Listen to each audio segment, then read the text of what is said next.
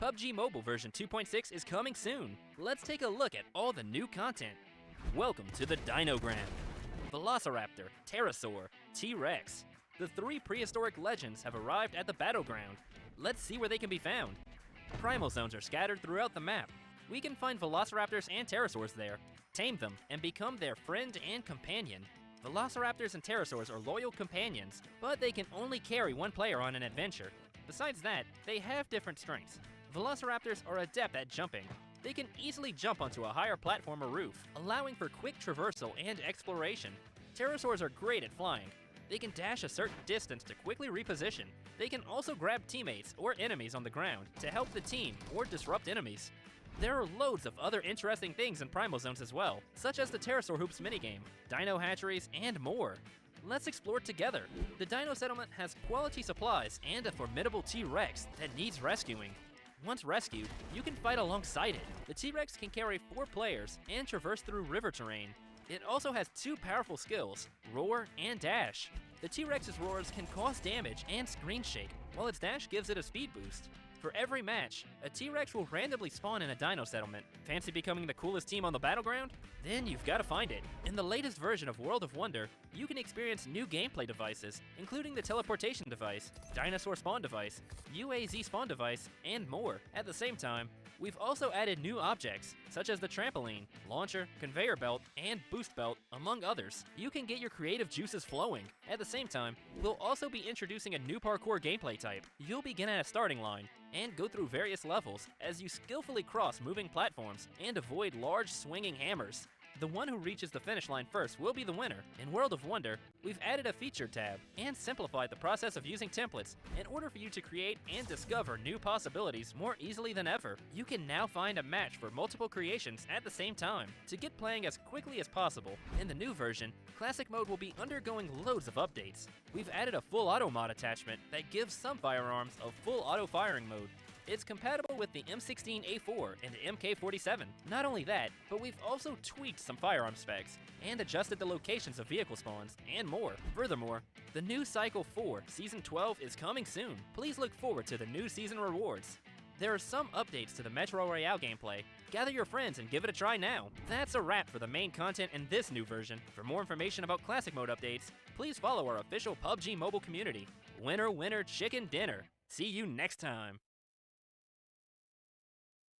If you somehow get eliminated during an intense battle, how can you continue to be with your teammates? New companion spectating feature is available now. When you're eliminated in a match and enter spectating mode, you just need to wait 5 seconds to access the transform feature. After tapping the button, you can transform into your companion to remain by your teammate's side.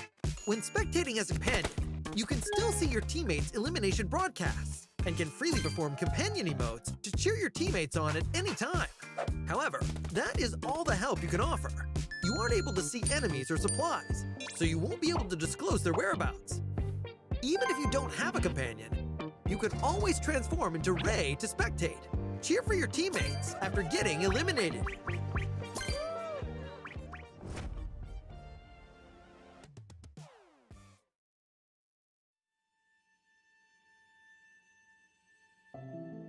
Saya rasa sedih lah, sebab sekelas kita orang, standar kita orang patutnya tinggi. Yang aku rasain benar-benar sedih sih. Kayak aku jujur, aku ngerasanya kita nggak lolos. And kita orang tak lepas tuh buat saya macam speechless.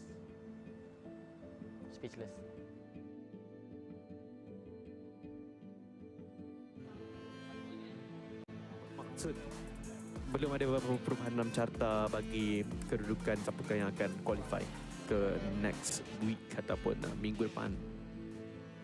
Rasanya nggak ada render mobil sama render orang. Sejujurnya lumayan ngerasa susah sih, karena bener-bener ngerasain orang baru gitu kan. Kayak ya aku sama Yoi kan dibilang cukup udah lama, tapi sama yang lain kayak Swavel, Satar, itu kayak baru ya. Kita harus cari gameplay baru, layout baru, terus kita harus cari connection, chemistry gitu-gitu ya. Itu cukup makan waktu sih menurut aku. And kita harus start dari bawah balik, start from scratch. And banyaklah benda baru yang kita buat. Contoh kita orang bonding, macam Kalau sebelum ini kita orang buat effort dia dalam 1, sekarang effort dia dalam 2 macam tu je lah. Plus minus macam tu. DBE untuk mereka perlu mencari lagi 10 markah untuk memecut DBD.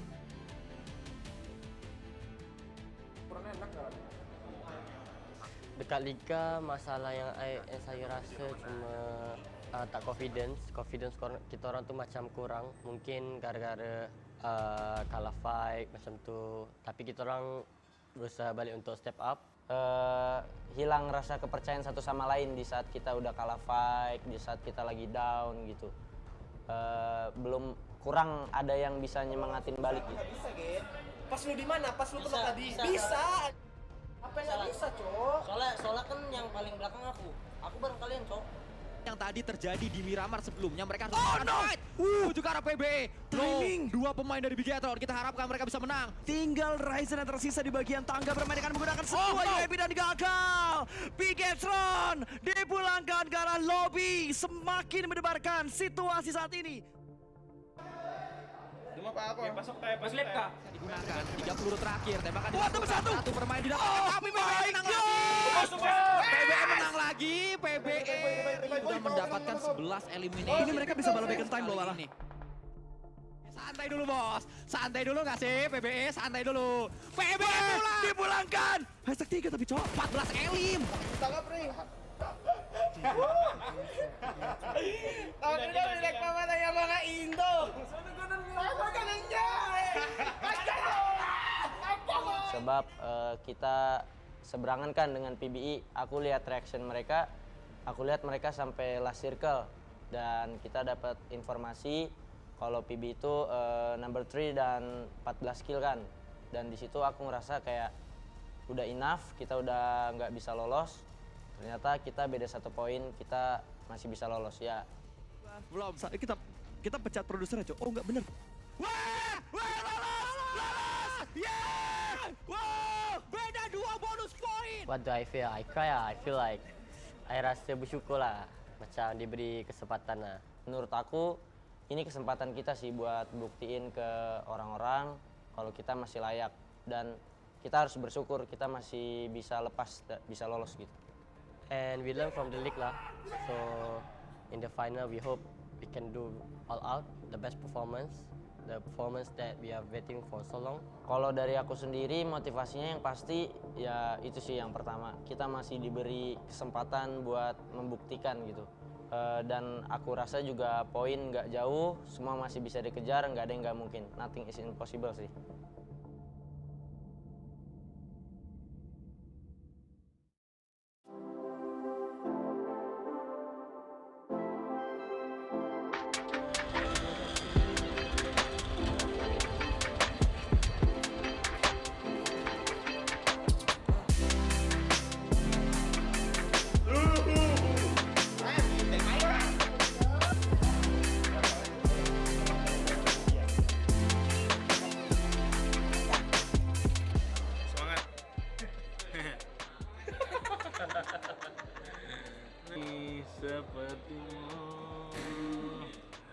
Box gaming, box. Say you remember me. PUBG Mobile. Perasaan aku ya senang aja sih bisa balik lagi kompetitif, apalagi di ajang SEA kan. Sebab belum tentu semua orang bisa mencapai di titik ini gitu. Jadi bersyukur aja. Cuman yang awalnya emang nggak expect mereka mau pindah, karena bilangnya mereka yang satu bilangnya mau rehat, yang satu bilangnya masih mau main. Tiba-tiba mereka pindah, ya aku juga sempat diajak kan. Ya udah, maksudnya dari situ aku respect aja sih keputusan mereka. Apapun yang mereka lakuin kan itu demi kenyamanan mereka sendiri. Tengah lah, bego. Kan ada kemungkinan workspace kedua itu berarti kalau misal dia ngelihat di sini cuma ada update Senayan, bisa jadi yang orang ini keupdatean. Ini cuma bisa cuy. Tapi mainnya masih cepat. Soalnya yang aku kalau misalnya ini 2 sih, kalau misalnya Persija Esports. Salah satu nama yang memang sangat-sangat besar dekat Indonesia. Player dia pun besar.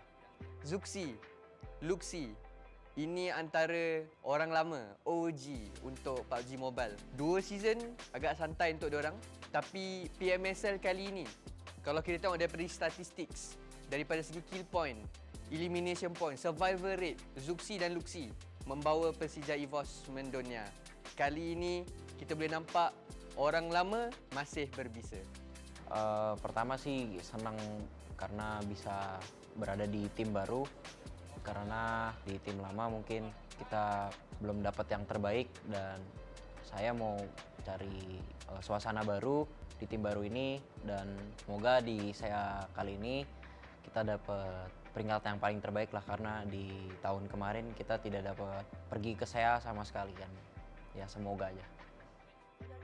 Jadi untuk line up-nya itu sebelumnya aku pernah bermain dengan Red Face juga dan pernah juga sama Microboy dan aku juga pernah juga sama cukup lama juga dengan Misery.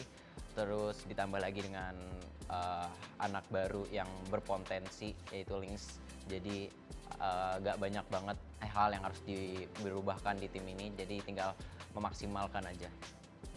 Semnan. Karena apa Semnan? Karena kita sering banget ketemu dengan Semnan dan kita sering kalah di fight-nya dengan Semnan. Jadi tim yang harus diwaspadai dari Malaysia itu Semnan.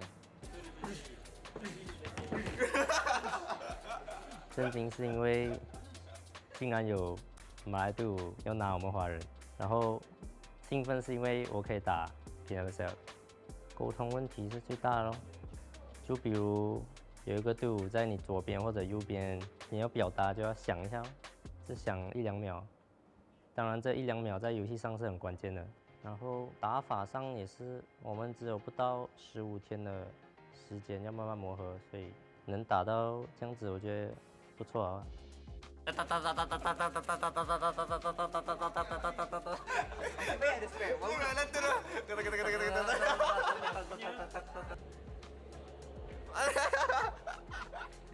So, perasaan saya hopefully diorang dapat memberikan yang terbaik dan target top 2.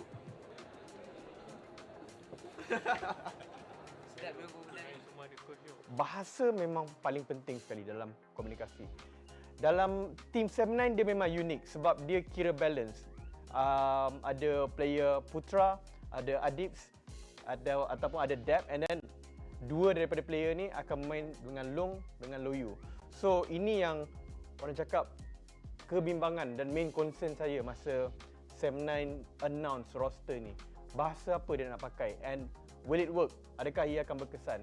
Tapi surprisingly diorang berjaya untuk adapt and jadikan komunikasi itu okey. Ciao.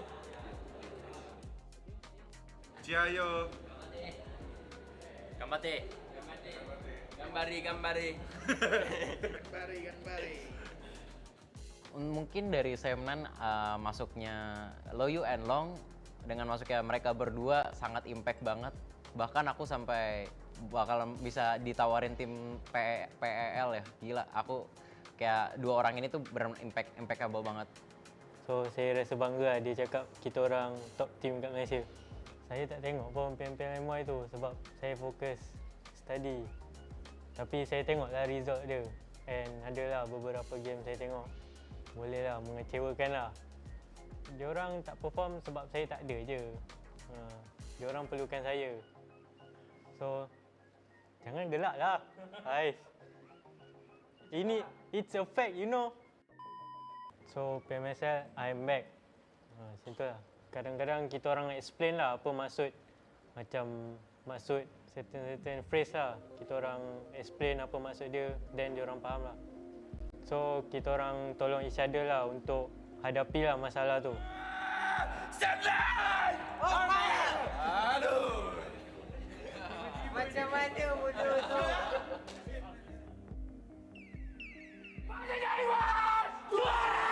Selamat datang di Grand Final PMSL SEA 2023 dan tentunya ditemani sama kita berdua untuk hari ini bersama gue Junior dan juga inilah kesempatan mereka untuk membuktikan kualitas mereka. It is now or never.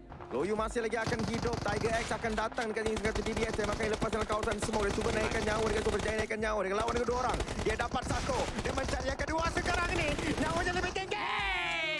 Sam 9 Loyu berjaya dan Long juga akan dipegang. Revival akan berjaya untuk dilakukan. Nyawa perlu dinaikkan secepat mungkin kerana player daripada face clan betul-betul depan muka. Posisi ini dilakukan gantung. Mormon dapatkan Long dan Mormon akan mendapatkan Kenal kawasan kau tadi bila kau main kat warehouse tu. Satu kau main warehouse, kau main seorang. So sepatutnya kau ni priority kau juga. Tapi ingat aku 2 orang. Aku ingat Susah berapa kali kita nak boleh ingat. Kalau kau tak boleh nak, kalau kau rasa kau tak boleh nak aware around dia, sekarang ni kau ikut orang je. Kau jangan duduk seorang.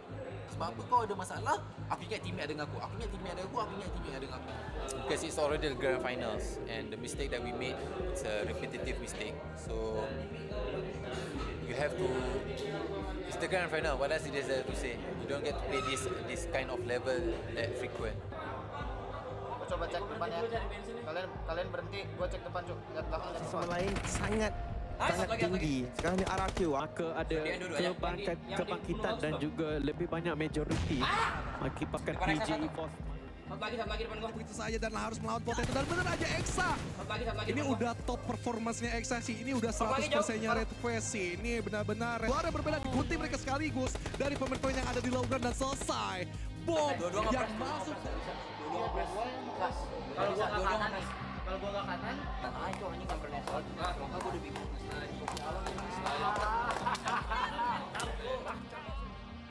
Motivasi aku ketika kemarin tidak qualified to PMGC final itu yang apalagi PMGC final dan offline turnamen terus di Jakarta dan aku nggak ada di situ, jadi kayak aduh ini suatu momen yang sangat disayangkan banget. Jadi itu yang titik kembalinya aku buat main lagi sih, pengen main lagi. Sudah lama tidak mendapatkan piala dan saatnya ini waktu buat dapetin piala sih. Kan udah sekitar 2-3 tahun belum ada piala. Jadi bangun tidur belum nggak lihat piala di rumah ya kayak rasa ada yang kurang kan. Jadi hari ini kita harus dapet piala sih.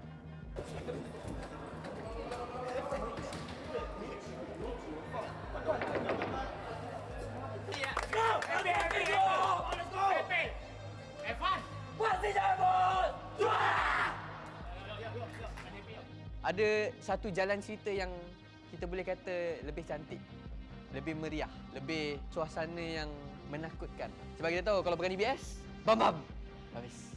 Ada variasi daripada penggunaan senjata tu. Ni mungkin akan jadi PMSL yang terbaik pernah kita lihat. Sebab setiap player akan tunjukkan kehebatan masing-masing menggunakan senjata yang berbeza. Itu yang saya nantikan untuk Grand Final.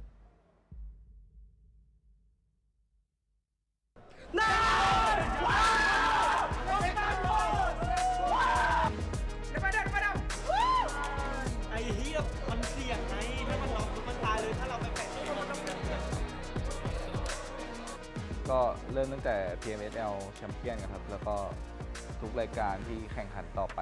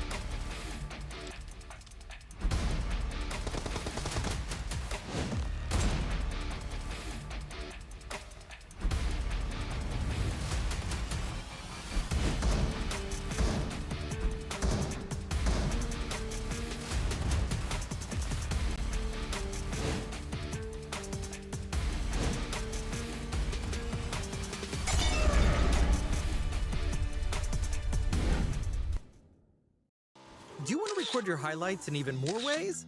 Now, all your sweet vehicles can be used with creation mode. Vehicles get their own dedicated section in creation mode. So, even if you're in the driver's seat, you'll be able to capture the moment nicely. Vehicles have some new exclusive photo and video templates. But of course, you can still use the other templates if you like. You'll be able to capture your exact pose while driving.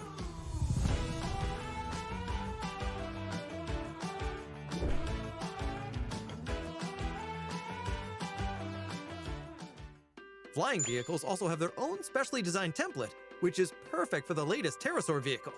Be sure to snap some epic shots. With regards to companion templates, we've added a feature to help choreograph a series of emotes. Once the camera starts rolling, companions will perform emotes based on your arrangement. Of course, you don't want to forget about the new day-night cycle feature. You'll be able to seamlessly change from day, dusk, and night to tweak the ambiance to your liking.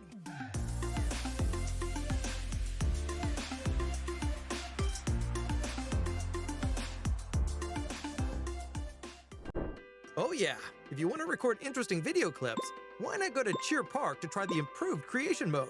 The new emote change speed feature is sure to add some flair.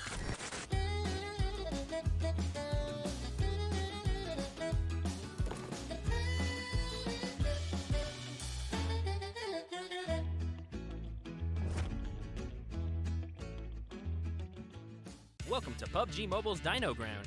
I'm the Dino Explorer who'll be leading you on this adventure. Here, you and your teammates will go on a survival adventure together. Naturally, exhilarating challenges await in this unknown battleground.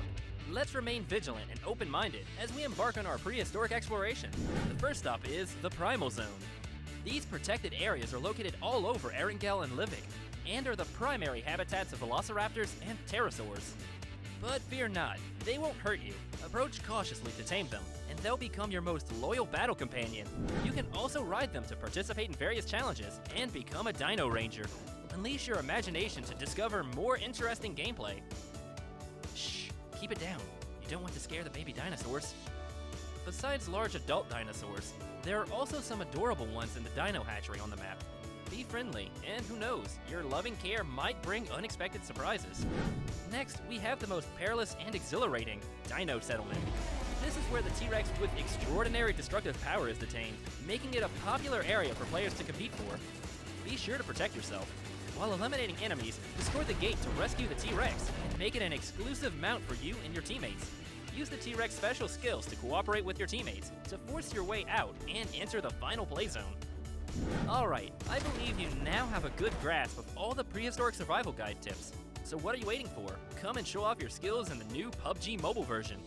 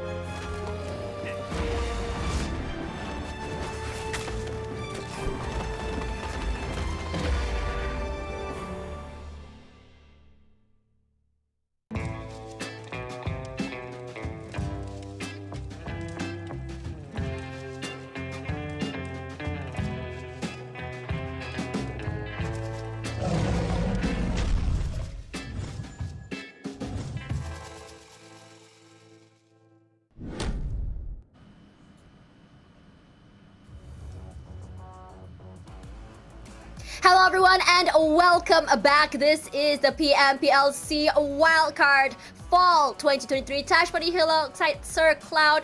And I am super excited because today is the last day of the league at Sir Cloud. I'm so excited and sad at the same time. I know, right? I understand the sentiments. It's like we're excited to crown the league champions, but at the same time we're sad because there will be teams that will be eliminated today.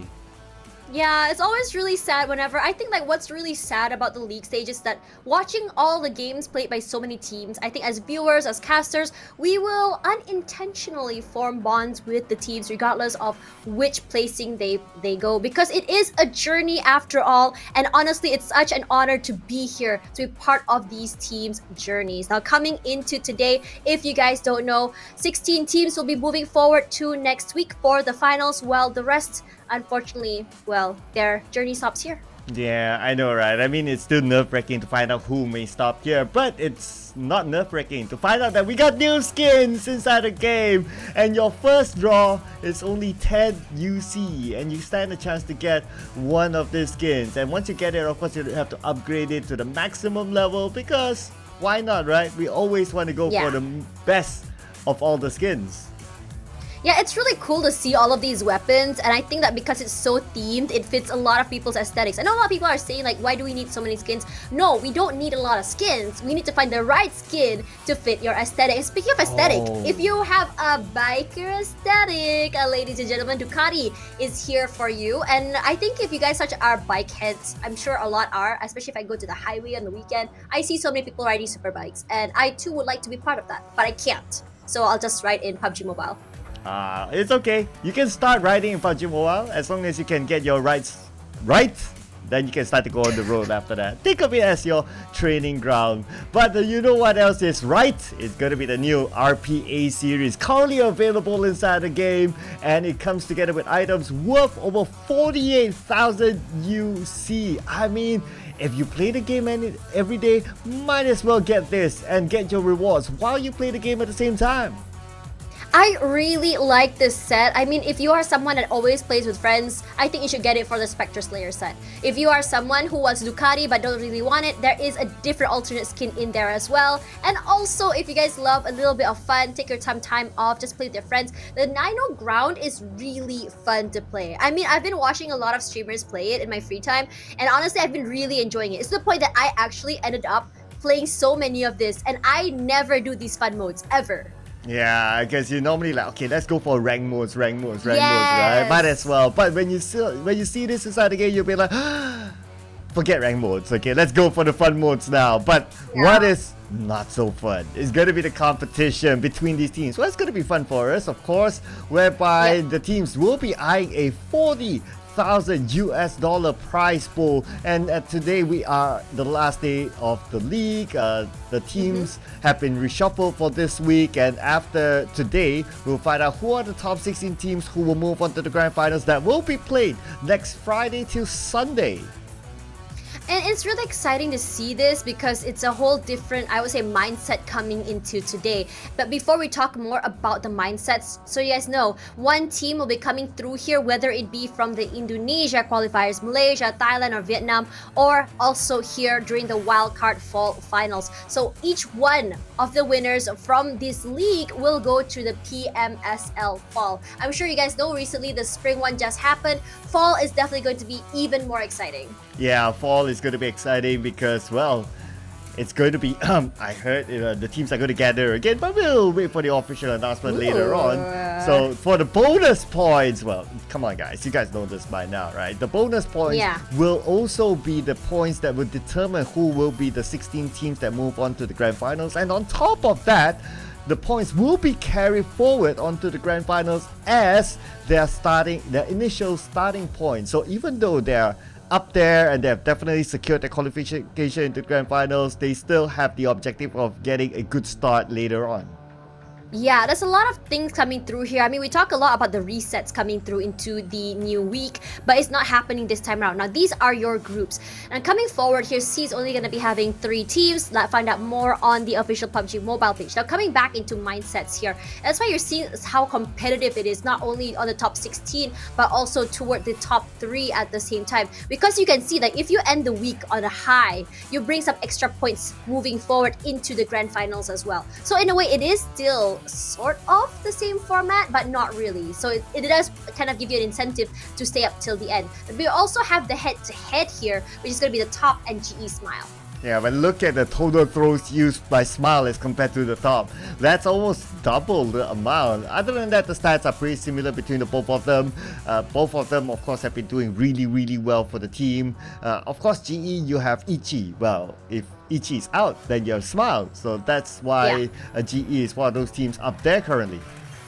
Yeah, and now we look at the rankings. Now, this is already sort of like I had an idea where first place might either be taken by WPM or Austria. And if you look at these two teams, I think what really separates them is honestly the way they think and the way they play. Austria and WPM are all about those objectives, all about getting eliminations if they have to, those extra points, and all about getting those placement points. And these two have been the teams that don't really need a lot of chicken dinners to make it forward. Now, coming into here, because we don't have 20 teams, we only have 19 in total, which means teams in the 17th, 18th, and 19th place will not be making it to the grand finals next week. So we're definitely going to see a shuffle here, especially between GLAB, CFU, MQN, FV, Enigma, and PBE. Yeah, and the sad part for MQN, Magda, actually, if you remember, they were like on page 1 for majority of the week. But yeah, as for of like 3 yesterday, days. Yeah, exactly. And as of yesterday, they dropped onto the second page, and now they're pretty much at the end. If they continue to go down further, I worry for their chances to be the grand final.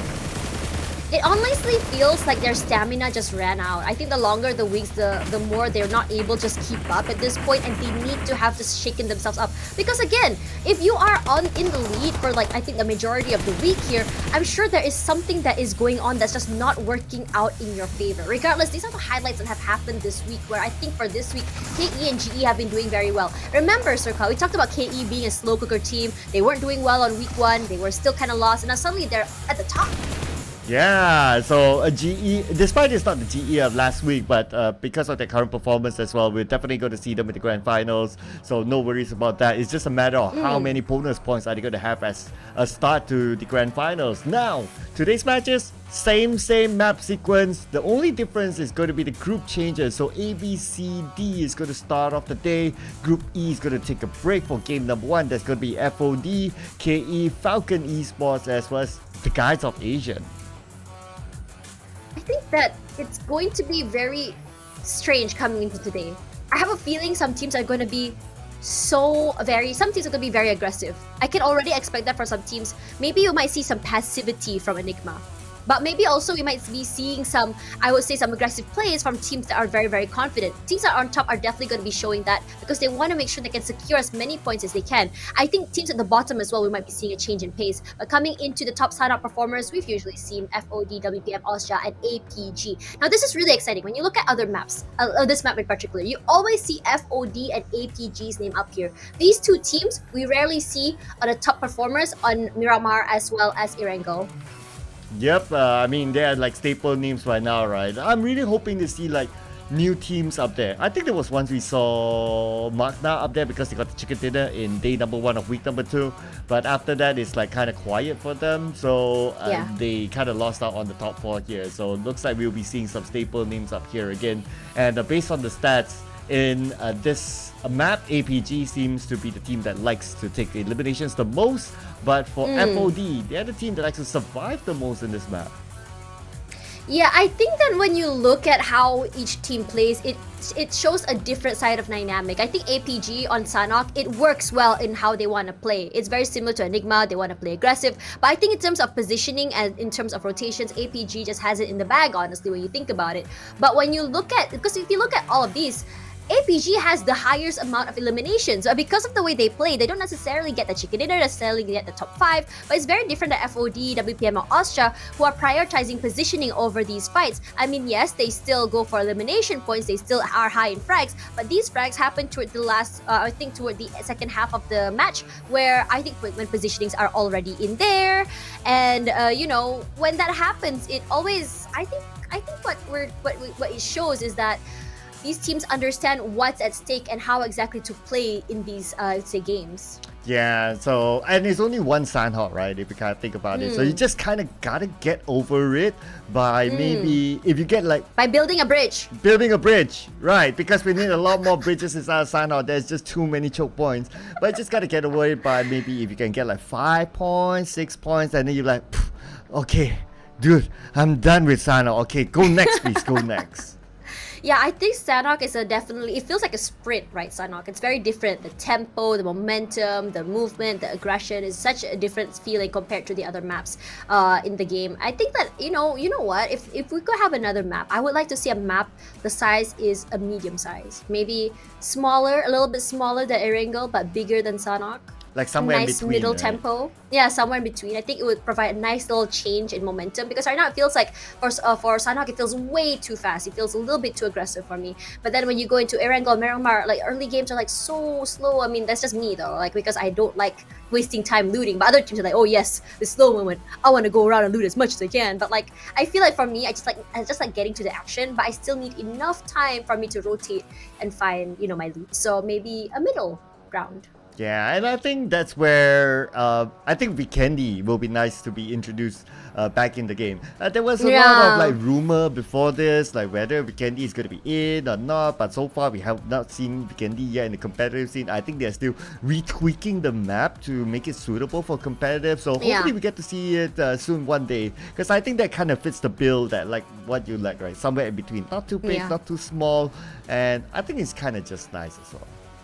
Yeah, and I think Vikendi is also a very interesting map, but enough about those. Let's talk about Sanhok for a little bit. I mean, for Sanhok, the only time I've seen a really rare circle was during the IESF, where they had that no man's land island in the middle of all 3 islands circle, which was very strange, but sure. If you could have a very strange circle, Sir Cloud, where would it be? Ooh, like very strange. Let me think. Yeah, very strange. For Sandhawk, right? Yeah. Okay, I'll give this very strange one. I've seen it once and I didn't even know that piece of land exists. So if you know ruins, there's a bridge beside the ruins on the left from the map view. And then on the left of the bridge, there's a small piece of island that if you open up the map, you actually cannot see it. But if you play the game or if you observe in-game, there's actually a small piece of land that can probably only fit 2 people.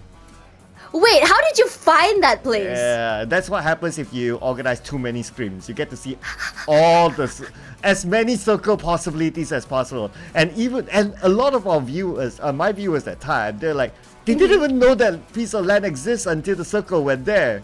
Because on a map view, you cannot see it. It's so small that you can only fit 2 people in there.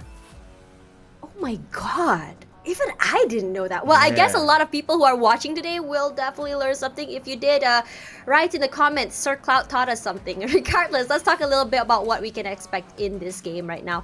I think that for a lot of times, I want to have these copium predictions where we can say like, oh, it's gonna be an unusual team making it on top. And I wouldn't be surprised if that were the case for Sanhok, especially if the circle gets really radical. Then, we can definitely expect, I think, teams that we don't expect to make it to the top. But for a majority of, I think, this week in particular, I have been surprised at the consistency we've seen in Sanhok. Usually Sanhok is where we get like surprise moments, but we rarely got that.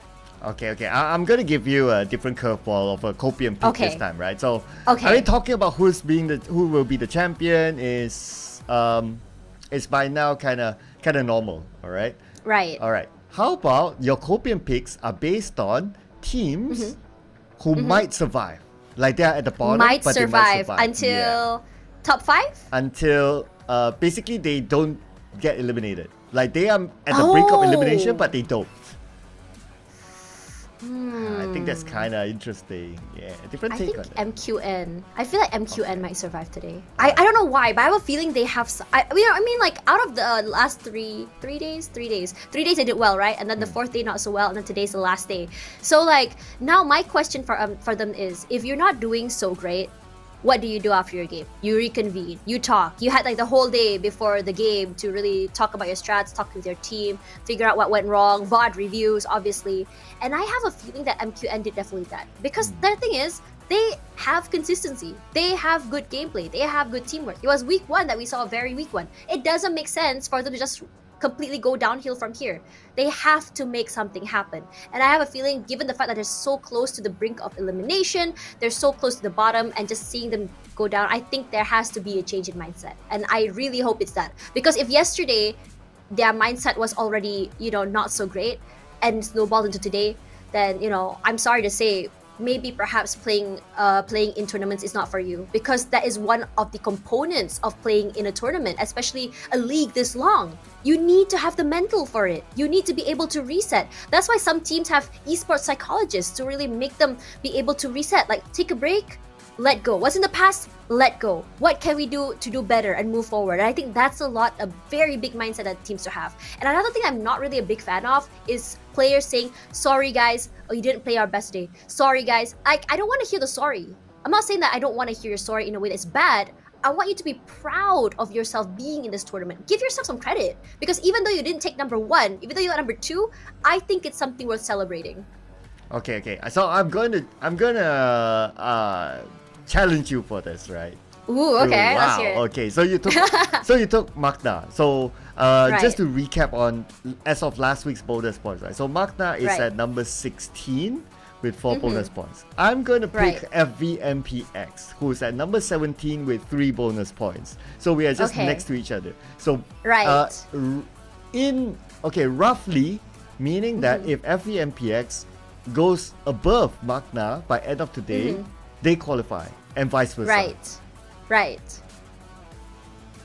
It's gonna be hard because if you think about it, I think for both teams, for a lot of Singaporeans watching at home as well, they want these 2 teams to make it forward. Again, remembering that, a Singaporean team has not made it so far, and they want them to make it to Grand Finals, eventually to PMSL. Obviously, that is the goal. And the idea is these 2 teams, when you talk about play style, is very different. FV is all about long rotations, it's all about staying alive and getting those placement points and eventually just trying to make it till the end. Very different from Magna. I would say that Magna started week number 1 as a very aggressive team. I think it was very, very similar to what we saw from Enigma. But then we saw a change in Magna where they are understanding their limits in terms of how to go aggressive, when to go aggressive. They had an objective in mind. They had an idea on how exactly to navigate this game. But then suddenly everything went wrong. And I'm guessing, there's a lot of wondering, right? Like what exactly is going on here? Did our rotations change? Is the team shuffle really messing with them? Because, when team shuffles happen, there is a situation where it might be a little bit hard for them to navigate. And speaking of hard, we are going to be seeing one of the hardest Sanok maps here today. So let's go.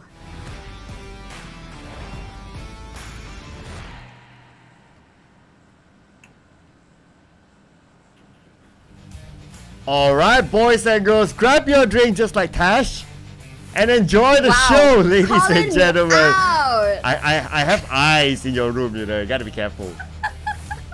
Yes, but let's have a look at the flight path queued up to the northern side. Again, it doesn't really matter. It matters more about where you want to go and how long it will take for you to drop down. Again, this is a very, very fast game. It's a smaller map, not a lot of space to work with.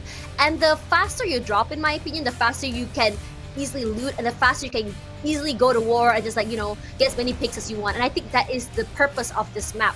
Let's see how it's gonna go, because we did see our top predictors, the top performers for this map. I would love to be surprised. Ravenwood, anyone?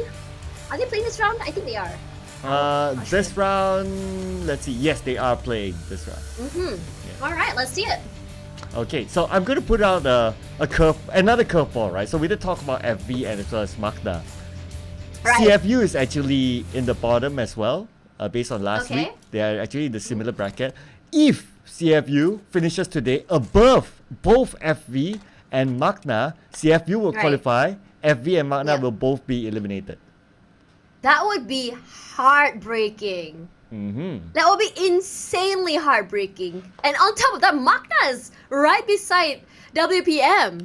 And I am kind of hoping they would be able to overcome them just so they could make it till the end.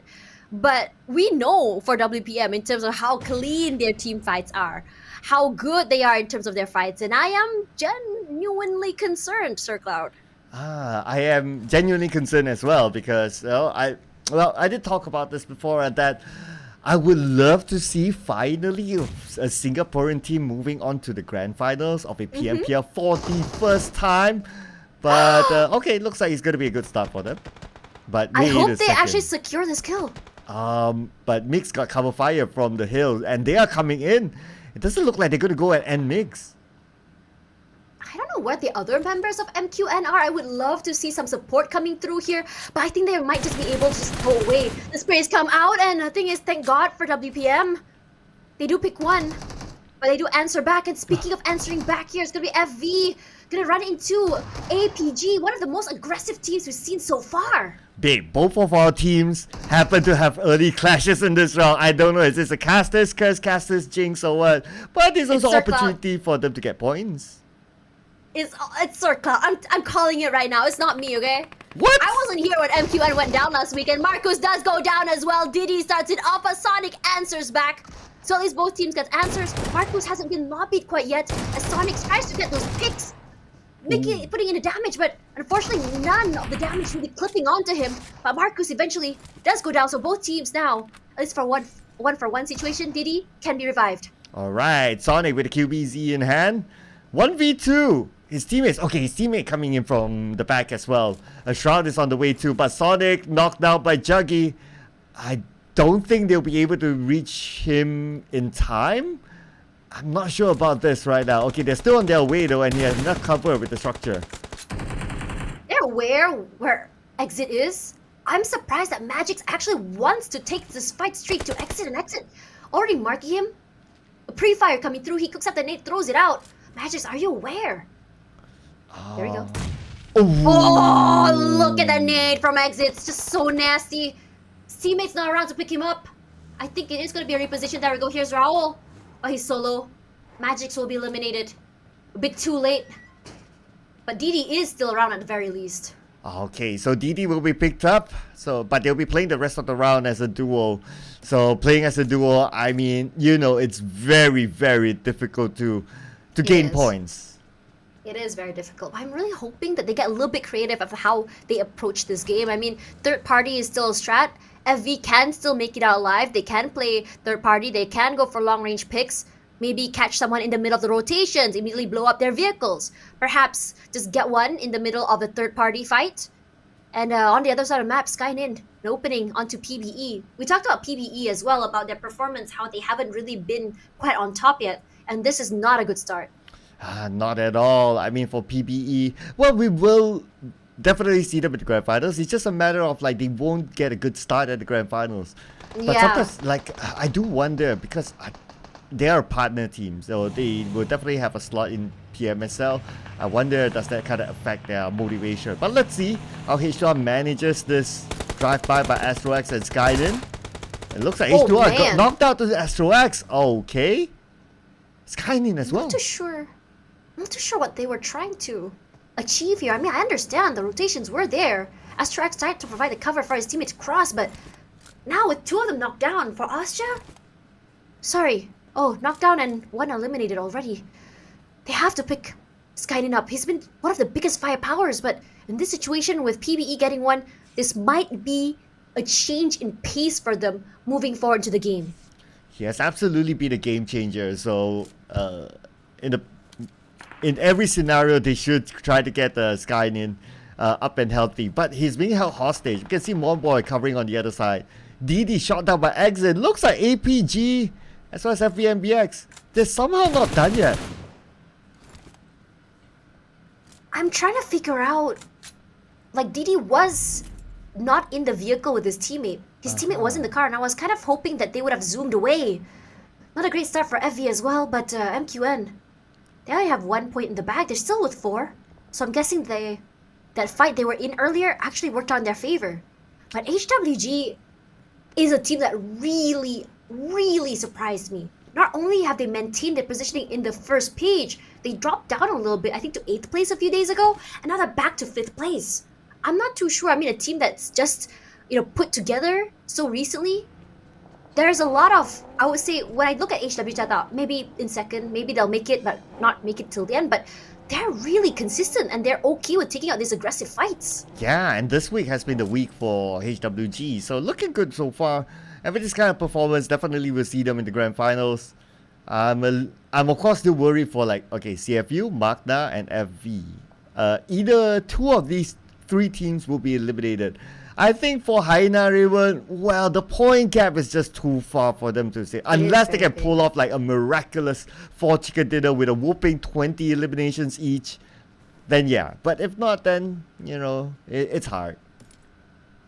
I mean, the time that we saw them get to the top 5 this week, it was a situation where we only saw them, get 5 eliminations, perhaps 3? It wasn't the highest. For them, it's all about holding. It's all about making it till the end, and then they fight. And in a lot of situations, it's very one-dimensional because they only have one style of play in their playbook. And because they don't have different styles of play, a different way of approaching things, it makes it very hard for them to readjust when things go wrong. And MQN hiding in the corner, just a spray and pray coming through here. Another one down for WPM. While we want to root for WPM to make it to the top, but MQN starts off strong. These are great pickoffs. Well, looks like the fight for survivability is on, ladies and gentlemen.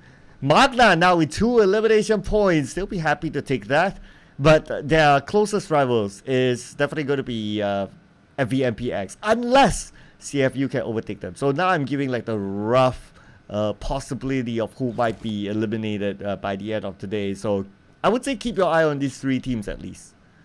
Yeah, and even then, Enigma, I'm a bit concerned for them as well. If you remember how Enigma played earlier this week and last week, it was all about aggression. It was all about taking up space so early. Speaking of that, hold the pause, Ravenwood, we just spoke about them.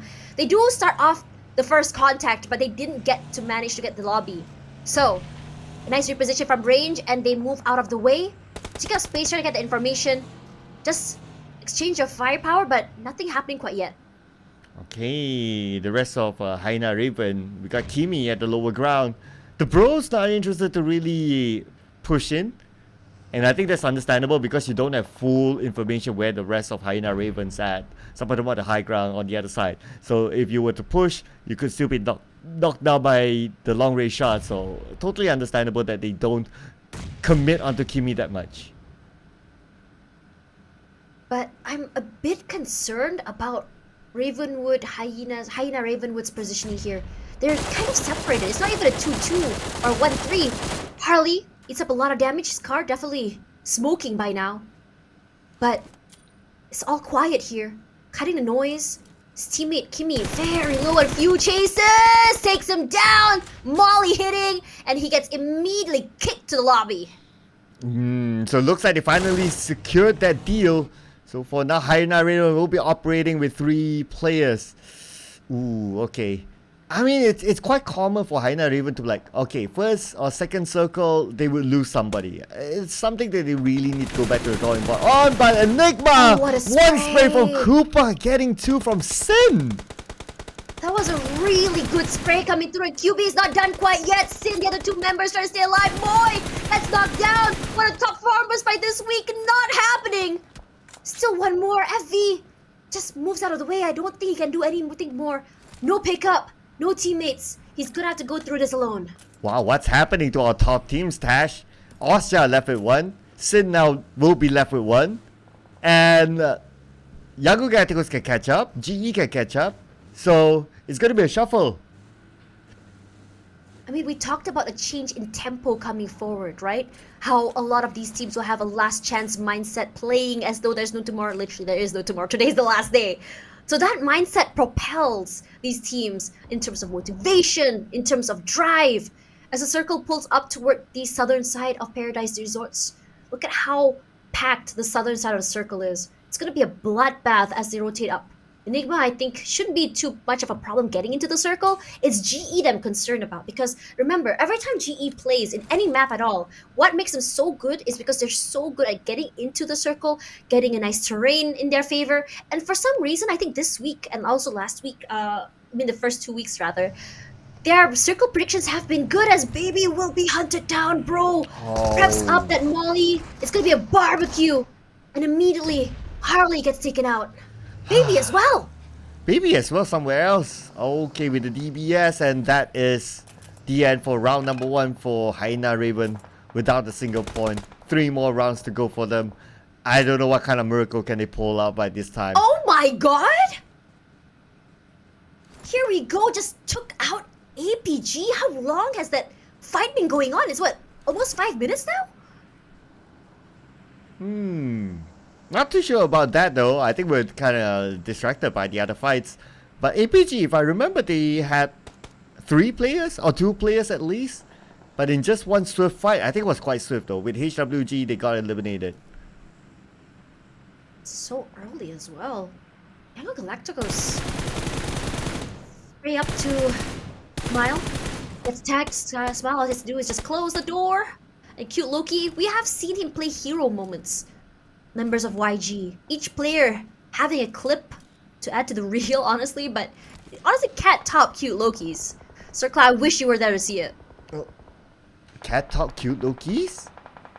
Yeah, cute Loki was in Myanmar, holding a high ground. He was all alone. Then he was like, you know what, I'm gonna die anyway. I'm just gonna play this high ground and just stay here, just snipe everyone that's kind of rotating around. Holding that thought, Master Smile, huge. Federales with a nade. Finds Michi as well, and wow, you're right, Sir Cloud. All the big teams struggling. Absolutely. APG, West Point Mamba as well. And now Austria. Wait a second, guys. What's happening, guys? You still have games to play, alright? Can we not do this?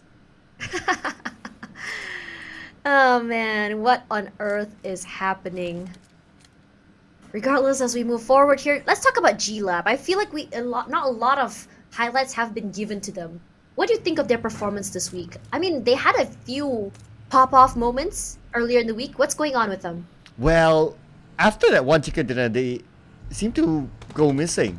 I mean, honestly, we don't get to see much of them, and one reason is because, like, when there's a fight, they lose. And when they lose, it's like, oh, okay, that's it. Like, that's why they don't get much screen time. So it's kind of hard to tell sometimes what exactly it is. But if I were to pinpoint something, I think it's just like the fact that they seem to be having problem winning fights.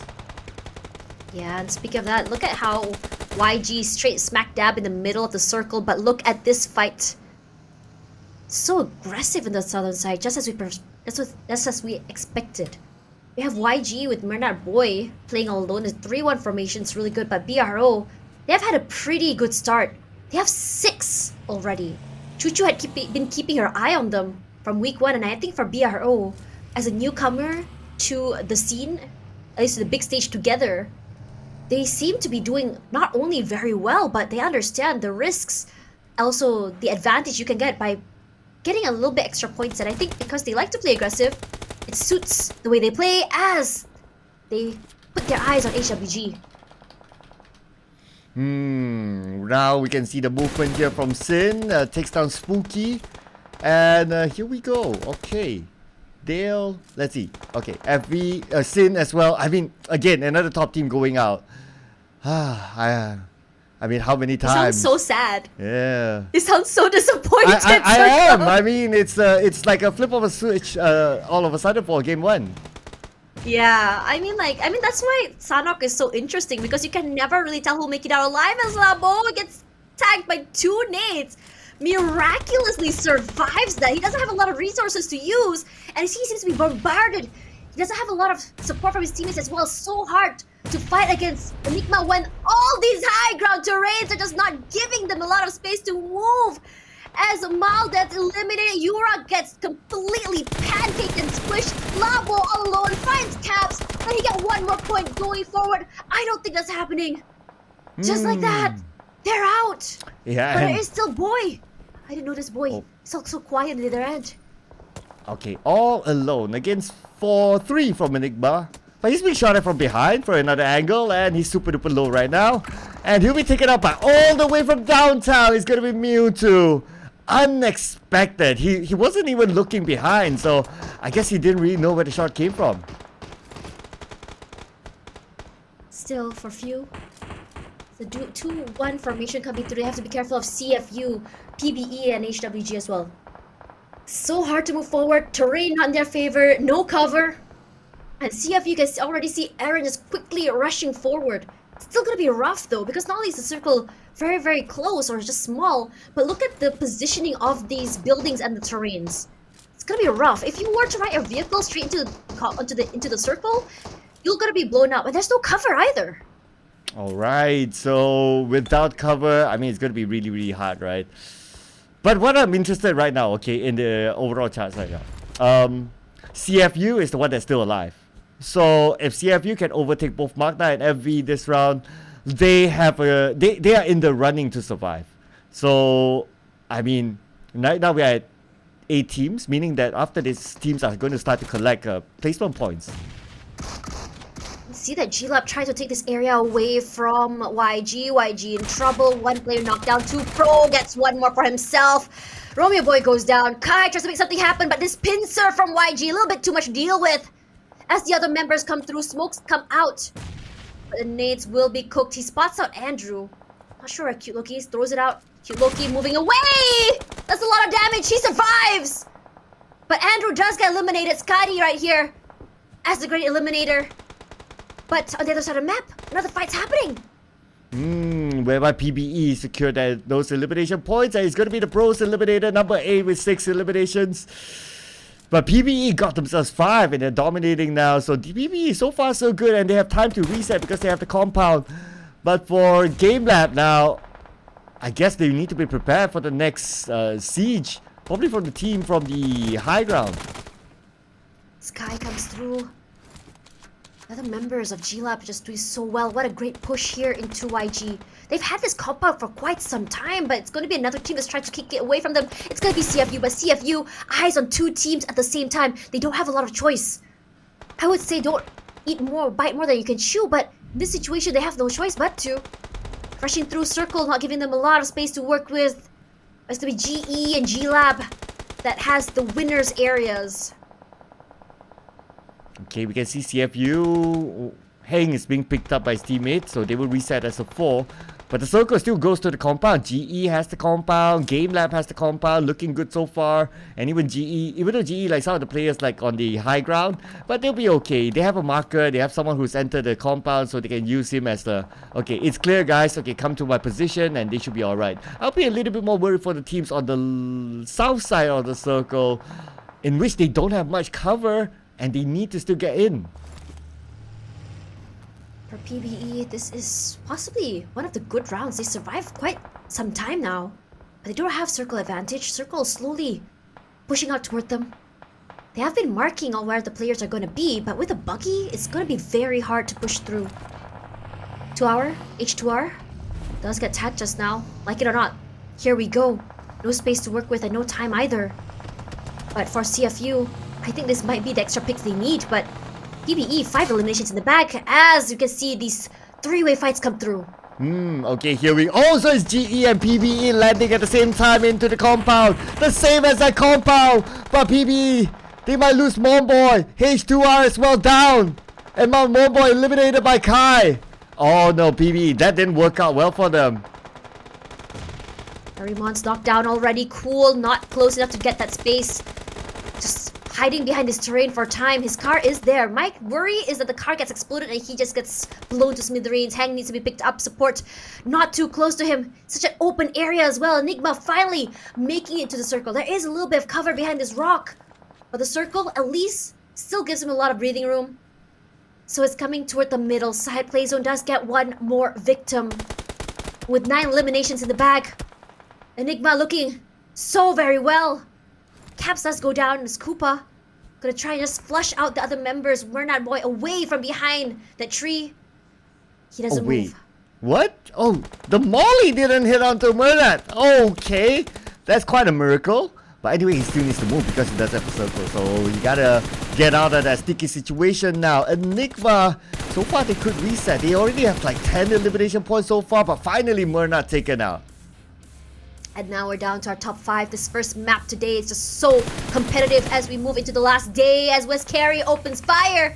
Fortunately, none of his bullets are going to be clicking into the other members of Enigma. Enigma answers back though, but look at the compound here. GE about to be taken out.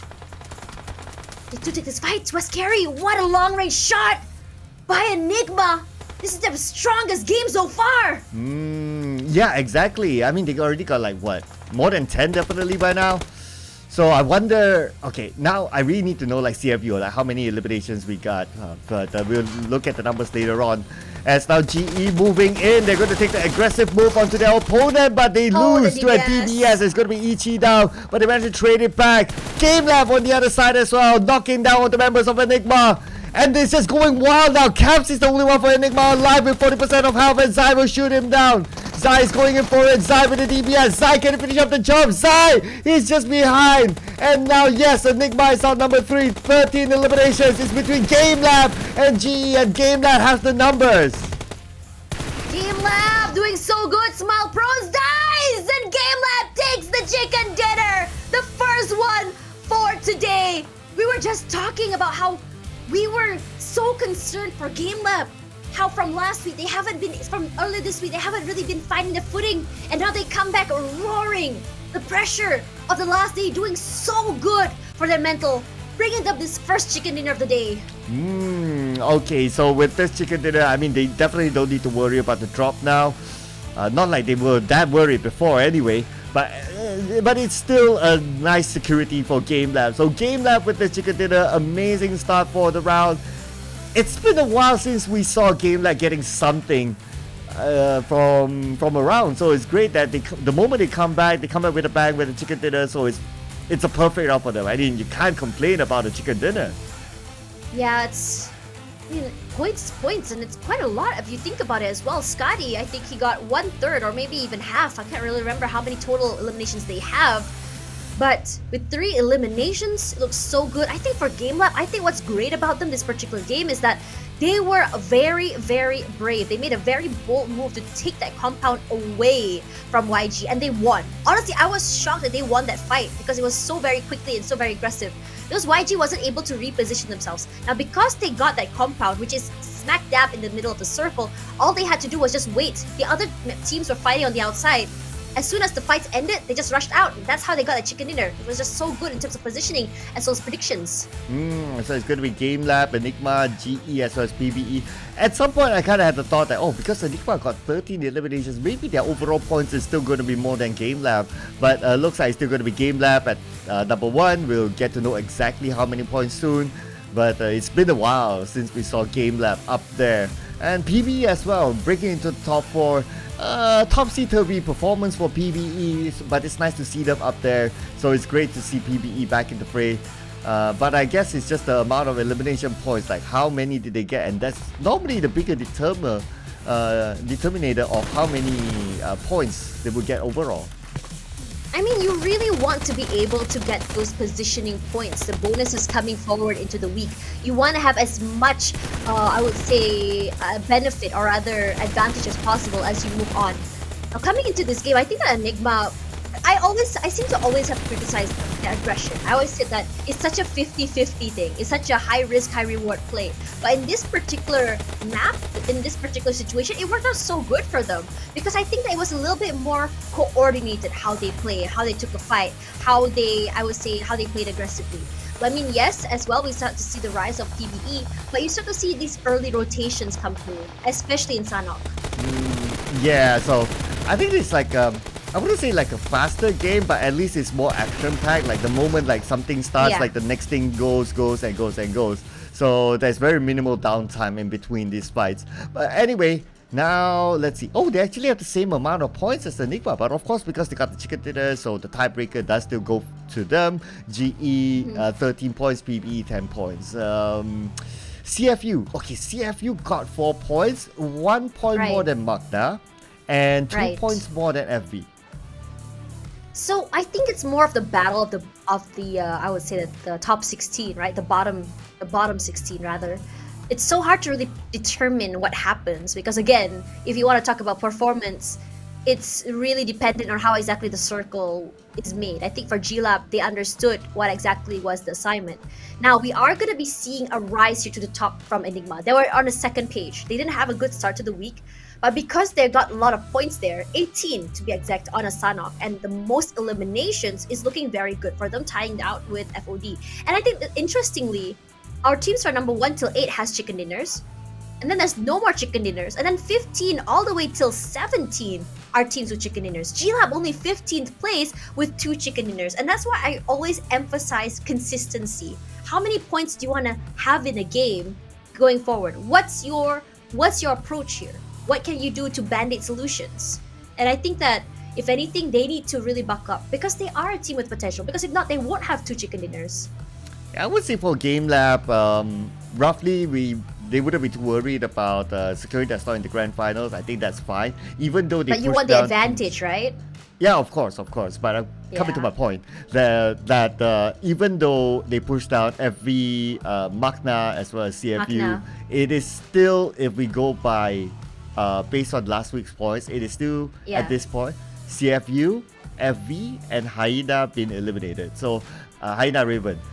So I would say do that you it's have like a pretty- sheet of the bonus points? Is that what you're doing? Is that why you're mathing? Oh yes, I am mapping as we are going. So Wow. yeah. So this is why you used to work with numbers. oh yeah, I love numbers. I hate numbers. Yeah, I love numbers to a certain extent. So this is going to be the easy calculation, right? So if CFU Right. goes above FV and MQN by the end of the day, both FV and MQN is out. But if It's very CFU stays complicated, below right? them, Oh, sorry, go ahead. but if CFU stays below them, so it's either Magna or FV will survive depending on who's on top of who. Right. I mean, I was gonna say that it's very complicated, right? Because sometimes your brain is just like, okay, these are the rankings, so this is it moving forward, and then suddenly you think, oh right, you have to plus it with last week's. So it's like 2 separate sheets of math coming forward. It's like this amount of points gives you this amount of points, and this amount of points combined with this amount of points from this week's total of this amount of points brings you to this amount of points. Yeah, honestly, it's not that difficult this time around because it is the same team who were at the bottom last week who's also now at the bottom. So That's it's fair. pretty much quite straightforward calculation. Not a lot of shuffles coming through then to the bottom side. But what about the Yeah. top side? Do you think we'll be seeing a lot of shuffling there for the top spot points? I guess yeah as well, but honestly, too much for my brain to tabulate. So that's why I'm like, okay, I think the biggest storyline is going to be at the bottom right now. I think as we go into Erangel, I mean, we saw the top performers, right? And I think we know that for Erangel, teams that do well will generally do well regardless. But as we go into today, do you think that throughout Erangel and Miramar, we'll be seeing a change in pace? I think we start to see, like, I would say, a more constant toward the middle side of the week, where the beginning was like quiet, a little skirmishes here and there, and then a bit quiet, and then finally toward, like, I think the 4th, 5th, and 6th circle, where we start to see a lot of fights coming through. Do you think this tempo would be changing? I think we'll see a faster pace today. Because I think that at some point there'll be teams like, we just want to end the day. It's been a long 2 weeks. And maybe to some teams like, that extra 1-2 bonus points for the grand finals wouldn't mean too much. Maybe. I'm just putting out that as a theory, right? It's very dependent on the team. So I think that we will see a faster pace this time around for the It's always last fun. Yeah. But I also want to add on something, right, that is unrelated to what we discussed earlier on. So a little bit of a correction. So last season's SEA Wildcard, we actually have one Singaporean team, which is FV, went on to the grand finals. So actually they were the first Singaporean team to go on to the grand finals. So now we are looking for the second, at least, Singaporean team to move on to the grand finals. So yeah, I guess that's a little bit of a correction there. Fact check. I see. Okay. I wasn't sure about Singapore, right? Regardless, coming through, I think for Singapore, I mean, like, coming from, I would say, a smaller country, I think there's a lot of expectations for this team.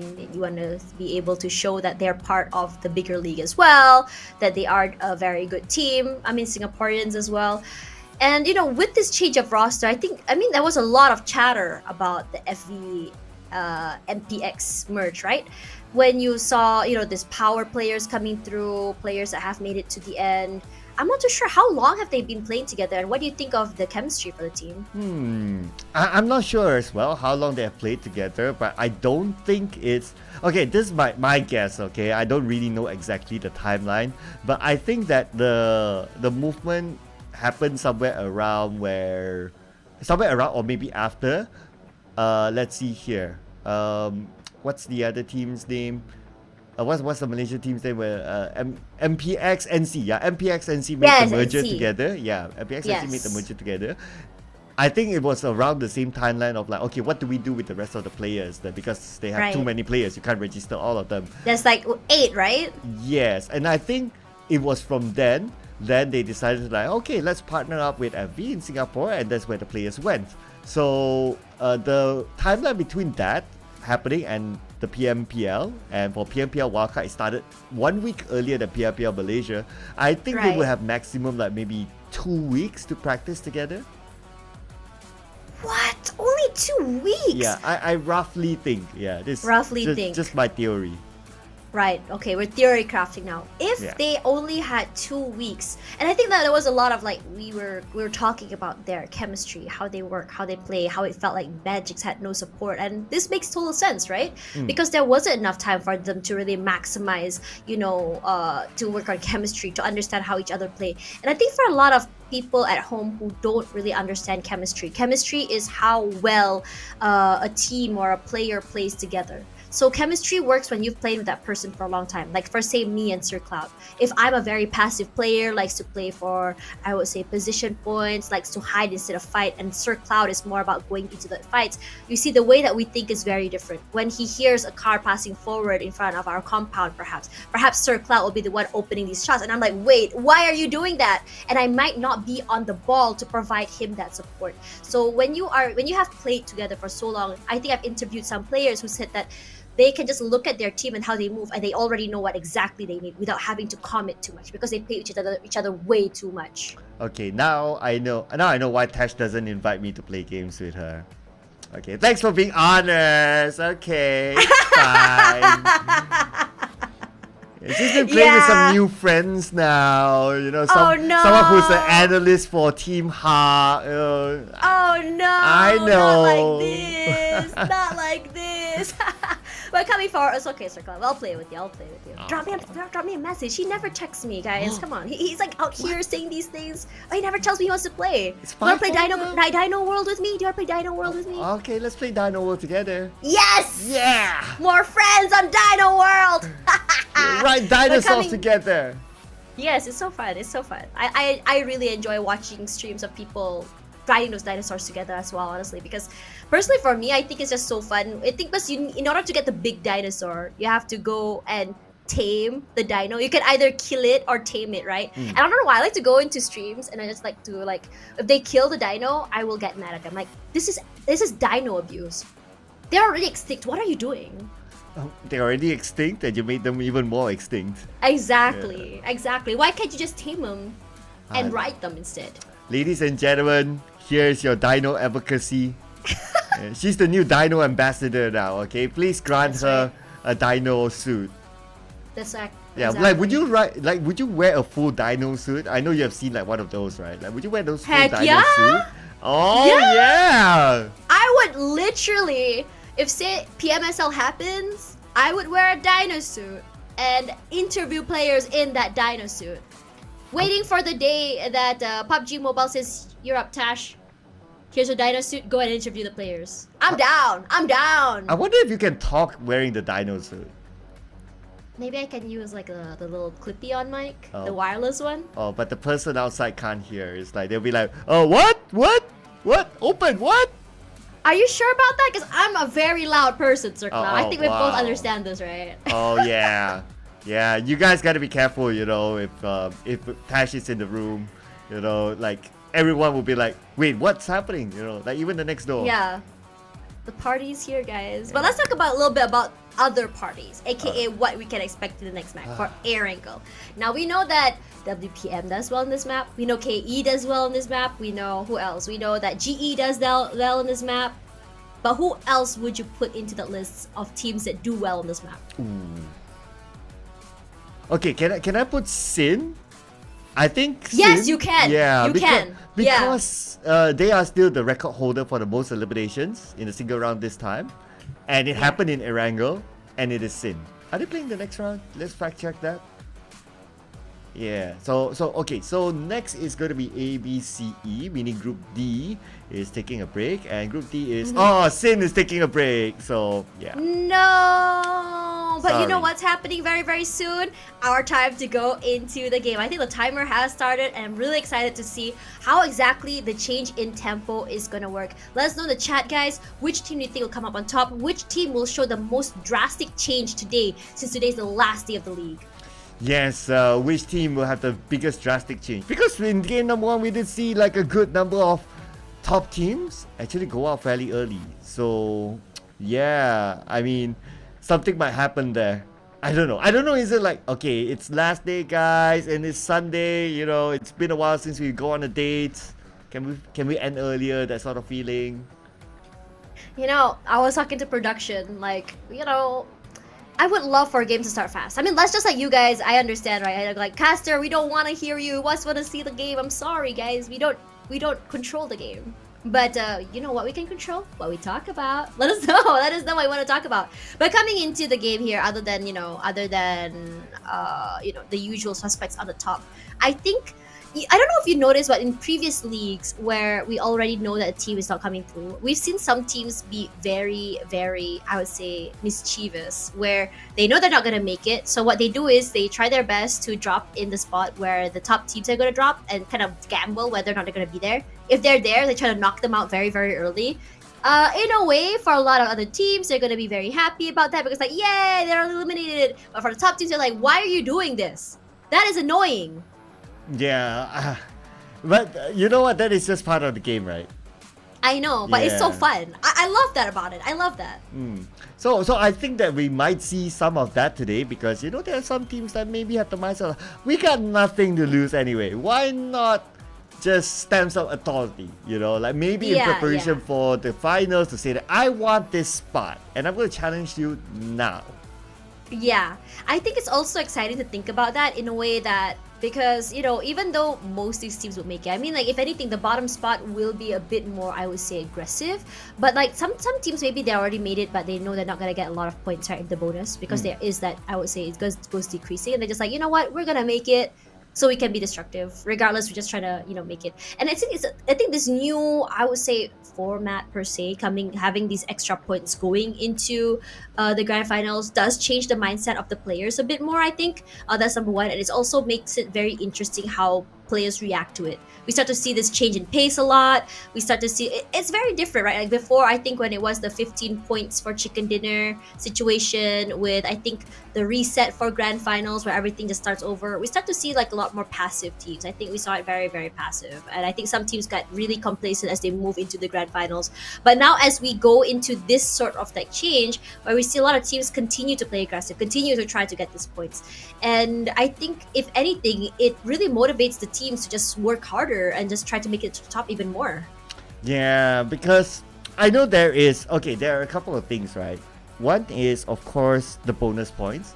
Second is the PMGC points.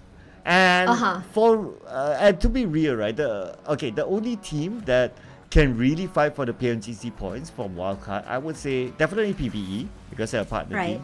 And the other only one would be GE because if any other team that makes it to PMSL for the first time, they have lost out on last season's PMSL The previous PMSL. Yeah, so you can't beat PBE who will be in two PMSL editions points.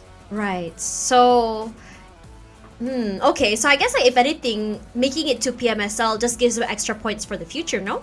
I mean, the more leagues they join, the more points they collect. Unless it's a yearly reset thing. Yeah, well, it's a yearly reset, so that sucks. Yeah, so that's why it's either GE or PB. assuming GE doesn't go on, then PBE might have a pass to PMGC. A very big pass, honestly, if you think about it. Yeah, because they were already competing in PMSL, if anything, from before. Regardless, I think it's always really exciting when you think which teams will be making it. I actually personally very, very much love when I see newer or smaller or teams who have never made it to MGC make it to PMGC. And I think it gives a whole new different idea on how it really challenges the teams on what is being played here in the big stage. And for you guys at home who watch, the different regions of PMPL, whether it be Indonesia, Thailand, Malaysia, or even Vietnam, you will see that each style of play can be very, very different, and the same goes for this particular region. Now, when you go above and beyond Southeast Asia, this is even more, I would say, more obvious as you start to see teams from the West, which are a little bit more, I would say, more objectives, a little bit more slow. They're not as aggressive as here per se, and it does give, I would say, our players here a little bit more of a challenge because they have no clue how to approach these teams who prefer to play turtle shell than fight back. Turtle shell, yeah? I call it turtle shell, yeah. Turtle shell? Okay, alright. I know it's turtling, but okay, I'll take turtle shell, alright. As long as you guys save the turtles.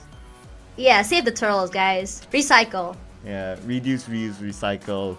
I know. And plus, okay, the other day I was talking to a friend about, the weather now is really hot and all that. And then we talk about global warming.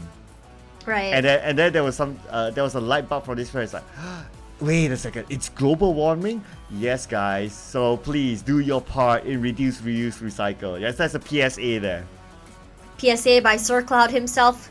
Can clip this, put it in the wall. Oh, yeah. Reduce, reuse, recycle. Global warming is happening. Sir Cloud 2023. Absolutely. Yes. Yes. Thank you very much, ladies and gentlemen. Don't forget to. So, in order for us to reduce, reuse, and recycle, it's also to stay at home, enjoy the show, play games. So the lesser that you go out, the lesser you spend money. The lesser you spend, yeah, and the lesser what do you call it again? The lesser things, and that's not the right word, but the lesser things that you use that would affect the environment. If you know what I mean. Yeah, I mean public transport or normal transport that still has carbon emissions coming forward, and you don't have carbon emissions when you ride a vehicle inside of PUBG Mobile. I'm just saying. And you know what's even better? You don't get carbon emissions when you ride the dinosaurs in Dino Ground. I'm just saying. Oh wow.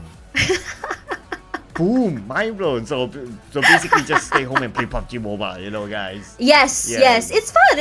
I really enjoy playing PUBG Mobile. It's just like something that, sometimes I'm on my PC all day, I need a break.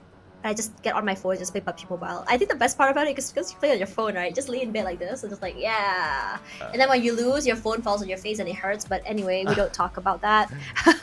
But okay, Circle, I really want to ask you this question about the game. We can expect in particular. Which team do you think it showed the biggest change today on Sanhok that really caught you off guard? The biggest change that caught me off guard? For better or for worse? For better, of course. For better, okay. Yeah. I think it's easy to say Enigma. Enigma? Yeah. Okay, what did they do right? Yeah, I think, okay. So, I think when it comes to Enigma, right, like winning fights is like kind of 50-50 for them, and that's why they're like somewhere in the middle bracket. But I think what they really did right inside of Sanhok is that they're able to win fights, and that's why they got like 13 eliminations. Who was the second place team again? Game Lab. Okay, yeah, Game Lab. Oh yeah, Game Lab got a chicken dinner. Yeah, they were tied. Yeah, they were tied. Oh, yeah, but Game Lab got a chicken dinner. But honestly, if you think about it, Enigma's I would say position points, ranking points wasn't like the highest. They only got 5 ranking points. All right, was it Game Lab that got the 5? Yeah, I'm starting to doubt myself now. I think Enigma is the one that got the. So Enigma didn't get the chicken dinner, right? So that's why they got more elimination points to be on the same par as Game Lab. Right. Logically speaking. Yeah, logically speaking. I think for Game Lab, that game definitely would give them, I would say, that mindset boost that they need. And I think for MQN as well, while they didn't really, I would say, survive till the end that they wanted to, I think they came out in the middle. They got like, what, 4 eliminations, which I think was quite decent in my opinion. So not the end of the world. I think if anything, MQN was very unlucky in that match because they met one very strong team early. They did manage to take out the members of WPM, which was very exciting to watch. They met up with GE, which caused them a bit of problem as they were rotating into the circle. But in anything, they lost 2 members already during the scuffle with WPM. So. Okay, so just to point out that the point difference between CFU, Right. MQN, and FV, they are only like 1, 2, 3 roughly, 1, 2, 3 roughly points. That is so close. Yeah, it is that close. And the fact that Magna is not playing in this round. So, Oh, that sucks. CFU can catch Magna and FV can also pull away from Magna. So that would mean that as of after this round, if that really happens, then Magna is in the drop zone. I think Magna needs to find a way to. I think the way they play aggressive is still very, very viable. I don't hate it at all. But they need to find a way to make sure that they can survive as well. Find that middle ground. Perhaps a different style of play. Or maybe have a little bit, or play together even, so that they're able to pick up each other. Regardless, as we talk about this, MQN taking a break as we go into this map.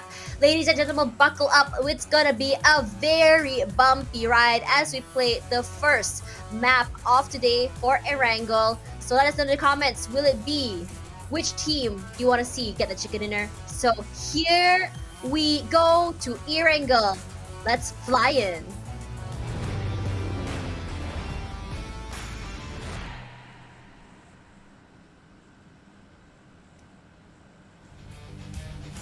Okay, so Erangel it is, and this will be the first Erangel for today. All right, I got someone actually fact checking me right now, right? So I just gotta read this out. Okay, so regarding the FVMPX thing, okay, so it says that we collab FVMPX. Raul is the only player who is playing for FVE in FVMPX, and the rest of the team are from MPX SG. Magic's from NC, which we already know anyway. So yeah, so that is someone fact checking me on that. Yeah, obviously someone from FV. Wow, they are definitely someone who not only wants to make sure that the collab is done right, but they also very, very much care about the team. Thank you so much for sharing with us about that collaboration. Regardless, the flight path toward the northern side a little bit more skewed. So anyone going to a shelter, prison, mansion, a bit more of a rough ride. I'm kind of hoping again. I mean, we did see Severny, I would say, circles. We did see somewhat toward, I would say, yes, Naya Pollyanna as well. But I want to see a circle right smack dab on the top of Stelber. If you notice up there, there are a little bit more compounds, which can make it fun. And people inside the compound can make it hard for a lot of other teams trying to walk up the terrain itself. So, wow, that was fast. You were just talking about FVMPX. So maybe I should get another fact or fun fact or whichever you want to call it. Maybe before the start of the game. But before the start of the game, okay, he has M249. Okay, you're not gonna get away from that, especially if you don't have anything. So Federalist, happy to take the one. Can he get a second one? Quick. Oh, Irmas, wait, VSS from Skadi. All right, everyone is just going haywire now. I think it's because no one is able to get to their drop spots they usually do. So everyone had to drop wherever they want to go. So the teams who drop down first has that advantage in terms of looting. We saw these early fights happen, either from APG meeting up with WPM, how it's going to be FOD running up against Ravenwood, and it's going to be Nang that's quickly just taking one player out, Kimi as well. This is not the outcome we wanted to see for Ravenwood. Okay, we did talk about like, whether the round will go aggressive, insane, or whether everyone would like play safe or what. I think you got your answer now, Tash. Yeah, it's being just a little bit too aggressive for comfort, but these early fights are actually really good as we go toward the final circle. As teams run out of team members, as they get eliminated, that means that the last circle will not be as, I would say, as aggressive. And on top of that, the circle that is to SMB, it's a full SMB circle, so there's no way to say it's already confirmed, pretty much confirmed it's going to be an island, which is why everyone's so very quick trying to find vehicles to rotate down, trying to find their stuff. And say Cloud, Sir Cloud's name just ran over John from FOD. Wow, that's rough. Yeah, I mean, if he does well, then I'll claim it. If he doesn't, then I don't know. So But you know what? We're so distracted by the amount of early eliminations that I almost forgot to embrace the fact that it's going to be a military-based circle. Oh yeah, you're such a big fan of the SMB circle. Why do you like the circle so much? Oh, it's because it's evil, you know, like me. Like it grows horns every time the circle goes down there. Fair enough. Coming forward, TGOA. I think for TGOA, it's such an interesting situation for them, right? Hold that thought here, WPM. Ooh, still aggressive. Finds Davan, knocks down Kaya, running out and saying, you know what, it's okay. Sorry, Davan. We gotta survive. We need those points, Davan. Who told you to get knocked? Who told you to get knocked? Like Asian moms, right? Yeah, you. Like Asian moms, like who told you to do that? Yeah. Did I tell you to touch that hot surface? No, I didn't. Oh, okay. You're practicing now, right? Yeah, of course. Oh, okay. Gotta practice, you know. All right.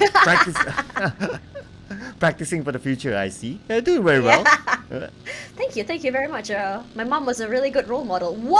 Whoa! Speaking about rolls. That's good. Yeah, Boyshaw rolls into the water. I mean, that's understandable, right? Because they weren't able to cross the bridge just now. One was already knocked out, so they were just pushed away. So what they did was they have to swim over number one. Davan. I'm surprised that he managed to get away. He's just bleeding to death in the water, trying to deny points. Yeah, I guess that's pretty much it for him. Let's see if he can actually deny that. But inside military base, looks like it's going to be a party. Game Lab and GE in the same area. But are they really going to go for it? Okay, Davan finally denied the point. So sorry, Federalists. Could have been yours. Could have been, would have been. But AFCON finds the other members of GE. So that's a good thing for AFCON. I mean, like, for AFCON, I mean, I was looking at Contra's predictions yesterday, and he seems to really, really believe in AFCON. What do you think of AFCON? I feel like they're very quiet. Can we get him on the call? We should, right? We should just ask him, like, hey, like, why are you such an AFCON believer? Because I haven't seen them really shine yet in this particular tournament. I feel like they haven't been able to really keep up with, maybe, I'm not sure whether it's a change of meta, the aggression of our team, or maybe perhaps their rotations just not doing so well. They haven't been really coming out on top in terms of team fights either. What do you think is the biggest weakness they're facing right now, Sir Cloud? For Falcon? Yep. Yeah, okay, so I think that... okay, well, hang that thought for a second. You just mentioned about Falcon. Yeah. And Shenlong got eliminated. I think, okay, what I can think of for Falcon is that despite they played last season as well, right? I think they're lacking the X factor. You know, like if you have that X factor that we will talk about a certain team and there's like that strong talking point, like even like for West Point Mamba, despite them being like, okay, not too far away from Falcon, but they'll be like, oh, you have the Federalists who can really pull magic out the hat and all that. But Falcon doesn't seem to have the X factor. Kaya. It's not like Kaya, KE is just trying their best to get to SMB. It's just been so hard for them. Now they do make it there, but the problem is trying to get past Enigma, who are just so aggressive. Wow, they just hit him in the head in the car, and he runs out. It's almost out of a movie. Wow, okay. You can clip that out of a action movie, and it's pretty similar there. We saw 2 action movie shots this week. That one and the one where the car exploded. Yeah, the car exploded and the car like went down in the water together. Yeah. Yeah, in midair. That was kind of dope. That was kind of dope, yeah. Not gonna lie. That was definitely something. But I guess that's also because, like, okay, when the circle was in military base, what I noticed is that there were no teams, like zero teams inside of military base. Everyone, 100% was on the other side. So naturally, the race begins and the race happens, and I guess that's where everything just goes mess.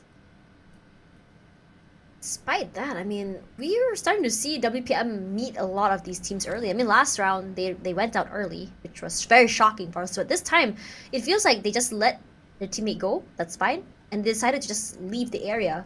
And on top of that, WPM managed to run down an entire team. So I think they understand, like, how exactly to deal with the situations where you are going to meet someone early. And it's going to be for TGOA in the blue zone. I think this is the problem with these, I would say, these very aggressively placed zones that are just so far away from the flight path. You start to see so many teams in the blue zone because they're not able to get into the circle, not able to rotate out. Look at how many teams are still on mainland. And on top of that is toward Novorep Noye. Yeah, it makes things even worse, especially for the teams on the left side. But look at the amount of teams, or the amount of players actually using the boat. We don't really see that often nowadays. But it's going to be That's PBE, like a random... TGOA, random boat spawn. No, I was going to say a random airdrop in the middle of the water on the southern side. Something I don't always see. Yeah, I mean that's meant for the fishers, you know. Do you know that if you actually pick an airdrop in the water, there's actually a special weapon called a harpoon? Really? I feel like you're lying to me. You're like, oh my god! I'm trying. I almost got you there, right? Yeah, I heard the silence and I was just like, there's no way. There's no way. Oh man, that would be really funny though. I thought it was like a weapon that you can use underwater, because imagine if they actually added that, right? One weapon that you can actually use underwater, only in the airdrops. Oh yeah. It gives a bit of it gives an advantage to people who are swimming. Yeah, and like you swim, like your opponent swims, and you can chase and you can shoot underwater. Perfect. But not so perfect for younger Galacticos. Ouch. Yeah. We were just talking about guns underwater, but it's not gonna be guns underwater. It's guns above water that we are seeing here. This is a very different G-Lab, I have to say. It's a G-Lab that seems to understand how exactly to play together.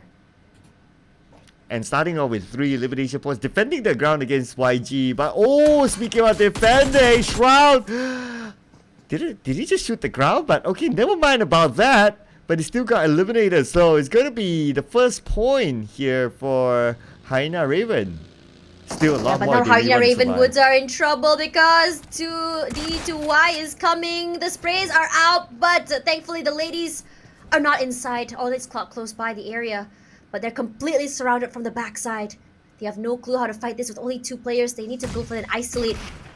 Those shots come through, but none of them are actually connecting onto them. These Molly does not flush them out. They do spot out Harley. Harley runs out straight into that nade. Unfortunate timing.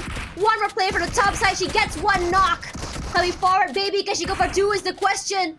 D2Y moving out to the other side and try not to go down. Baby jumps out. Hits the ground. So low. I'm not sure if they heard her drop down. It doesn't seem to be the case because they're still focusing on to the top. But okay, now they're going out. They heard the footsteps. DBS in hand. They can't find a good angle. Baby fighting for her life. The smoke is blocking St. Cloud. Baby gets Goblin. Baby gets another one. 1v1. Can she pull off a clutch? We want to see this happen so bad. Baby, the final member left alive. This could give her 4 points. She just needs to find the right time through. The sprays are out. She hits that nade. It hits him for a little bit. He runs out to the top side, but she immediately finds Goblin, takes him out. This is a good thing. Want to secure all those points if possible. We did talk about the point disparity coming out here. You hear so many sounds coming out. She doesn't get 1 more. A nice switch and moving back and forth. Unfortunately, not hitting at all. This is kind of hilarious. This is crazy, you know. This is crazy. Okay, if Baby can pull off a clutch, it's gonna be one of the clutches of the day. For sure. We can put that up in the charts as well. Okay, but she has to do it first. All right, let's calm down, people. Calm down. She has to do the business. That nade comes through. He cooks it, but he doesn't see her. These smokes are not doing him any favors. He hurts her. She eats up that nade. Where is she? Okay, here we go. He knows. Spray out! Ah, so close! I really wanted to see the underdog shine. I'm not gonna lie, I would have really wanted to see that as well. But it is what it is at the end of the day. It's true. She really did try though. Yeah. I mean, Baby has been one of the heavy hitters for the team. Whenever you see Hyena Ravenwood take these fights, it's always Baby with the opening picks. True enough. And it's not the first season playing as well, so I guess experience just shows. But okay, so let's see if PMPS can actually get these elimination points. They actually have a really good chance, but The only unfortunate thing is that they don't have the circle and the blue is just right behind them. Oh man, boy shot in trouble. I think KE has had such a rough circle. Finally goes down to the blue zone, denies the point at the very least, so there is that one elimination only. I was really kind of hoping to see KE make it out on top, at least to the top 10, maybe even top 5. But it just feels like since they dropped down, they were meeting so many teams in their rotations. It's just so rough for them. And for FV, they will be the gatekeepers that do not allow FOD to even get to land. So now FOD in the water, what they can do here is they can just deny the points, and FV, this is the biggest mistake they can do. They lose their vehicle, not the boat, not like this. I mean, it feels like the boat is kind of like a bait, you know. It's like, okay, the other team on the other side is just waiting for like, okay, whoever gets on the boat will start to shoot. As simple as that. And because of that, now they can't move. How are they gonna get? Okay, they can get into the car, try to go back onto the bridge or go back to the military base island. But we actually had CFU. Okay, CFU, if they knew that was FVMPX, they would be happy to eliminate them. Yeah, and on top of that, CFU, not only are they at least in the circle, they're trying to deny anyone crossing. The other members of CFU crosses, FV will just deny anyone those points, just dying at the side. And I think that's the same case for FOD. So the two teams starts with F will be at least going down. I think Enigma is just trying to stop them from coming to land at this point. So if they're lucky, they're able to get at least, what, 4 points there? But look at YG as well. Look at where they are holding. YG. Oh, okay, on the other side. But I don't think any team will come there. Where's PB? Okay, PB is in the middle of the circle, so they survived. But Juggy taken out by the zone, unfortunately. Not looking good for the teams that's actually swimming, to be honest. No, it's never good for them unless they can find a different way into the circle. On top of that, the circle isn't very centralized either. So it's pulled out to an Novorep Noi. And the blue zone is already all the way on the other side as Edward finds one pick for himself. At least for TGOA, this might give some extra points coming forward as Edward gets the grenade eliminator. Alright, the guys of Asia. Wow, nice shot there, and it's with a DP. Don't get to see that all the time. Switches to a UMP, moves back with the DP. Tries to get onto Yahiko. He sees Yahiko there. Yahiko getting away. Is he going to revive his teammate? Okay, there you go. Yahiko will go. I think he's trying to, but looking at the other members, MayW is still very much alive. Peek up, get some info, go back down. Just finding the right time to get to land. I think it is possible. He can go southern side and try go up. I think the problem is he doesn't have that information. Bounces some smokes coming through to give him a little bit of wiggle space to take space, but G-Lab is close by. Both teams have to take note of that. Okay, so here we go. Okay, the guys of Asia chasing. Here we go. Can they make it in time? Okay, is there enough space for them to shoot? Okay, there's a small window, but if they don't pull the trigger in time, I guess the answer is no. So here we go. They will survive. That's a duo. Yeah, but TGOA in trouble. Chile does get knocked down by G-Lab as G-Lab newbie comes forward. Oh! Beautifully run over. If you notice, TGOA wasn't playing together. They were just separated one by one by one. MayW's in the water. You have one member, Edward 4T here. And then, of course, Chile on the other side that just got ran over by G-Lab. And G-Lab has a lot of control of this terrain. So, if anything, they're just trying to make sure they can move as a 4. They can rotate very quickly. And this entire area, no one is there at all. They have so much space to work with. Yeah, they have the entire high ground to work with and can plan their next move.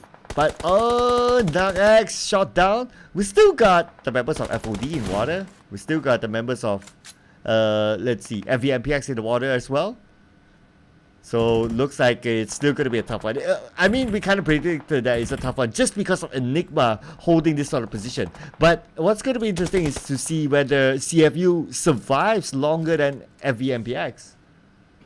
If they're able to coordinate getting to shore together from two different areas, they might be able to go for a cross. And Koopa just spots out two fishies swimming in the water. Tries to knock them out. They can immediately go underwater. This blue zone is just slowly eating up at their health. Either spooky. Nice reposition forward. Tries to catch out the members of FOD. Spots out Nang X. Very nicely done. Trying to get as many points as they can. Enigma currently in 9th spot, at least for this group. look at where everyone is positioned. I think, if anything, it's going to be an urban warfare for the final circle and not Sir Cloud's favorite ending. Not at all. But at least I'm happy with the military base circle. I'll take that. Okay, you can get the urban warfare circle. That's Why fine. are you asking me? I'm team neutral, bro. I'm Switzerland. Oh, wow. Oh, yeah. Contra, you can take it. All right, fine. Just because it's Contra, I say that in that way. But CFU, they managed to dock themselves. Oh, everyone's okay for now. They can reset still. And not only that, imagine that. They dock themselves. They can reposition. They can face the water. And they can be the fishermen instead. It's true, and Smile is trying to find a way. PBE has just so much control of these entire 4 houses. The nade thankfully does not hit Master Smile. I think he's trying to make his way to his teammates. Kind of far away, you know? I'm not sure where his teammate is. Trying to go for that pickup. Another nade comes through. Mon boy. Again, not getting any value, but he does have 4. A lot of nades to work with, but as the ticker time runs out, look at how many people are already in this area. It's so packed. Well, you asked for an urban warfare, right? So that's how it is. It's gonna be really colorful in the middle. Alright, I'll be a little bit more interested to see what happens at the water though, because I think our highlight teams are there. With FV now only 1 player left. Smile will be knocked down by Aaron. CFU secures their first point in this round, so they are even at least on eliminations together with FV. CFU will be looking to get more, but it's not showing yet on the elimination feed. G-Lab has been very aggressive today. They just trying to play catch up if anything. They've already just actively scouted out this area and they made sure to stalk every single member of TGOA. They understand that TGOA was separated and they took full advantage of that. Regardless, as the circle is going to be pushing through, it's going to be toward the middle side, so anyone toward I would say the waters have to move into the buildings. Now, for WPM, this is going to be a big problem because they need to come down that terrain to the area. Romeo Boy finds a nade onto May W. That was huge as Magic's going to play at the side of the terrain. Healing up, making sure they have a little bit more, I would say, shields. I think he can play this very, very sneakily, but Joseph is there. And because of Joseph's shot toward Magic's, gives his positioning away, and he has no choice but to swim in the water. Okay. Oh! He has some space to shoot. Okay. That is so smart. Okay, but now Joseph is up on land. So, it's going to be Magix versus Joseph. But Magix now, okay, he has some space. Alright, let's see if we can land those shots. Joseph now, 40% of health. He has cover on the other side. So, I guess it's just Magix really trying to squeeze even that one single point. I mean, it's best to do so. I mean, every single point counts, right? Might be the difference between, you know, making it or not. Are we still waiting for Magix to find the right angle or area? Thankfully, both these two players are gonna be separated by that pier. So if anything, they need to get their timings right. But again, G-Lab still way outside the circle. Very difficult to come through. Nades are out. Does it actually hit is the question. Oh no, it's just a smoke. Smoke that separates them too. Here we go. Here's a nade. Does it actually hit? 3, 2, 1. Nope. Nah, Joseph moved away. Yeah, he was very quick on that. Yeah, because Joseph is focusing on to get into the circle, so that's why he moved down south instead of Magix. He wants that elimination point, but unfortunately he'll be disappointed by the fact that Joseph got away. And by all the teams moving into the container area, meaning that for Joseph to land, it's not going to be an issue for him. Yeah, but Spooky does find the opening. Magix, in fact, goes down. Finally, 11th place, one elimination. Not the worst way to go as G-Lab just immediately rushes into the circle, comes inside now, has their full attention onto the members of PBE. Raimon goes down, and they want to take this area, and it's been doing very, very well. 2 products by Raimon in return as Kai finds Cool. So it's looking very good in G-Lab's favor as Kai just shoots them straight in the face. That was just so aggressive. Babe, G-Lab or Game Lab is now 10 elimination points. They are bringing the roll from the Sandhawk round. G-Lab does so well when they finally are feeling it. And they've been playing on the side of the circle, the southern side. It does so well in their favor. They've stopped so many teams from even coming to land. Anyone doing that long rotation on the southern side will absolutely have met with G-Lab. And that's how they've been farming 10 eliminations. That's the highest we've seen. Not even close to being caught by other teams. I think the second most is Enigma with only 5. Yeah, it's like, look at the gap there. And not only that, Game Lab still have 3 members. Not too bad. It does look like they can still gain more elimination points, but okay. Most of the teams there are on the northern side. So I guess if any real fight were to happen, it's like maybe by the next phase of the circle. This is what happens when it comes to urban fights. So now are you Team Contra or Team Choo Cloud? Choo Cloud. This Thank is taking you. way too long. Thank This you. is taking way too long. Imagine if it was an open area. You'd have seen like 5 different picks already, but everyone's just waiting, trying to see where the circle goes. So if only when the circle is shifting, then we'll start seeing these picks. Now, this container area is honestly one of the best places to have these fights, in my opinion, because it's always that first contact. It's always who hears who first. And why did YG definitely hears here we go? My question is whether or not he'll get that first initial pick. Andrew close by, trying to scout out for information. But my worry about YG is that even though they're just the last 2 alive, I would love to see them playing a little bit more close, being able to support each other. Perhaps a crossfire, perhaps a bait. But I guess they will have the opportunity since it is a compound area or a container area, and they still have time though. So we still have stage 7, and I guess by the time stage 7 comes in, which is right now, I wonder if they're still in the circle. But as the stage goes by, they will definitely need to play closer at some point. And since it is a urban area, so there's not much space for you to really open up. No.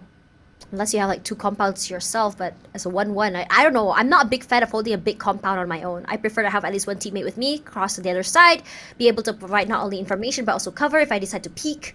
Trade potential is, I think, what I would prioritize in this situation. But as the circle goes here, Enigma runs through. I'm not sure if they know there's someone here. I think they do know that in that warehouse is CFU. So I think that Enigma will definitely be taking these spike, cooks out that nade, smokes them through, actually hit someone. But they do answer back. Oh, okay, CFU gets 1, gets 2, gets 3. 1 more to go. And if CFU can get the entire Enigma, this is going to be huge for them. Okay, but let's do the business first. Enigma eliminated. CFU gets 5 elimination points. And as of now, they overtook FV. That is a good hold by CFU. They did not even flinch and made sure to have Enigma push through. They had all these angles coming through. They knew they had DBSs. They knew they had a shotgun. So all they had to do was just find and wait for the right time for them to push in. And speaking of that, WPM pushing into FCon. Say Cloud trying his best to stay alive. He has to win this. If not, Sir Cloud does not want to be associated with him. This Molly is going to find the right area to just flush them out. There's a little bit of damage coming through here, but coming to the top side is going to be very, very difficult for WPM. Okay, here we go. WPM ground floor, nade on the second floor. But the nade, okay, that nade is more like an opener. Now they're going in onto that little room at the corner. Michi goes down, but it's okay. The trade happened. And it's still going to be 5 eliminations for West Point Mamba. Mix will be the doctor. And on top of that, I think what's more scary is the fact that because the circle is so small and urban, there's a lot of windows in this area. So everyone's trying to third party, trying to steal those kills. It'll be G-Lab that's going aggressive. They were just watching the entire time, and they're trying to come through. Kai has been very, very good with the DBS and 2Pro with that opening. Need to find a way to get inside, but the circle not favoring them quite yet. What they can do here is just kind of flush them out, or just play gatekeepers. He spots out one person, just proning at this time. Federalis nearly walks into that nade. Ooh, that would have been bad. The space come out from Mix. Thankfully, no damage coming through to G-Lab. Yeah, just evading nade after nade after nade. I wonder how many nades does the Game Lab still have. They're still tossing nades though, so looking good so far. But anyway, this area is not within the circle. So Game Lab, I think they are done. So they need to plan whether how they're going to go in instead. But their next challenger, their next opponent will be HWG if they want to choose the route that they're going towards now. Honestly, I am impressed at WPM. Despite so much pressure coming through, they managed to keep G-Lab out. They didn't allow them to get into the compound at all or even just take them out. They've been dodging all of those nades. I mean, Federalis nearly walked into one, but still, that was impressive. That was absolutely impressive. I mean, they were in the middle of the revive too, right? Yeah, it was in the middle of the revive, and they revived, reset, they evaded all the nades. So I mean, it was a good one. But that also means that they will come in a little bit later, and look who's waiting for them. It's going to be CFU, and they'll be pressured by the blue at the same time. Wait, West is waiting in between the two teams? What? Nobody knows. Oh, okay, Michi. Oh, surprised by West. Yeah, that's actually good. He gives him 1 point. I don't think he can survive any longer. Tries to put in more damage. Just a pre-fire to come through, but they have a crossfire come out. A jump shot is all they need. Federalis goes down, but they do answer back. And now Mix finds another member of CFU, and now we're down to our top 5 as this side of the container will be won inside the circle as Support and Aaron tries to revive and reset. Oh, okay, and West will give himself to the blue. While the rest of CFU, they still steady. Yo, CFU, 6 elimination points so far.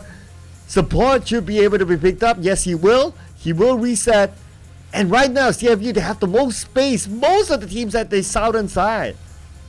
Yeah, this warehouse hold for a long time has given them a lot of wiggle room and space. With one inside, gives them a lot of information. Mewtwo goes down, needs to go in the pickup. We hear the sounds coming out by a lot of teams, and G-Lab has spotted out their next victim, HWG. What are you gonna do about it? Yahiko to the top side. I think they might have an idea. They are slowly climbing up here, checking every nook and cranny. Don't want to be DBS on top of their hits. You hear the roar of weapons, but no damage coming through. Okay. Speaking about damage, right, we could see some here. As Kai with the nade, tossing onto CFU. Looks like we're not connect. Okay, lucky one for CFU. They are pretty much inside of this compound. And because it's stage 9, so the circle will close entirely. So all teams will be forced to the middle at some point. Yahiko getting away from Game Lab. He's like running for his life. It's like, run! But oh, gotta be careful there. Now he's being surrounded left, right, and center. And Yahiko out. Yeah, and I don't think he knew. He was like, he saw Romeo, but he was like, nope, I'm out. But walks straight into G-Lab. Romeo Boy this time wants to make a miracle play. Nade evaded. He tries to move forward. Now in the top 3, still YG looks to try and seal this chicken dinner. Zen trying to play together, hiding in the backside. He's trying to find the most opportunistic moment to throw out his nade. They have another idea. Aaron gets blown to smithereens. And CFU is doing so well with the timing. Rushes out here, tries to go for that reset. 2 Pro goes down as G-Lab goes down at 3rd place. But 12 eliminations, a new record. Regardless, Romeo Boy as well as teammate kind of not playing together. They have a crossfire coming through. Gonna just try to keep them in that area. Those mollies are doing a lot of work. Hang goes down to the nade. What can you do about it? Oh, he goes up to the top of the container. Now he's going to come in through another angle. Okay, CFU going to pull off something insane here? Or is YG going to do it? Zen goes down. So it looks like YG has control again. Only 1 left against the world. But I think he's going to give himself to the blue. Yes, he will. He's not going to come out. Support is going to be taken out by the blue. And yes, he will as YG gets the chicken dinner. But for the survivability of CFU, with that number of eliminations, with a 2nd place finish, CFU will definitely pull away from FV and Magna. Oh man, I think that in that situation, while we are not big supporters of the urban warfare ending, I think it worked very well for YG because they didn't have strength in numbers. So how they would play is just be very passive. And I think because there's a lot of little corners and places to hide, all they had to do was just wait for someone to push toward them. And that's exactly what they did. They've been very, very opportunistic. They let G-Lab and as well as CFU just fight each other. G-Lab does go down. Immediately you saw the quick push out from YG. And I think this is the mentality that I love to see from YG because they basically fear nothing. Yeah, and I guess this is where like, you know, you're like the last few rounds and then you'll be like, okay, let's just have fun. Let's just not think too much. Let's just do it. If we see a fight that we can take, we just go for it. And YG. But you gotta give it to them. So I really like the coordination towards the end. Like the part where one threw a molly to the left, which was pretty much the exit point for CFU, and another one threw a nade on top of CFU. So naturally, because of that, CFU can't move, and the nade will land nicely onto them. And YG got a couple of knocks through that. That's an insane set play, honestly, which I never thought would happen. I think it's understanding where the circle was pushing from gave them that advantage. Regardless, coming in here for a team to watch just now, G-Lab, YG, CFU, and WPM. G-Lab and CFU are not the teams I expected to see coming into the teams to watch, and I love to see it. And I said before, we will be expecting these really radical changes coming into today. G-Lab especially, I'm not sure, I would have loved to see this performance coming in from week 1 for them, but I mean, again, perhaps they are just slow cooker teams. They take some time to really figure out what they want and what they need, and it worked so well. Yeah, they really took their time there. But let's check out the highlights from the previous round. So from the start, I think this is one of the most eliminations that we have seen in stage 1. Like, there was so many early eliminations in this round that the quite a few circles, especially in the urban area, became not that many. I think it's also understanding that because of the circle and the flight path as well, it forced a lot of people to not only rotate early, but also it made it so hard as well. How many teams were on mainland when the circle pushed, or when the circle was placed over to an SMB? And there was not a lot of teams that actually prefer a drop there as well. I think a lot of the ideas for these teams to drop that the circle might be toward mainland. I think most of the time, I think about 80% of the time, it's going to be a mainland circle, which is why when circles, unexpected circles like that, I wouldn't say unexpected because we have had a lot of SMB circles, but when this, I would say, very rare or rarer circle happens, you start to see a lot of people start to really fight each other to get into the area because of the migration. Wait, oh, it's Game Lab still. The team with the most points, 17 points because of their 12 elimination haul. YG instead, they got 5, so they got 15 points. Same goes for CFU, 15 points with 9 elimination points. The best round ever. 15 points, CFU. And it came at a good timing. It was really a good timing because they need to not only stay alive during, toward these last moments, just to make sure that just to solidify their lead or even positioning in the top 16. Sometimes you never really know what could happen. You don't know if suddenly a bottom team just get an unexpected chicken dinner with maybe 35 points, 32 points, right? And you want to make sure that you're always ahead of that. But coming forward here, Ozja still maintaining their lead at the top side. I thought it would be a little bit more, I would say, aggressive in terms of change in points, but with only 2-point deficit, I think YG would be able to take the top spot. Well, the top spot is one topic.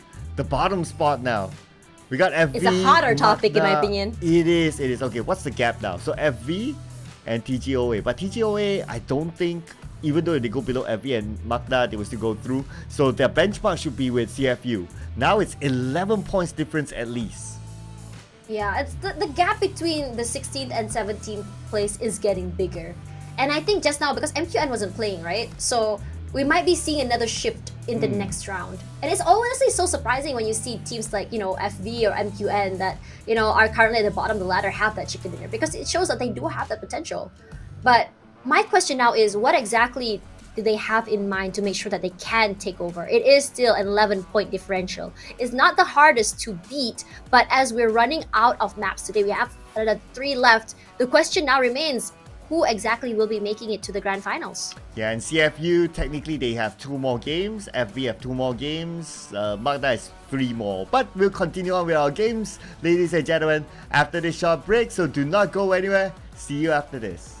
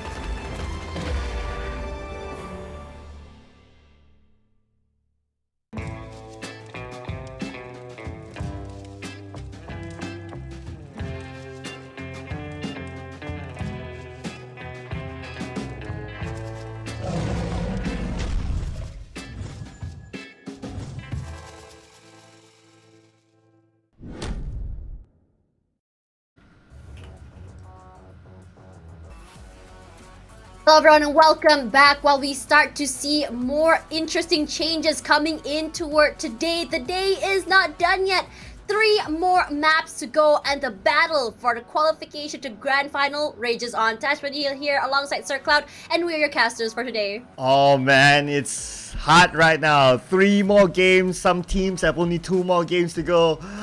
It's going crazy right now. And the point gap is still not that far off.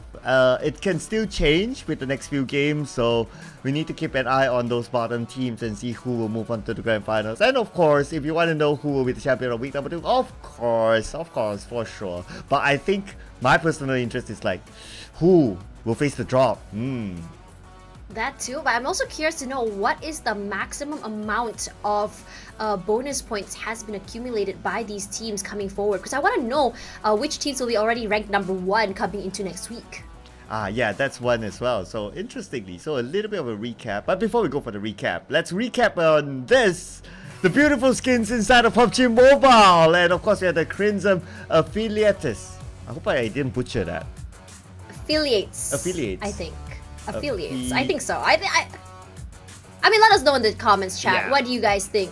Is it Crimson Affiliates or Crimson Affiliates? Because clearly we're not cultured enough to know. And I think it's a really cool skin. Please get it. I think if you guys are into dinos, you guys love something that looks like dragons, it's something really cool. And you know what else is cool? Is Ducati skin for your bike. Regardless of whether or not you're a bike rider, IRL or in-game, this one is really cool. I think if anyone is a big Ducati fan, like I think my dad is also one of them. I think he would love to have this. You know, other than the bike skin, what really attracted me is the shoes that the character is wearing. I think that Can you actually have that? If you buy the skin? I don't know. Gotta find out. Man, imagine! Yeah. I really like the skins coming into PUBG Mobile. I mean, if you look at this one, I think it's very, very creative. Other than this Pixel Kitty backpack, I'm really also very interested in the Neon Slayer cover. Now, just now in one of the games, I saw they had like a cat, and the cat was wearing like a bunny hoodie. That is so cute. Oh, you would so get the bunny hoodie for yourself. And the cat. And yeah. the cat. Yeah. Yeah, and the cat. It's so cute. And I wish that we could see more of those, honestly, coming forward. But, you know, by supporting PUBG Mobile and, you know, getting these new skins, these new battle passes, it encourages them to make more. Yeah, and by making more, that's why you guys are rewarded with the Dino Ground event. That's a new theme mode that's currently available in game. But you know what, Tash? Something just crossed my mind. What? You call yourself Tash Bunny, but I've never seen you in a bunny suit.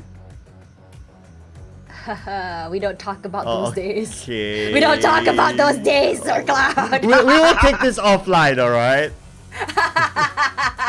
And coming forward here, I think Dino Ground is a very fun game to play, but that's not very fun anymore for these teams because this is where things get serious. With only 2 matches to play for some of these teams, 3 for those who still have them, we are down to our last Erangel. And I think for a lot of teams, you really want to try and do well on the maps that you thrive in. I think YG did such a good job of really solidifying, you know, that they are still one of the best here in Erangel, showing us that they can still rotate into one of the toughest circles we've seen in these last 2 weeks. Yeah, absolutely. I think, okay, what's good about today's Chicken Dinner winners is that they are not like the Chicken Dinner winners of like, you know, the usual, like you see the Sin, you see the Asia Esports, you see the West Point Mamba.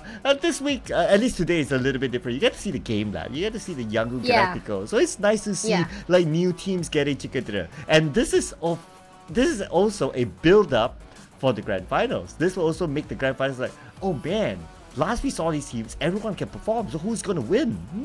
Yeah, the storylines are always very fun when you think about it. I think that's my favorite thing about being a shoutcaster or even an analyst or even a host, is that you gonna hear or see what the players' journeys are like throughout this entire game. And I think for G-Lab, it's a very interesting story. I mean, like you can talk about like how in the beginning they weren't really there, they got 1 Chicken Dinner, they weren't necessarily on the top of the rankings, and then suddenly on the last day they started to pop off. And I think that's a very fun way to really kick off next week coming forward as well, because you want to see all these patterns from these teams to really understand what exactly they can bring to us for the grand finals. Oh yeah, absolutely. Basically, today is also a preview of what might happen in the grand finals or what might not. Because today maybe like some teams are like, yeah, we're happy with our points, you know what, let's take a chill pill, let's not expose ourselves too much. Let's not show our strats too much, and just keep it for the grand finals later. You know, that could kind of happen as well. And maybe that's one of the reasons why we don't see the top teams really performing. Maybe they have a secret strat that they don't want to show now. I think for a lot of these teams, maybe you are right, they don't have a secret strat. Maybe they're just trying to play the way that they usually do the last week. They don't want to readjust because it is toward the last day. They don't want to share any more pages in their playbook. But I think for some teams, perhaps even Gila, because it's such a drastic change for how they were playing in the beginning of the week, I'm wondering if this is the strat that they wanted to keep toward the grand finals. Because some teams, they feel like they have to, you know, toward the last day where they feel like they need to survive. So perhaps this might be a taste of what that is. But coming forward to the next week, I'm more curious to see how long it would take for players to adjust to the new groupings, adjusting to the new teams, adjusting to the new strats, in fact. Yeah, because of course it's going to be the fixed 16 teams, so the strats will definitely be different.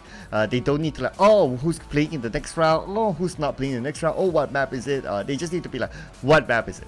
So the topic becomes a little bit shorter, and it's more like reminders of like what do the teams do, since it is kind of fixed, right? Like what are the teams that will be playing? The same 16 teams that they will be seeing that time and time again for 3 days. But that also means that, you know what? Game after game could still change. It's because like one team learns from the previous round and it's like, oh, I'm going to change something, and again that comes the ripple effect. Yeah, that's the micro adjustments that come through, right? I mean, that's what players do. Now, I have a curious question for you. I mean, we do have breaks in between each map, so I think when we go into the game, you can answer this. But my question to you is, Sir Cloud, how exactly can a coach actually just go to the player and tell them what to do, or can it happen only during the breaks? Chat, if you guys know, let us know in the comments what is happening, what do you know about your team, and which team do you think will get the final chicken dinner for our final Erangel for the league stage?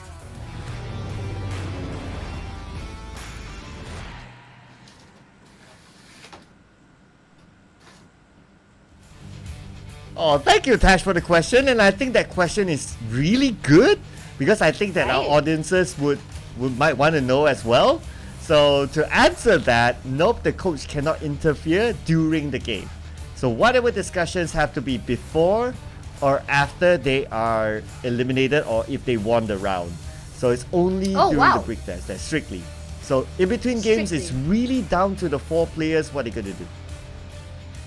Yeah. Man, it must be very rough coming forward like that, because sometimes you want to look to your coach to see what is going on, what can be done, because as a player yourself, you kind of need new eyes to really tell you what is going on. You cannot, it's hard to really criticize yourself and see what you're doing wrong when you don't have that third perspective. Regardless, coming into this very southern circle from Navarre Noye all the way to Quarry, this is rough. Today is very rough, Sir Cloud. I can feel the roughness as well. I think the roughness will still continue on. Right. My psychic SMB senses. circle again? I was thinking my psychic senses would tell me that we will see early eliminations again. But SMB circle, okay, I'm done for today. Like, give them something different. I mean, we had a very bloody SMB circle just now, right? Oh no, that's even worse! Through the northern side. Austria is gonna have a field day trying to rotate, man.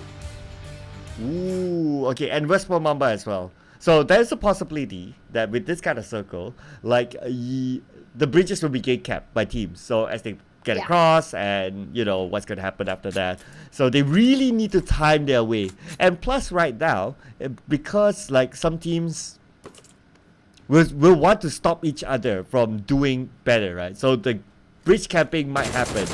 But let's see here, CFU will be happy if they can take down Magna. But Magna skid away. I think for this map, Magna has a lot of catching up to do. Currently, I mean, in this group, they're at the very bottom. If they want to take over FV, it's like 3 points. If they want to take over TGOA, it's about 13 points. I mean, it's not impossible. It's still very possible. If they want to take over CFU, also not impossible. But it's still quite a tall hill to climb, given how different everyone is playing today, how aggressive everyone is playing today. Yeah, which is even scarier, right, for the teams fighting for their survival. Like, if the upper teams is like, at most, what do they lose? They lose extra points in the finals, which is like, it's still bearable. But if you lose your ticket to the grand finals, basically that's it. So I think That's it's even scarier for the teams at the bottom.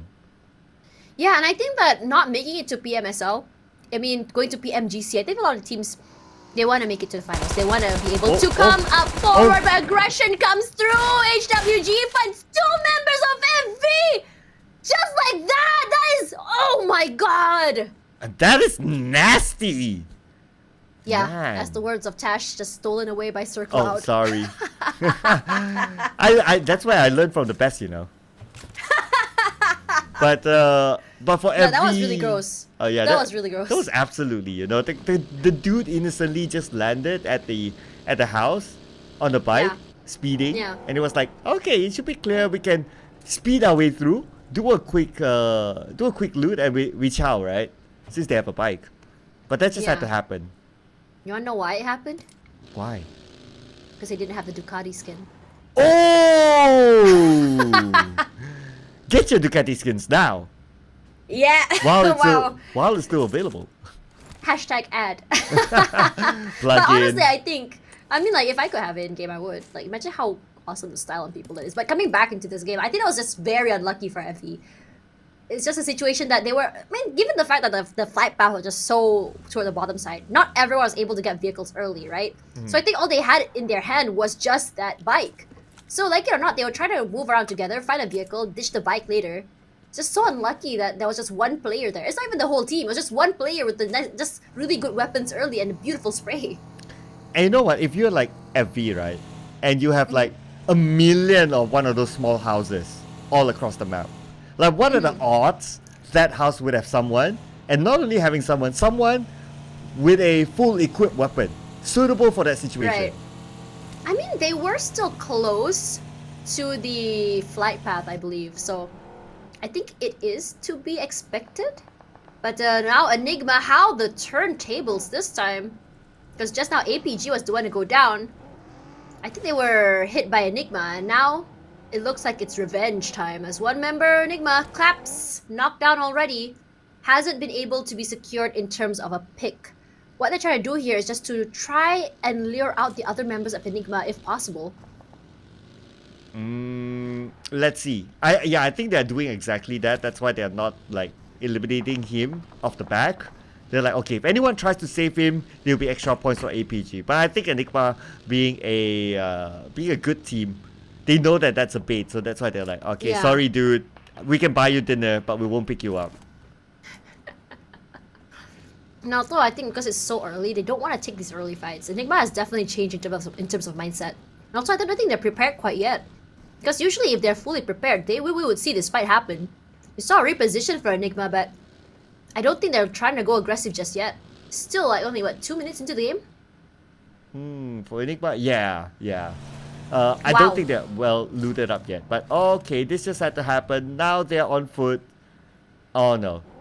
Okay, they need to wait for the ride to come. But this like, vehicle only has one spot. Yeah, I was gonna say that, you know, if this car also flips over, they're done. That'd be hilarious. Oh, you can do that. Okay. I thought it wasn't usable forever. Okay, so that's alright for West Point Mamba then. Yeah. And that's where teamwork makes the dream work, you know? Not too bad. But they're now I would do that. They're now... Would you flip my car for me in real life with your car? Let's see here. Do I get paid for it? No. Then yes, I would do it. Aww! Even without pay? Yeah. Damn. Yeah, but I'll make sure I use someone else's car. Yeah, so that I get the satisfaction of crashing into your car. It's like, yeah! Oh man. Oh bad. I think Sword Cloud has gained my enthusiasm today. I know, Very right? refreshing to see. Yeah, Usually he's happy. He's a happy person, but not like, yeah, you know? You see, Tash is infectious, you know. Wow. Definitely highly caffeinated, but I think it's more because of the hype that I'm expecting today for the grand finals coming forward. There's a lot to talk about in terms of these players, how they do, how they play, and on top of that, the new players as well, like coming into here. I think like for a lot of people watching this particularly, I think this is the most teams I've seen that's new in the league for a very long time. Actually, that's quite true. Right. And it's nice to see, like, even though some of the teams that they're new, like Here We Go Again, like they're on top there. It's like, yeah, don't worry about us, you know. Although we're a new brand and whatnot, but we're still able to challenge the other staple name teams. Like even like between them and APG, it's a 12 points difference. They're pretty decent. Yeah, and it's always very fun to see these new teams rise up because I think a lot of people's expectations when they see new teams is that they're not going to perform. Even especially new players, right? I think some of these players have never even played before on the big stage. I mean, they've played on the like tier 2 scene, but not on the big stage. And I think they are adapting just fine. It's always very fun to see that. I want to see more of that. Regardless, HWG, one of those teams. I mean, I know that Yahiko has played on a big stage, not necessarily like the newest team on the planet, but still, this circle that pulls up to the northern side, this is rough. Saverni circle, perhaps, or maybe I'll get my wish, maybe toward the western side of Stalber. Yeah, Stalber, please. If we go Saverni, we're gonna get a Novo Part 2. You know, where everyone's just like Mexican standoff. It's gonna take a while. Oh no. No, it's something that We Contra don't want that. loves. You know, that We want the terrain fight. I love terrain fights. Yeah, so- I love terrain fights because it's more about finding that or predicting, right? Predicting where exactly the circle might be. And if you get a high ground, great. Use that advantage. And if it pulls down and see how exactly these players get very creative in moving away from that high ground. How do you win trying to get off the high ground? And speaking of that, we have the last two members of FV here. They need to stay alive. They want to be able to get those positioning points. At least don't go out with a 0 will be the best thing. Didi, because he's in a buggy, I am very, very worried for him. But KE looks like they're in trouble. This again, APG. Wow, Boy Sean already taken out as well. Oh, Junkie taking a detour. Okay, so I guess he's being pressured by the shot. So that's why it's like, okay, detour. But now the shots will continue on to him. Not letting it go just yet. Okay, let's see. If he can pass that bay, he's all good. But Didi knocked down. Ooh, down to Junkie all alone. Yeah, and for YG's Cute Loki goes down. You don't want Cute Loki to go away because you want his firepower coming through. It's very rare that we actually see Cute Loki going out first, but he's alone. I think they're doing that 3-1 sort of formation. That's why Cute Loki was caught outside. But again, this circle, unforgivable all the way to the northern side. That's why we're seeing a lot of these fights come through because everyone wants to rotate up north. Yeah, we see a lot of travel. So while traveling, there's always this risk of being shot at. So I guess MV was the best example early on. And teams, naturally, they don't really like to travel like this. It's because it's very risky. Look at this. Oh, I noticed that Sin, one of the players, got knocked down. Again, is this an indicator that the top teams are starting to like chill?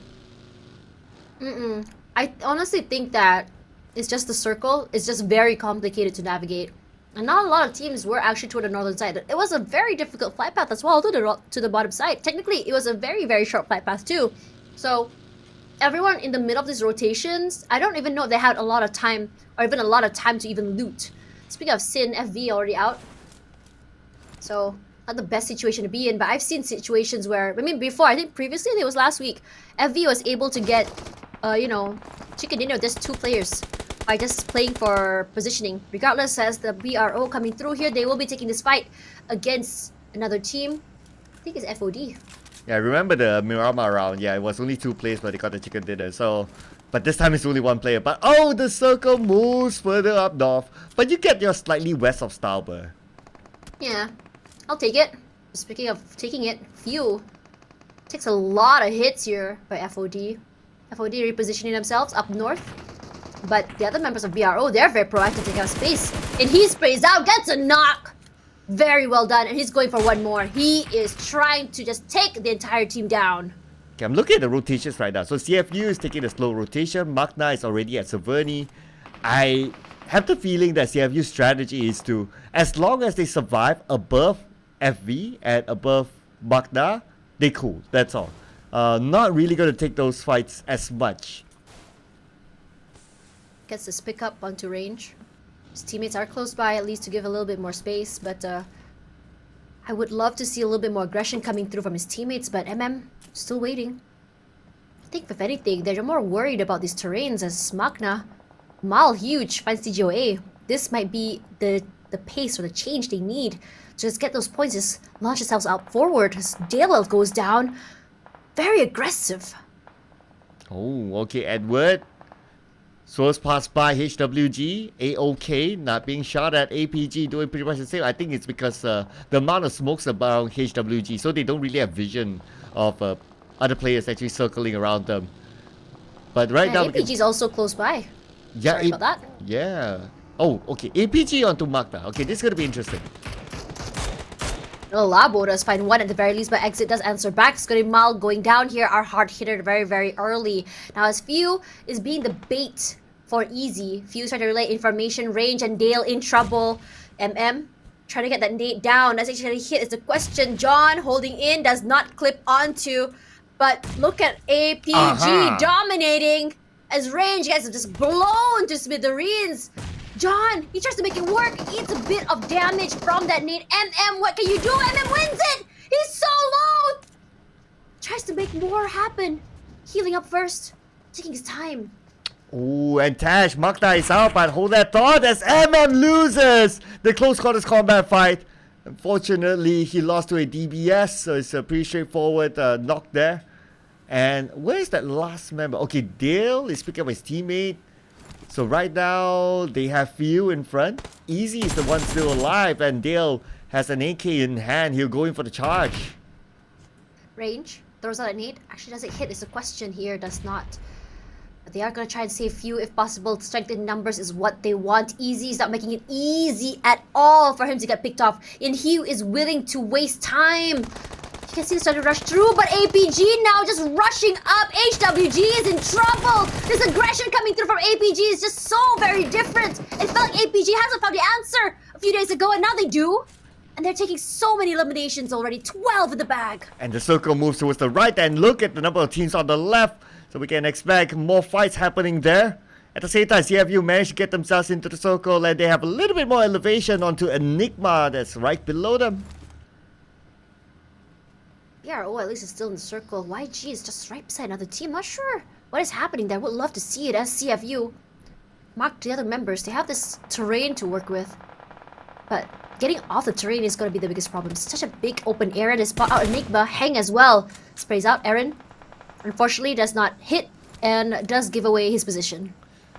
Alright, another team actually is just right beside them, but I don't think will be a big factor.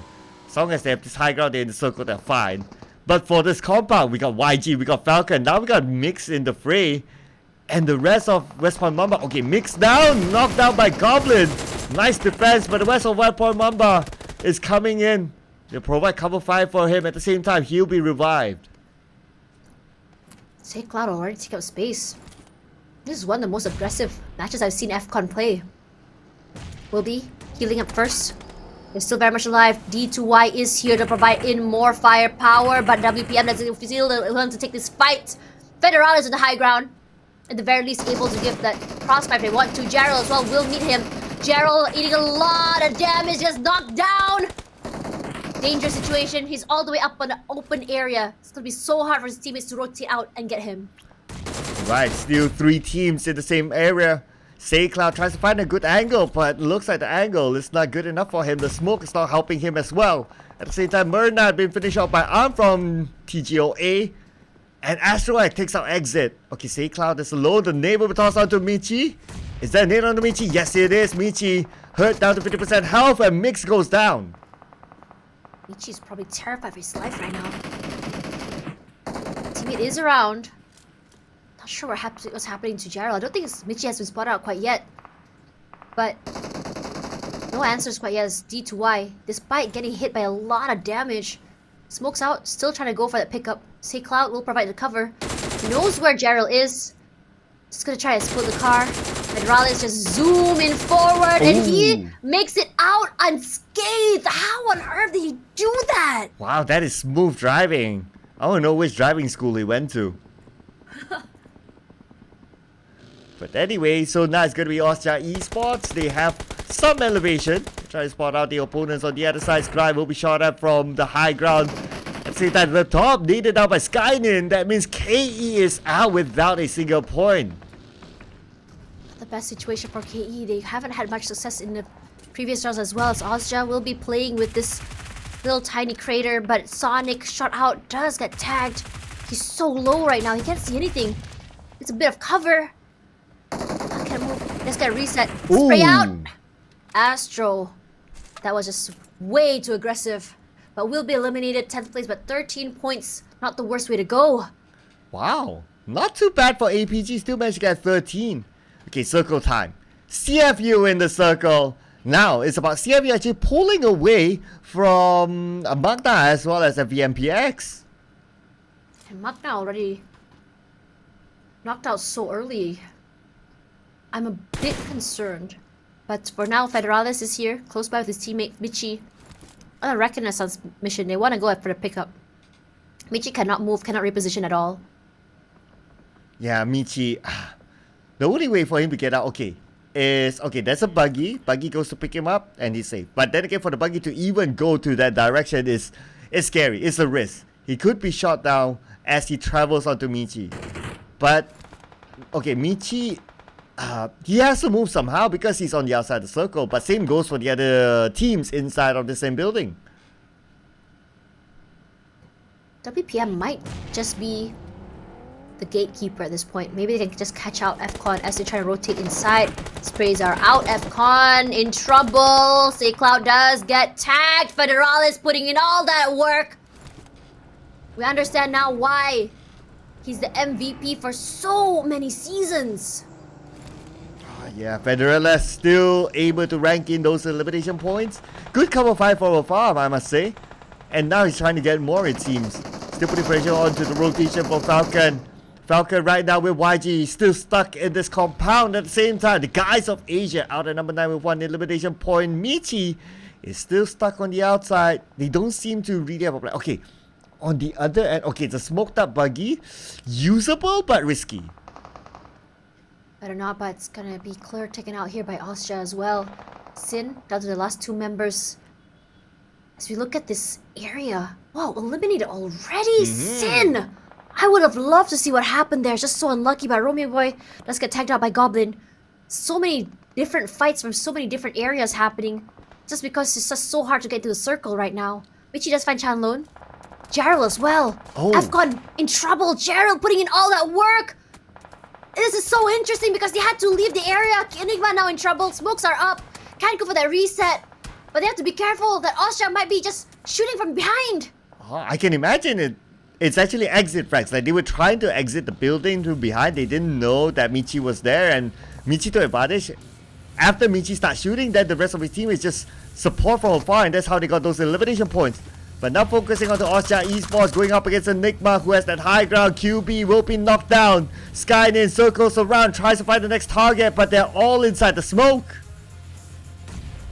There's Cry. Nate does find Camper. Sorry, Camper's Nate does find Koopa. Can't make things work. Scoopy alone inside. It is smoking, but he's running out of utilities. 4 smokes in the bag can buy him a little bit more time. But he's the last one standing. I don't know if it can make anything work. If someone were to just push the smoke, yeah, it can work out in his favor.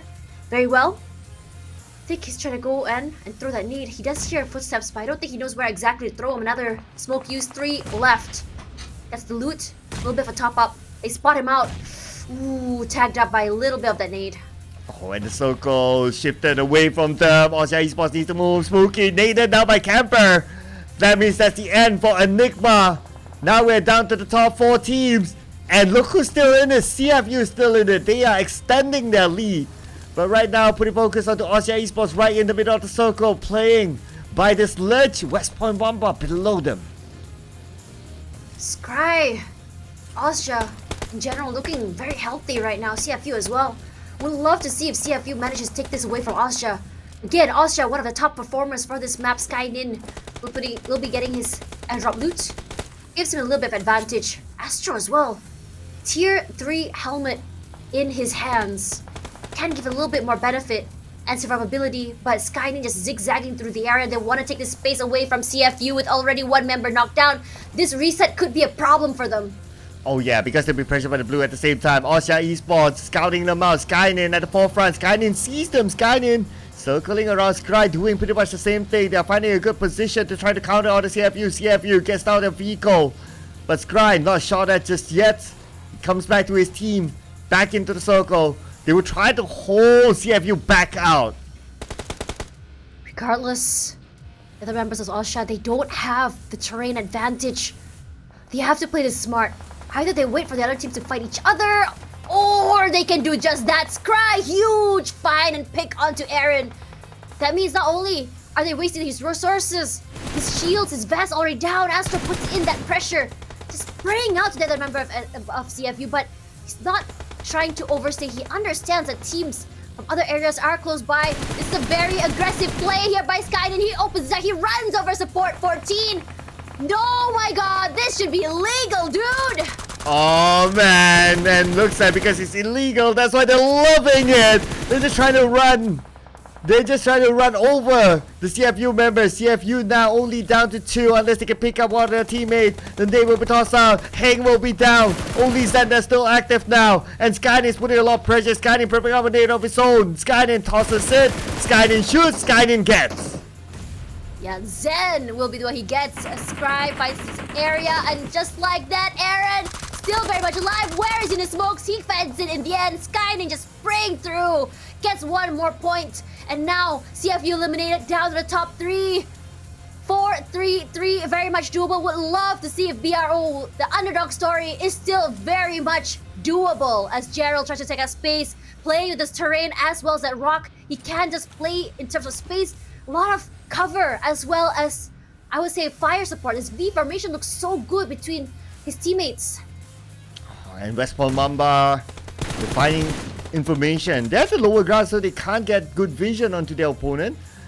And at the same time, everyone's wary about the circle closing.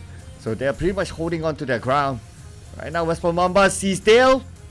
Will he pull the trigger? Dude, this is the moment. This is the moment.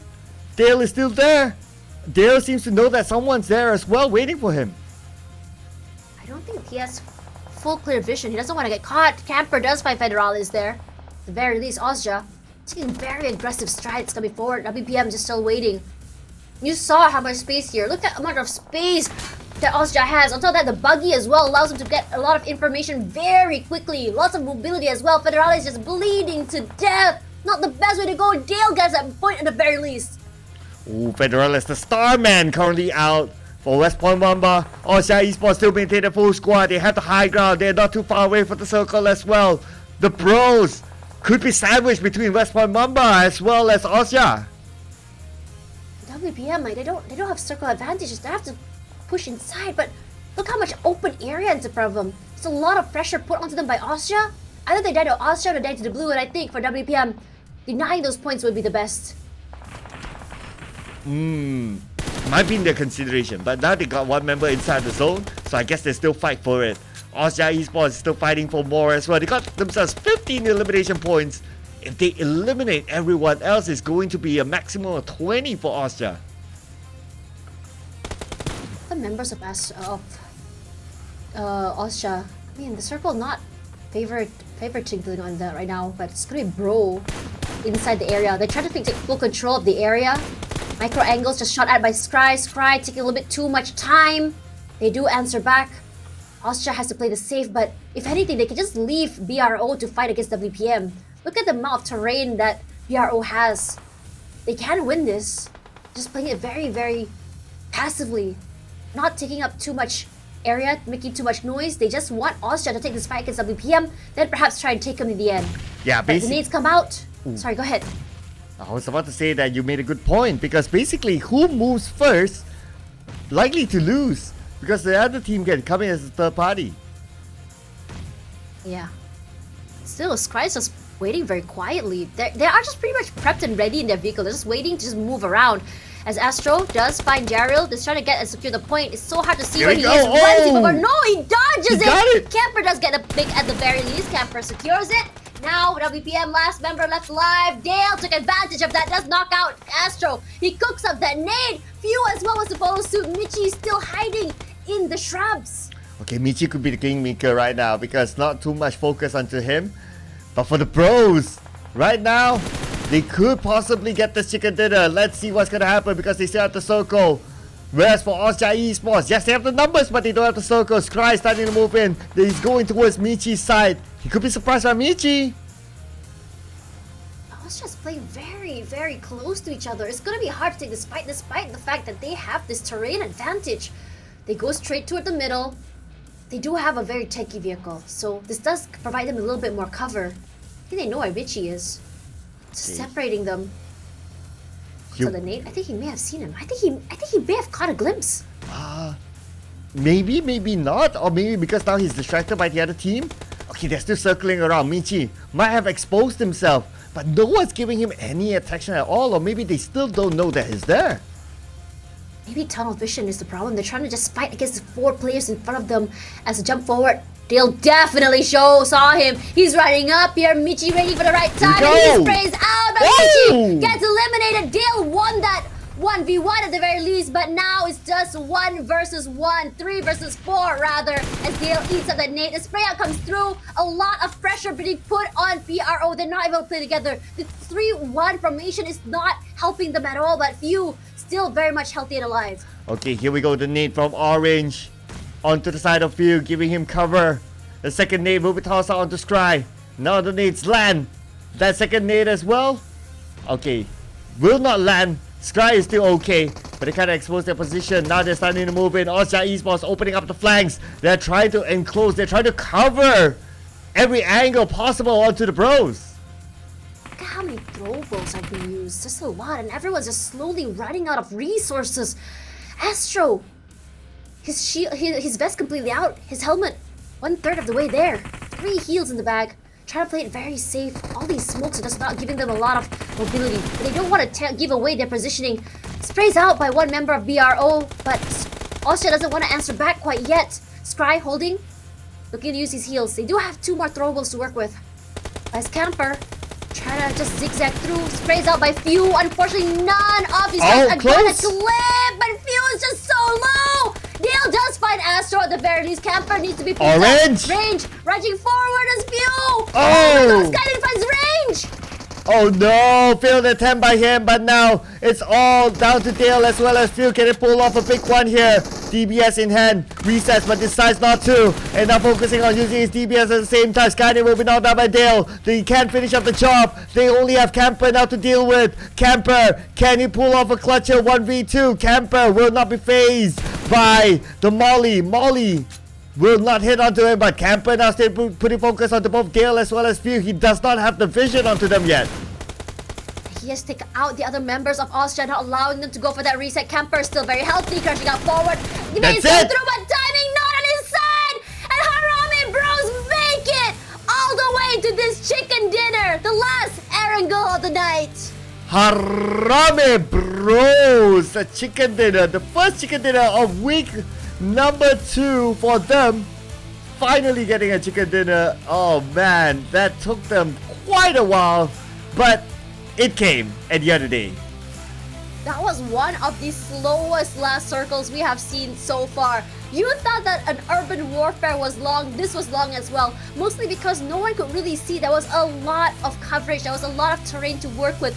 And a lot of them that throwables as well. It was just battle of picks left and right. It wasn't really a 4-on-4. Honestly, I was a little bit disappointed that Austria didn't try to use their, I would say, their strength in numbers to rush forward. But it is what it is because they didn't have the high ground advantage. Right, now we gotta give it to Dale as the MVP. 7 eliminations from this dude. 840 damage, meaning that whoever he shoots, whoever he gets, that's about that average. Regardless, I think that's one of their best performances. But yet, the Harami Bro today is just really playing out of their minds. We saw a lot of situations, a lot of step-ups, a lot of a very aggressive moments, survivability as well, doing so good. But the teams to watch will still be Austria, BRO, APG, and WPM. Honestly, I'm surprised about WPM because we thought that they were not in the winning conditions. They didn't have the best winning conditions, but they managed to take a bad situation and turn it into a good one. They even came up on top against FCON, who had not only strength in numbers, but also a compound. Yeah, I guess it's also because I guess it's also because they got a good amount of eliminations, and that's thanks to that compound that they held for the longest time. I think it was Michi who held that front line of the compound. So when the exit frags came, he took advantage, so that kind of shoot them up in terms of the overall score. Regardless, I mean, in this situation, this sort of rare circles does really favor teams who are, I would say not really up there. And the reason why is because it's so unpredictable. A lot of teams are sort of lost on how exactly to approach these circles. And when other teams do not really understand what to do, you're left in sort of like this PUBG match where a lot of set plays might not work, your rotations might not work. So you're left in this situation where you're kind of like just groping around in the dark. But ERO, they made it so well. They don't have the man advantage. They were like 3 versus 4, but they still played together. And isolation and catching a member, just Astro X off guard, gave them all the space in the world to work with. And congratulations to them. But regardless whether Austria got the chicken dinner or not, 23 points in the bag is what they gotta get, because 7 eliminations, that's pretty freaking high. Well, look at this. APG, no rank points at all, but 13 eliminations. Push them up to number 3, the 3rd highest team of points in this round. I mean, they gotta be impressed with that. But the fight for survival now. CFU got 4 points, and the rest of them lesser than CFU. But let's review the overall charts. I think that will give us a better picture, as Enigma now is the only team without a chicken dinner in page 1. I think what's really interesting is the amount of points between each number 1, 2, 3 and all that is quite a big, not the biggest, but it's still big enough where you really need to perform in each map in order to catch up. So we might not be seeing a lot of shift on number 1 to 8, but this is where things get interesting, because the point disparity here between TGOA as well as MQN is 1 point differential here, and then you have like that I would say 11 points still between FV and TGOA, and then number 15 and also number 16 is only 1 point. Yeah, I'm making the calculation. So FV 15 points with CFU. That is almost a round's worth. Magna 16 points. Ooh, and okay, FV only has 1 more game to go. So that next game needs to be huge, and CFU needs to create enough space for them to have an insurance policy over Magna, because Magna has 2 games in hand. It's true. MQN, they need to come back on top. They need to find a way to come back into the game here, because just now we thought it would be their game, and we start to see the momentum coming through. They want to play aggressive, they want to steamroll forward, they want to get eliminations, but they're not able to. They weren't able to make that vision or the idea stick. They are picked up way too early. Regardless, Myanmar performers, these are going to be our last 2 maps for this league. GE, WPM, and Austria, as well as KE are the teams to look out for. I'm surprised at KE's performance today, because it feels like they weren't able to really get whatever strat they have going. Yeah, it feels like KE is having an off day. In other words, it's not like the KE that we've seen like yesterday or the day before. So, yeah, but anyway, they're okay onto the next round. So it's a matter of like collecting as many points as possible, and if they don't, then oh well. Still catch up in the grand finals. Yeah, catch up in the finals. Exactly. I think the most points you can get anyways is like, if say you got like, what's the point for first place? I think it was 10. Was it 10 or 20? I don't remember. But you know, I would say that it is very much doable. So I want 2 points, 2 maps worth perhaps with a chicken dinner. So looking at these matches today, Game Lab, YG and Harame Bro. Honestly, Game Lab and Harame Bro were the biggest surprises for us today. I'm wondering what surprises await us in Myanmar. Yeah, it's nice to see like these names actually getting chicken dinner, the names that you don't see that often. The Bros, Game Lab especially, getting chicken dinner on the board. I hope for this streak to continue on as our last 2 games to see another team that we don't always see, that we don't often see, getting chicken dinner. So that'll be nice, at least, right? At least, even though if you get eliminated, if you get eliminated, you still have a poster to like, you know, screenshot, and that becomes like your achievement for this tournament. Yeah, that's definitely it. Now, as we still have another 1 more map to go, well, 2 more maps to go coming into Myanmar, what are you predicting, Sir Cloud? I think it will be, since we're the last 2 games, I think it will be very aggressive as well. I think we will also see the same trend of like 6, by this time the 6th circle, we're already like left with 6 or 5 teams.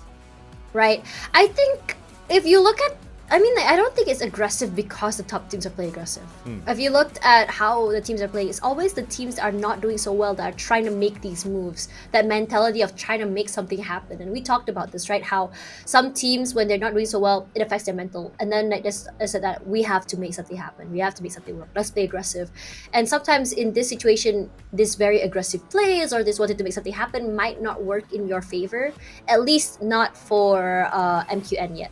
So I'm really hoping that instead of trying to play too aggressively, they start going back to what they were doing earlier in the week or toward last week, where they were able to really figure out when exactly they want to go aggressive. But again, today's circles have not necessarily been the most kindest either, so I think in any way it's just unlucky for them. Yeah, I mean, to be fair, there are two tough circles as well. One goes all the way up. And both on Erangel, right? Yeah, both at Erangel. Of course, for us as viewers, it's fun. But for the teams, it's definitely not fun. You have to travel all the way. You probably have to spend lesser time looting. You don't get the items that you really wanted.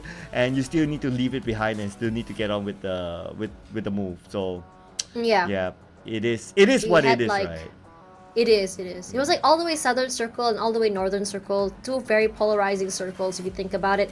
Now, when you think about these kind of rotations, I think again, what Circle said, like they weren't able to have time to loot, and I agree because you have to spend more time. I think a lot of the teams, like if I talk to them, what's your priority honestly when you drop down? Is it the weapons or is it the vehicles? They said they prioritize vehicles more than the weapons itself. So a lot of teams, what they do is they do that 3-1 formation you see early is mostly because they have one player to look around for more vehicles for them, mark it down, as the other members would go for that loot. So that's exactly what's going on here. But coming into these kind of circles, you don't have a lot of time. So a lot of teams just kind of like drop down wherever.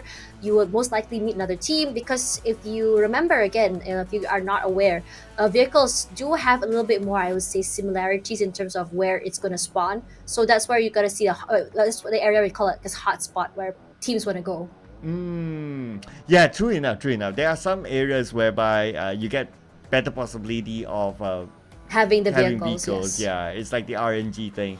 And I think for the players right now, they definitely know like, okay, here is there's that. That's why sometimes when they parachute down and they go into like, it seems like no man's land, but actually they kind of know that this area has a better vehicle spawn, and that's why they like kind of go there. But because like there are times where a few players actually have the same mindset of going to that one vehicle, so that's where we see early eliminations.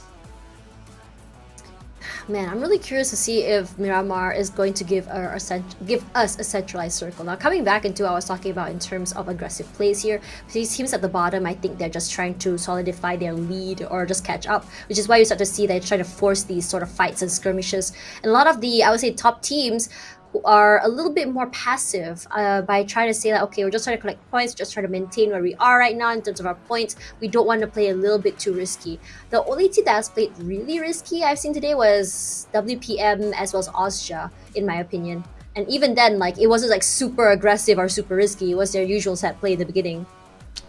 Yeah, I think, okay, the only top team that survived towards the end was Austria Esports. Yeah, the rest of them like okay, we don't get to see much of Sin. By the time we know it's like, oh, they're out. Okay, so what happened? They didn't even have elimination points, which is very surprising to me because usually these teams, even if they were knocked out early, they would have 1 to 2 points. They didn't have that.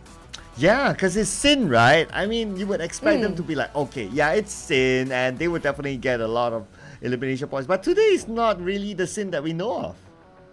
I don't think it's about that. I think it's more of just like them not being able to survive. I would say it is a brutal circle again. And usually I think we would see Sin being able to get into the circle early. I think that is one of like the, I would say, the advantages that Sin is looking for. That positioning very, very early, getting into the best spot early. I think that's the reason why it really launches them up forward in terms of rank points as well as eliminations. But at the same time, they weren't able to do that strat.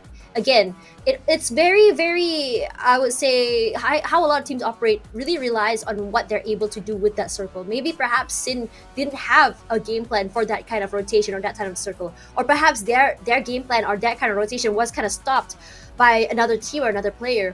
I mean, again, we can talk about like, you know, how teams have practiced for every single circle because they have played thousands and thousands of scrims. But again, it's when you have 2 RNG possibilities in the game. Number 1, okay, 3 lah. Number 1, you have the flight path. Number 2, you have the circle. Number 3, the, I would say, item, weapon, or even vehicle spawn. It does make it a little bit harder for you to really figure out or plan your entire route. Yeah, that's true, right? So because of that, there are so many possibilities in PUBG Mobile. On top of that, it's like a 360 map, right? It's like so big, and it's not like... It's very large map. It's large. It's not like you just look at one direction. It's like, okay, your enemies will be in front of you and nowhere else, right? So that's why it's a little bit different though. So yeah. So I guess that's one of there's so many factors that really affect PUBG Mobile, and despite it not like being a game that you have abilities and all that really mix into the whole thing, right? But because of all those RNGs, it makes teams really need to find ways to overcome it. Yeah, I think in a way, I mean, like, you know, sometimes when you have a team like, oh, okay, our set play is to rush into a building with our vehicle and then immediately jump out. And then sometimes you see like, okay, these teams don't have enough vehicles. So then you see situations where because everyone is just in like maybe 2 vehicles, they're able to just immediately wipe out half of the team just like that because they have like the better angle. So again, it is still RNG. There are still constants, like say how a player plays, their ability to deal with the bullet drop, as well as their aim, their recoil. Teams who are able to play with multiple weapons. I think in this situation, when you're able to play with multiple weapons or even adapt to so many different metas, it does make you a constant in the game. But at least, you know, there are 3 things that are not in my power.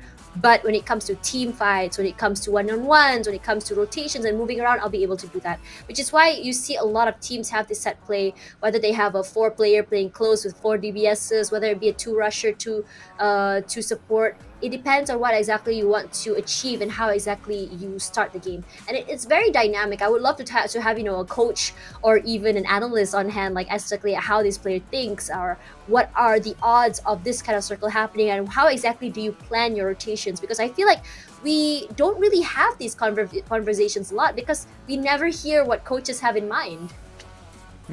And yeah, that's where we need interviews back. Hopefully we get that in the future, right? Yeah. Like even like one interview at the end of the day, that'll be good enough.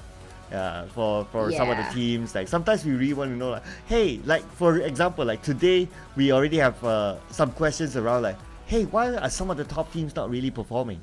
Like Sin, for example, why are they not like the Sin that we used to see them? Why is GE not like the GE of last week? It would be nice to kind of pick their brains, you know, because we have all these questions that we cannot answer. We can only theorize, but the only people who can answer are the people who are there together with the team. Yeah, and I'm curious as to know, like, if being toward the end of the league changes the way they play. What's the mindset like? When do you know when exactly to use your forbidden or secret, you know, strats? How exactly are these strats made? Is it very obvious in game how it's done? Because again, a VOD review for PUBG Mobile might be very different to a bunch of other games as well. It's not very directly straight to the point because there's so many different styles of play coming through as well. And you know, I mean, like, and I think this also, you know, shows in different regions as well because it just changes the tempo. Like, what determines the tempo of the game? Is it going to be the circle? Is it going to be the teams rotating? Is it going to be how aggressive teams are? When do you guys realize or decide when you guys want to play aggressive? When is the time you decide that you want to hit a team? How do you know, or how do you suspect which team is going to be in this checkpoint? Is also another thing that I would love to see. And based on experience, is that even if we want to do VOD reviews, right? So VOD reviews, they'll be like, okay, that's this circle. How does someone play it, and how would you want to play it, and so on and so forth, right? Yes, you can talk as much as you want about that one scenario, but like what you say, right? That is that circle. But when you play, there are a million other circles that can happen. So like, how do you like, we didn't practice this circle? Because it's not like you can be in control of like, okay, I want to practice this circle. You can't really do that. It's all like based on it's based on the RNG of what kind of circle you get. At most is that if you open up a lobby and then you go in and then you're like, okay, whatever circle it is, you just disregard it. You just imagine that circle and then like, okay, we try to you can do that? Yeah, I mean, like, you just kind of like simulate in your head, right? Like, okay, this kind of circle, how will you want to position yourself? And that's probably the best. I think that, you know, it would be really good if, you know, one day we could see a simulator, a PUBG mobile simulator where you can create a circle. Wow. That would be kind of dope because I feel like it would really change the way players play, the way players approach a game or a rotation or even a fight. That would be very interesting. Like, for say that you guys are going to scrim and you have one person controlling the circle. That would be very interesting. Wow. Okay. I think that's big brain, Tash. Wow. Yeah. Right. That's really good. And you have that inside of like in the same game. And it's not like, okay, you draw the circle and then you theorize it. No, it's like you get to choose the circle in the game, and then it becomes like that. And then you actually practice it, like practically. It's literally a simulator. It's a drill, you know? And I think it will be very interesting to see how exactly the change would evolve, or how exactly the players would evolve in terms of having this simulator. I mean, I think I talked to a lot of players about, you know, about drills, how some of them just, you know, go into game, practice how to throw their nades properly, practice their recoil. And I think it's very interesting how they approach that as well. Because sometimes, you know, we see this, I would say, blind ups per se, like someone just now we saw someone just kind of bouncing a nade on the ground, so it just moved forward a little bit, which is very interesting how they do that. Yeah, it's like you kind of find those angles, right? Yeah, you never really realize it's there. I would get kind of surprised, like, you know, sometimes I see like, why is that player looking into this particular angle?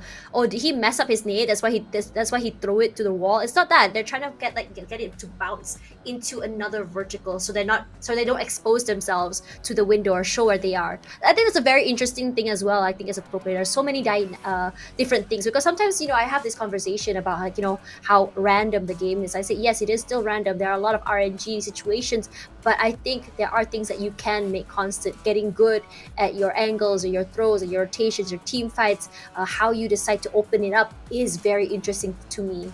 Yeah, hashtag get good, guys. In other words, hashtag get good. But it's true. Like that, if like you feel stressed because you're not performing in your game, you'll be like, why am I always eliminated early? Why can't I get frags? Well, I guess the great words of somebody would say that, well, you just need to get good. So practice. Yeah. Like, don't blame anything else. Don't blame like, oh, the circle is not kind, or my enemies have their favorite weapons. No.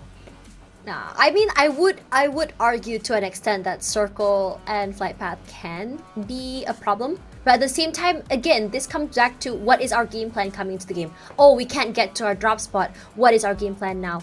Oh, we didn't get a vehicle. What's our game plan now? That's why you start seeing some teams, like, you know, they don't usually play aggressive, but then you start to see them play aggressive and then dying out early. It's because they understand that they cannot get to the circle. So what is their solution to that? To counteract going out early, play aggressive, get those extra points. Maybe you see another team not surviving very much alive. They still want players still surviving maybe till 6th, 7th place. That is the counteract for them, to get some placement points at the very least. And I like this idea that you have so many different ways and approaches of getting that consistency or points. Because again, it is a league. We rarely ever have short leagues. If anything, maybe SEA Games will have like 3 days. I think 3 days is the shortest I've ever seen so far. Yeah, now that you kept talking about like the simulator, right? If it really happens in game, you guys know where it came from. It came from this. It came from this stream. You know, just putting it out there, right? Like, right. Like we always talk about. Like, let's talk about Choo Choo. It's like, oh, whenever we talk like this, we always come up with ideas. You know what? It would be nice to do that. It would be nice to have that. It would be nice to have that kind of skin and whatnot. And we always put a disclaimer. It's like, if you see that skin or you see that feature inside the game, you know where it came from. So just put it out there. We're big brain people here. Yeah, big brain people talking. I think because we play so much of the game already, we kind of understand, like, you know, what it feels like to kind of like go through these things. I think, again, as, you know, players, I mean, some of them, like, we did talk about like how some players, I think some people like, oh, it's so lucky for you to become, you know, a pro player. You got paid to play your game. And I think like for some of these players, right, they love PUBG Mobile. They're so good at it. But sometimes when you are training in the game so much, you do so many of these drills, it can kind of turn your favorite thing into a chore. And, you know, that's why becoming a pro player, as I said before, is not easy. It's very, very hard. It's a lot of hard work. I see pro players sometimes, they usually I noticed right before bedtime, I would kind of like go into, you know, these pro player streams, and this is the most interesting thing. You realize that their scrims happen in the middle of the nights when everyone is free. Regardless, that is done. Tash and Sir Cloud's podcast ended because we are gonna go into our map, Myanmar.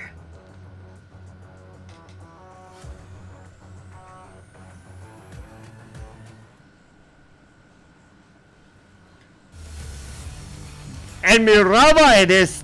Now we're at the second last game.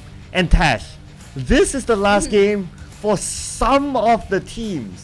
Okay, I gotta just look through, right? Like, which teams again will be the last game here. So this round is going to be... Hang on a second, hang on, guys. Okay, hanging on. Okay, so it's A, B, D, E. So C is not playing. So this, and the next one is B. Okay, this is the last round for Group B. So Group B is West Point Mamba, APG, Here We Go Again, and CFU. The last round for them. And especially CFU is in this. You're gonna see a very different CFU. I'm keeping my eye up on them. Now, Ravenwood, we know they might not make it. I'm curious to see what they make of this round. What are they planning on doing? Are they gonna be the nuisance? Are they gonna try to get elimination points? Are they gonna surprise us with chicken dinner just by a surprise? We were good all along. You guys just didn't know. Wow, that'll be a pleasant surprise. I mean, at the end of the day, Right, that'll be a really nice surprise. I'll be so proud. I'll be so happy. That's why if only Baby put off the clutch, right, that'll be an amazing moment. That'll be so clippable. It is so clippable. And coming up toward the northern side here, toward El Pozo, is where the circle is going to be. So a lot of rotations from the southern side I can already see. And I think MQNB all the way up north there already means that they can just leave one person on the area, make sure they can hold on to the terrain, quickly loot and then hold on. Because I think that terrain can give them a lot of value in terms of picks. Yeah, absolutely. So whatever high ground there is in this map, if you have the first advantage, if you're close by with it, make a quick loot and straight go up to the high ground, hold that. Because high grounds inside Miraba is just like my nasi lemak for lunch. Wow, your nasi lemak for lunch, huh? Yeah! Tak bojo. Somebody owes me ice cream. It's true. I do owe him ice cream. Thank you. Regardless. Regardless, as we play into this area, Ozja, they have really solidified their lead. I think it really shows that they really wanted to hold on to that top spot. And we saw them just completely going all out, getting as many picks as they can. They took full advantage of that. And now with GE, what is this, 20, almost 30 points ahead. I don't think GE can top this. It's going to be very rough. Okay, the fact that GE and Ozja, they are still playing the next round. So both of these teams, they have 2 more rounds to go. So it's still possible for GE to overtake Ozja. And okay, if GE overtakes Ozja Esports, meaning that they will have maximum points. Right. Maximum bonus points. That is a total of 40. That means they get full bonus. Correct. If they do top off Ozja. Because they got first place early. But if Ozja gets number 1, so they got 17 last week, so it's 37 for them. Yeah, but for Ravenwood, finding a mass early is a big advantage for them. And they're just staying away from these open areas. They don't want to risk getting caught out. I think they really want to be able to show their best or put their best foot forward. Now, Wat Jong gonna end a mass WPM. Not the best situation for them because they seem to thrive as a 4 toward the end. Michi puts in pressure, but no answers back. Yeah, trying to get a revenge at Wak Jong, but Wak Jong's hurt. But it should be alright. I don't think Westbound Mamba, they'll be a big threat for now, considering that they're still spread out. So even if they want to crash in, like, they need to get together before they go in. By the time, it'll be too late. Yeah, and there's the MQN, the team that a lot of our eyes are looking at. 67.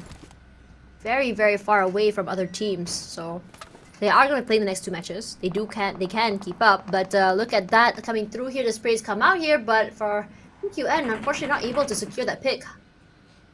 But they happen to bump into Sin. So today Sin has been having kind of like an off day. But that doesn't mean that they're still not capable of getting elimination. So you still need to be aware. But Sin seems to be still at the looting phase when the circle is closing. So Magda, they have the weapons in hand. But they don't have the manpower yet. They have Boy on the other side. There's Labo on one side. Not too sure where the rest are at. I think they're just taking their time now. Oh, here they are. Cavalry is here. I think MQN wants to take this fight. And I think because they want to be able to maximize this next 2 rounds. But personally for me, I don't think they should be taking these fights too early. Here we go. Shots are out. Ooh, immediately Boy showing me that I am wrong. Finds Moy, lobbies him. 1 point in the bag. Really hoping that they're able to survive this one. By keeping Sin separated, they can put this into a value move. Because in my opinion, Sin thrives well when they're able to play together. That's why we're seeing a 1-1-2 sort of formation by them. But this time around, one of them been picked off. And the rest of Magda, they try to take advantage because they know that they can still catch up. FV is alone. CFU. Okay. FV alone. Yeah, the rest of them are on the other building. So there's a DBS coming in his way as well. Door open. He's actually okay. He's actually on the other building. So he has a little bit of time. Boy wants to spot out Holly Lanju here. I don't think he's noticed him quite yet, but he does spot out the open door. Regardless, FV with the DBS finds Mal. They need to be able to stop him, but Boy does find him in the end. Immediately just gonna lobby him, I think. Goes for that reset as Yura rushing up forward to spray some out. Holly Lanju running for his life as Claire gets knocked down. MQN want to take them. Not alive. Dead, not alive. Claire gonna be surrounded on all fronts, and Holy Lanju will be running with his tail between his legs. Okay, he should be on the clear now. He stole MQN's vehicle. Oh yeah, he stole one of them. Talk about Grand Theft Auto. I love that. Love this Grand Theft Auto. As the sprays come through, they're gonna just pick up their teammate. No worries at all. Hiding on the inside. So 3 points in the bag. Not 3, only 2. Huh? Where's the other member? Oh, they haven't lobbied him yet. They were trying to use him as bait. Okay, yeah. So it's gonna be a definite 3 for them. And CFU not happy with that because it's their last game for CFU. So meaning that it's either they create a big enough gap or they have to pray for Magna not to get those points in. Let's talk about TGOA. What do you think of them this week? I think the guys of Asia this week is well, currently they're at the bottom. After that one chicken dinner, it's like they kind of went cold. It feels like pretty similar like last week if you kind of think about it. G-Lab, right? Yeah. G-Lab, yeah. I think we do see some moments where it is worth talking about, like when May W goes aggressive or when Edward 4T plays, gets these 1v1s, but I haven't really seen TGOA play as a team quite yet. It feels very, very individualistic for the team. Yeah, I think for the most part, it's always like whenever fights happen, it's like, okay, they kind of split out. And because of that, they also got punished. I mean, there's nothing wrong with splitting up and, divide and conquer sort of thing. But if you can execute it, that's fine. But if you can't, then it's hard. I think for CFU... Yeah, go ahead, sorry. Sorry, I was about to say that CFU is starting to play a little bit closer. They understand like playing together will have the value in terms of not only the set plays, but also by being able to pick up each other, right? Strength in numbers. Yeah, because of the strength in numbers, I guess their aim is still to like, okay, as long as we survive above Magna, above FV, we cool. Oh, did you see the rotations side by side by TGOA? May W is already out of his vehicle with his gun out. But haven't started quite yet, but don't know if they want to stay in the blue zone for too long. Shots out here. Very aggressive. Not sure if that's actually just clipping onto anyone. Edward 4T, we know that he loves to play the front line. He loves to go aggressive, and he opens it up onto Aaron. Immediately takes him out.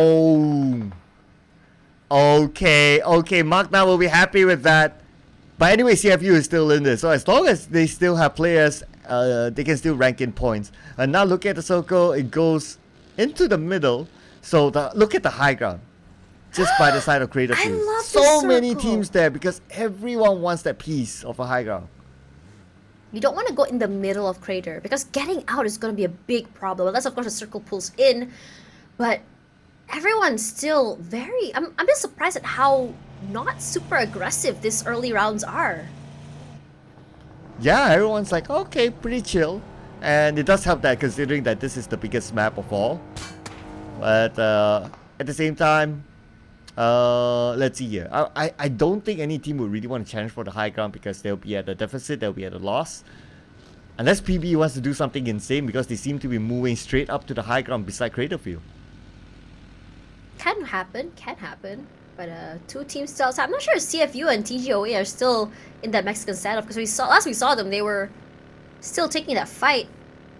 But again, this very big map, like I was really hoping for a more aggressive stance here, especially from MQN, even Ravenwood. But Ravenwood managing to get one still makes me very, very happy. But for Alls, it's already marking the other members of PBE.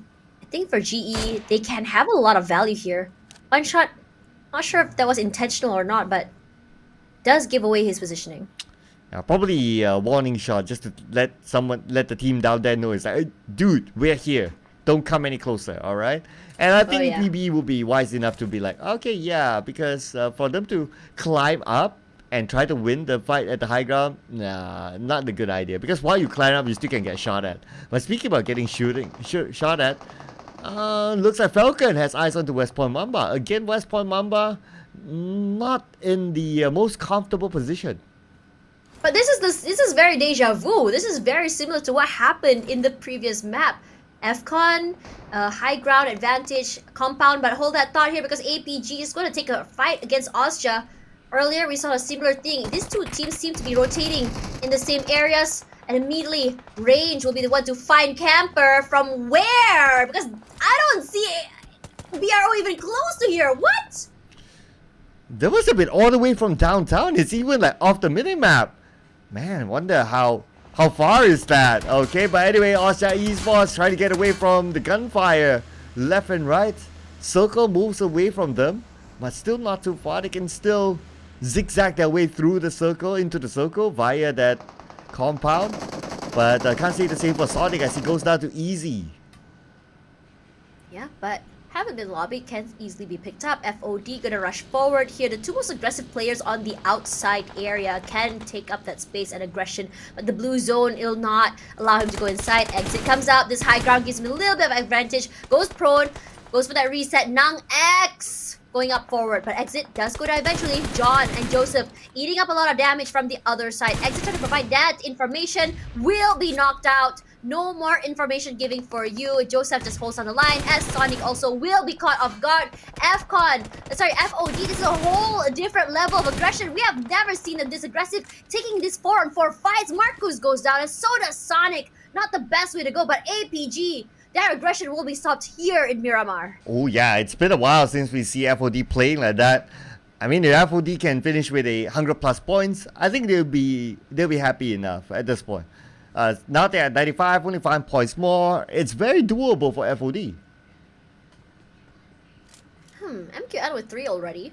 So, a pretty good start, but not as aggressive as I expected them to be. But I'm guessing that they're trying to just survive for as long as they can, understanding that they'll be able to get these picks as time goes by. It is only stage number 3, so I can sort of expect MQN might go aggressive on round number 5. Regardless, as we part this era, TGOA gonna meet up with FCON. Amura, Chile in trouble, and so is May W. Ooh, shots fired, almost taking them down. Now the circle moves slightly away from the high ground, but the high ground is still within the circle, so it's still worthwhile for teams on the high ground still to hold on to it. But for Falcon, one of them knocked down. And looks like Edward is going to finish up the job. Oh man, I was kind of hoping that he would just run him over. It's just so fun to see that. But it's a nice little sandwich situation for TGOA. And DBS just tick off hit down. But D2Y, what a menace! Does go down himself. So much pressures from so many different areas. The whole from both these teams are from so many different terrains. You can't really point out where exactly the trades and crossfires are going to be. Okay. Look at where Magna is at. Magna is in the middle of Crater Fields at the lower ground. And they're the only team there. And like what you mentioned, if the circle goes there, it's going to be worthwhile for them to be inside of it. But that's going to be SayCloud with the high ground. SayCloud shoots. SayCloud gets the knockdown to Yum, yum, yum. Whoa, I think Sir Cloud is hungry. But at least for Edward 4T can go for the pickup onto Amura Chile. There is some time.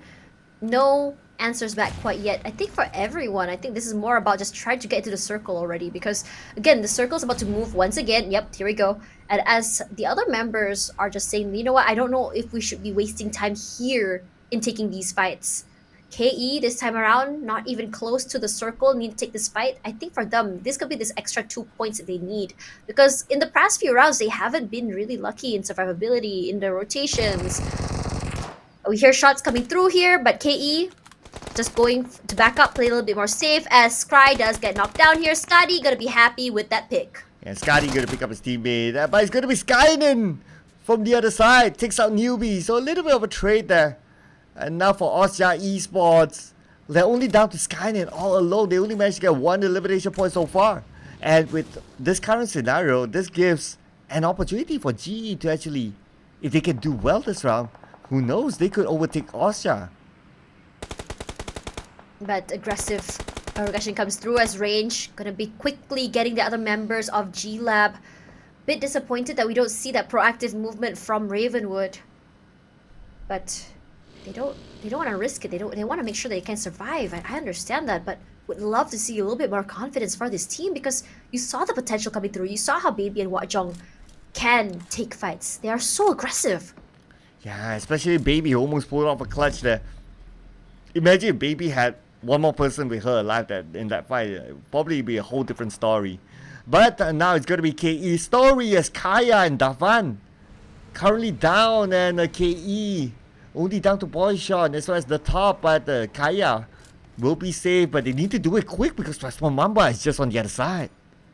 I think Westmore Mamba isn't going to push out. If anything, they are going to stop them from pushing in. KE needs to find a different way either to get to the circle or win these fights.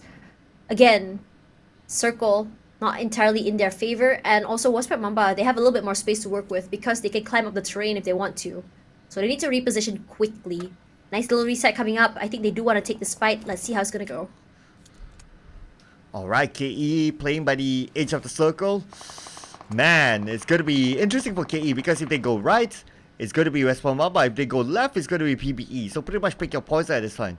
But Westmore Mamba, they seem to be moving away from the KE area. I guess they want to get back together because right now they're quite separated. And it's not like they have a full squad to really maintain this sort of big spread. Yeah, and also there's no cover either where they are. Because Ichi just blows up 2-pro. Not too sure what happened there as Kaya coming forward. I think they want to go take this fight. Kaya on the outside with Boyshon making a lot of noise with his vehicle. And we know that Boyshon has been the one to be the front line with the vehicle rushing up forward. And just hitting them in the front. Just a jump shot or maybe a DBS just take one down. It's going to be starting off there, just zoning them out with that molly and denying them some space. And nade to come through. None of them actually going to be hitting. But you see Westmore Mamba immediately answering back. But Boyshon, his eyes are on TGOA. Oh no, Boyshon, close one onto Boyshon. Woo! That was scary. But you know what's even scary? Zed for CFU knocked down. So now CFU, pretty much only one player active. But now Kaya wants to get a revenge. He's ready to pull the trigger. Now look at the circle. Will Magna have the circle next? And Magna still has the circle.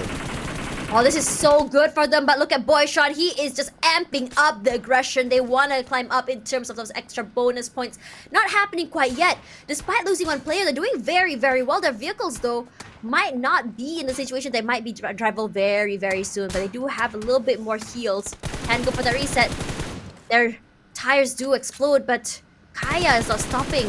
His aggressive pushes out. Kaya plans to blow out the vehicle, and thanks to his plan, knocking down Amura Chili, and now on to Edward. That is it for the guys of Asia, eliminated. And now we move over to FOD. FOD now being pressured by the pros. But the top knockdown as well. A lot of fights happening everywhere across the map. And MM is interested to try to take that long range. Just so many small fights happening from so many different areas as MM, unfortunately, Baby, this time around will be the opening, knocks one down. That was a nasty headshot that got onto him. FOD trying to find a way into the circle. This high ground, they need to go down the terrain. If they were to go down, I think MQN would not have a problem getting these picks as they move toward the area where they are. Ooh, okay. Right now, it's all about the terrain play, right? Like who can take advantage of the terrain. Because the terrain is really rough. Oh god, Kimmy eliminated. Alright, so now just look at, from our view, we can like see like pretty much a lot of these players. But from their view, it's like, this terrain is just so annoying. Yeah. I hate it. I think one of the worst things ever is knowing that you can get a clear shot, but you have to climb up the terrain, and if your head pops up, your head just gets blown. It's so annoying to deal with, but it's going to be running up forward here as FOD. I'm surprised. This is a very risky move out in the open here for Joseph, and he still does it. And because he understands that the bros are probably in the middle of that heal. But Baby does fight MM, picks him off, range, also blown to smithereens. One more player for BRO to worry about. Two, actually. They're in the blue zone. Wow, nice tapping there from Joseph through the... what do we want to call it? Through the smoke and even like that sort of structure, and he still managed to land the shots. Between these structures. Yeah, between that structure. Yeah. It's alright. I'm your dictionary for today. But the long range scope. They didn't notice the other members of Ravenwood there. But Ajongas go down. Oh, so unfortunate. Would love to see them survive a little bit longer. Let's go for a reset. But FOD this time around, this is one of their most eliminations I've seen, at least for today. 5 already in the bag. Might be able to launch them forward a little bit more, securing their spot in the grand finals. As Few on a motorcycle, that is risky. He wants to take up space, and he's just running for his life. Dale tries to put in the damage, putting some pressure, letting his teammate get away. Does he win it? The question is, no, he doesn't. The high ground, a little bit too much for Dale to deal with, and Dale immediately lobbied. Few inside, saying, Few, I made it. Ooh, just like that. Okay. But okay, now Magna, GE, just next to each other. But no one's really crashing into Magna's compound just yet. So Magna still has a good one. But the circle's still famous. Magna, stage 5 circle. They got the blessing of it. Hashtag rigged. Hashtag where did you buy your circle? Or as they say in Malaysia, which online shop did you buy it from? Wow. I would want to go and buy one. But anyway, but really good one there. Now that the fact that they have the circle, they have a compound, they're in the middle of it, and a lot of teams may not be focusing on this compound because they need to clear the left and right. So this is a big advantage towards Magna. But they are also hoping for CFU to get eliminated. So far, CFU still has that one player that's still alive. We have no clue where he is. Would love to see where he's positioned himself. Do you see him? He's way up north. Oh, there it is, all the way up north. So I think getting into the circle should be a problem because there's no terrain in front of him. The only terrain there is going to be WPM. I think WPM does know where he is. Holy Lanju as well, look at him, all alone there. He's trying to just slowly prone his way to the circle to the blue, but hold that thought because PBE now in trouble. They're on the lower side of the terrain. He's going to cook up this nade. Monboy throws it. Don't think it's going to clip. No, it doesn't. Oh, wait a second. Oh, CFU's out. Support is out. Okay, I believe no points for them in this round because he got eliminated at number 10. So 0 points. That is it for them. Now they have to pray that Magna or FV does not catch up onto them. Might be a tall order because Magna still 4 players alive, 3 picks in the bag. Holy Lanju still trying to survive. Cool, does find Pio on the one side, but Holy Lanju gets spotted out, immediately taken out by WPM. Quick to steal the kill away from FOD. That must be very frustrating for them as HWG now in trouble. They do have a terrain to work with, but they are taking too much damage. Joseph, they answer back. What an angle they're playing with. Okay, here we go right now as here we go. The nade will be tossed onto the side of FOD. FOD now at the lower ground. Yahiko tosses the first nade. It gets onto John. The second nade, will it land? Yatkai needs to be picked up. Yahiko goes to do his duty as a buddy. But whoa, he was just so quick on that. Does get one. Immediately answered back by Nang X. But Easy now, gonna be knocked down. Alpha finds him. Easy is all the way out. Alpha, ooh, that was very quick by him. Quick reaction time coming through. But he has to go, just cross over. He needs to go pick up his 2 teammates. If not, he'll be left alone. I think he's gonna leave them. Just too much pressure. Too many nades. Maybe he can go for 1 pick perhaps. Oh, okay. This is gonna be a close one. Okay, they don't know where Alpha is. So Alpha is in an off angle. They see Yahiko obviously. But FOD, they're using Yahiko as a bait to be held ransom. Alpha waiting for the clear shot. He has a UMP in hand. He has an M16 in hand. But we can see that Yahiko is still not taken out yet. Really being held hostage. He may have spotted Nang X. Look at where he's looking at. Also, the smokes do not give him a lot of value. Yahiko will be bleeding to death. They completely surround him. They do take out Yahiko. Not waiting any more time. Blue Zone just pushing in here. They were to cross at the right time. Alpha might be able to get away with 1 pick perhaps. But they're just playing too close to each other. I think it might just be a trade potential at this point. He sprays out. Unfortunately, that's not clipped. He's in trouble now. They find him. And immediately, that's the end of HWG. So we're now down to the top 6 teams. And FOD, a very different round for them. They managed to get 10 elimination points so far. But now Magna will be sieged out by GE. One of them will be taken out. That's going to be Huyura. West goes in. West goes down. For West as teammates behind him, Mal is super duper low. They need to rush in, they need to take down Mal before he resets his health. And now Mal managed to do so. Mal will be sieged down. Master Ichi will be taken down as well. Smile on the other side trying to stop the other teammate Boy from coming over to give support. Oh man, not the best situation. As you see, Boy trying to cross by and give his teammate some support. Not happening quite yet. MQN does lose one, but it's okay. Look at this pickup here by Alt. Unfortunately, no one's able to just really answer. Master Smile coming through, finally able to cross out. Boy throws out a molly. Unfortunately, does not clip onto the members of GE. Smile coming through. What a huge flank this is going to be if he can actually just cut inside. I'm not sure if he knows that he's there. Alright, Boy is the last man now. How long can he stay? Can he pull off a clutch here? But it looks like no is the answer as GE got him surrounded. So Magna is out 4 elimination points. We need to tabulate the scores later on just to see what's the gap. But let's focus on the top 5 teams. Here we go. Kaya in trouble. This is a high ground held by FOD. Full advantage in his hand. John just waiting for someone to cross into his crosshair. Doesn't just see anyone quite yet. KE, just so much pressure onto them that is so aware that behind him might be someone else. Everyone, fortunately, no one gonna shoot by him, but he does know that Federalis is close by. Now X goes around here. Federalis tries to make something happen. Not gonna happen. The low ground, a little bit too much for him to handle. Oh, that is it for West Point Mamba. But now Joseph spots out Kaya. Kaya out in the open, is pressured by the blue at the same time. He's playing with the terrain. So far, so good for him, but Boyshon is down. There won't be enough time for him to pick up his teammates. As FOD, they're rushing onto Kaya. Kaya now needs to defend his ground. Boyshon will be finished off by Nang-X. Kaya is all alone at the same time. The blue will reach Kaya. Kaya might want to consider to give himself to the blue after this. 13 for FOD, and they don't seem to be stopping. Nang-X does get knocked. Kaya doing a lot of damage. Not moving at all. All he had to do was just one peek shot. Will be revived. But look at PBE and GE. I think they're honestly the true winners at this point. They have all the man advantage in the world, but GE has a very big area to work with, but not necessarily going to be the middle of the circle as Master Smile tries to take up more space. I think for this situation, if Master Smile was able to get a nice flank onto PBE, they might be able to pull it off. But I think PBE was to come up forward as a long-range knock onto Kaya eliminates the KE. Yeah, top 3 teams now. PBE, GE as well as FOD, who will secure this chicken dinner. So far PBE with the compound in the circle. The only team that's currently not in the circle is going to be FOD. They're still up on the high ground.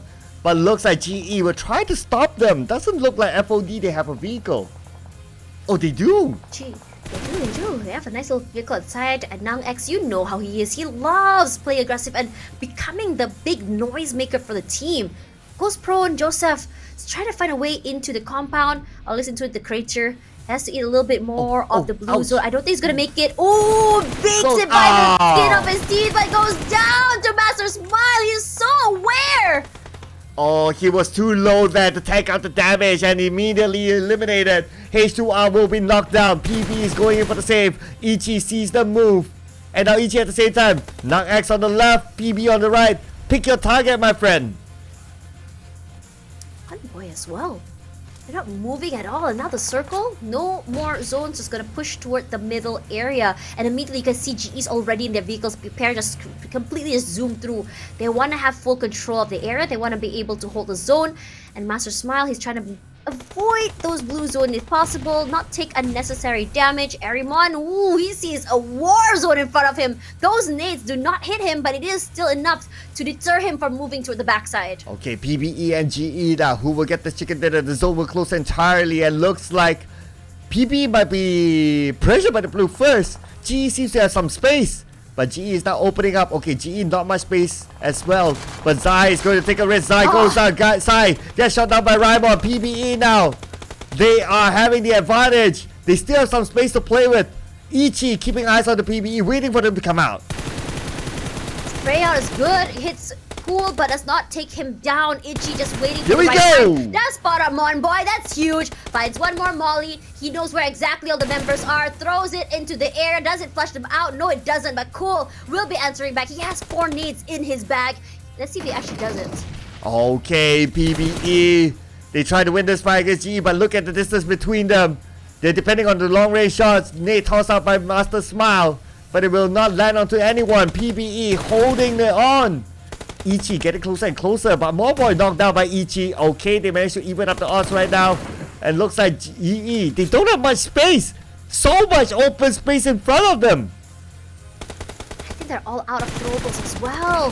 They spray out one area, but look at the damage Oh, coming not through. hitting. H2R does get one knock, and now the other members of PBE are in trouble. Ichi taking a lot of damage. The blue zone is gonna come through. Go Just in. buying time. A Oh, spray cool. comes through. Trade. Get the thing of the day. GE still get it. How on earth are they doing this? GE still managed to do it. My goodness, they hold on to that warehouse for the longest time. They played with time. They played with as much space as possible. They wait for PBE to make the first move. And despite PBE having the numbers advantage, but because of Genesis Esports and their patience, they win the chicken dinner. Honestly, it looked like PBE had all the advantage in the world, but they had to move out into the open. It's just a tiny little area that they had, and for GE, the house had a little bit more quarters. They held onto that area, and then they said 1, 2, 3, let's push out for 2 different areas. And I was a bit worried that they're going to get isolated, but they knew where exactly to go. Because the amount of sprays coming through, and because PBE had no clue who to turn to first, they were sort of separated in terms of firepower. And the sprays from Ichi was just way too good. He got 2 at once. Yeah, I really like the fact that they opened up different angles, and because of that, they kind of locked PBE. So PBE can't really focus onto one. Yes, they can, but they can't get the second one, and that's how the trade happened. And Smile, the MVP, the player that was compared before we started the show today, is now the MVP for this round. 5 eliminations with 871 damage. Man, if you have Ichi, you have Smile, your chicken dinner is served on a golden platter. I'm really curious to see how many eliminations they have, just to really see if they're able to overcome Austria. Regardless, here are the teams GE, FOD, PBE, and KE. Surprisingly, despite KE not having, I don't think KE managed to get, a lot of eliminations, but they were a top 5, I believe. Yes, they were at the top 5. So really need to see how many points they got till then. But PBE, I think, is one of their best matches till 8. While it wasn't the highest in terms for frags, but they are coming into this game with a whole different mindset. Yes, and that mindset brought them to at least a second place finish, which was pretty decent, I must say. And for PBE, their objective is just to, get a finish as high as possible so that they can get a better start doing the grand finals. And for PBE, I guess one thing that will need to be fulfilled by PBE is to be the champions of PMPL Wildcard, because the last season it was GE as the champions. But if you kind of think about it, Ash, GE with the chicken dinner, is it enough to get the number 1? I mean, coming into this, I'm not sure how many eliminations they had, but I mean, if you saw earlier, it was about almost 30-point differential. Perhaps, I mean, this isn't GE's last match, is it? Now, they got 22, so I think it does significantly lessen the gap. But Austria didn't manage to get a lot of points. They only got 1 singular point in that particular round. I think they wanted to solidify their lead, and it got a little bit too aggressive just now. Yeah, so okay. My rough calculation is that GE is still at number 2, but the gap is really small, and both teams will be playing in the last round, so there is still opportunity for either side to get the number 1 spot. But let's tabulate the numbers now. Okay, 5 points difference, and both are playing in the next round. Ooh, this is gonna be exciting. I'm really curious to see who gets the number 1 spot. Look at BRO knocking down, but it's honestly because KE just went all the way up to 4th. So it's a very interesting situation in my opinion. FOD as well. Look at them. They're all the way at 9th place. They were at second page earlier. Now MQN taking a 17th spot, and I think they're still playing next one. So I'm not sure if the guys of Asia will be playing, but if MQN does well and does come up with the chicken dinner, I think TJOA might be knocked down, but I'm not sure if it's enough points to knock out CFU. Okay, Magna 10 points difference, and FV 15 points difference. And the fact that CFU didn't have a chicken dinner, so the tiebreaker will still favor towards Magna and FV if they get the exact same points. So that is their goal. 10 for Magna, 15 for FV in the final round. That's a lot of math. Yeah. My brain I'll was just a little bit simplify. lagging. 10 for Magna, 15 Yeah. for FV. Simplified. I don't know. FV is done for today, right? Hang on. Are they? Okay, we need to check that again, okay? Very, very soon. Yeah. It's going to be A, C, D, and E after this. So, okay, before we go into the break, I just got a quick check. No, FV is still playing in the next round. Yes. It's still gonna be so very interesting. So guys, do not go anywhere. You need to know who is in the top 16. So stay tuned.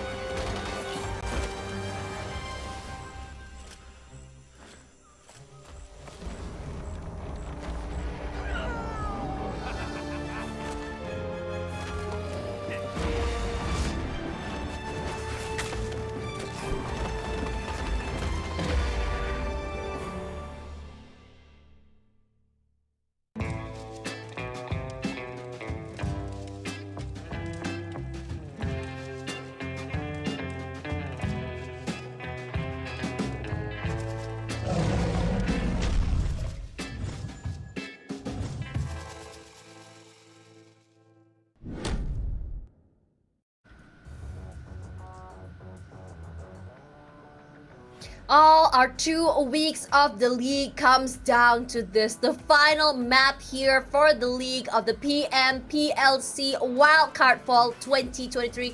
Tash Bunny here alongside Sir Cloud, your casters for today. And let us know in the comments which team do you think will get the last chicken of the day. Sir Cloud, what's your prediction? Oh man, I'm scared now. I'm scared.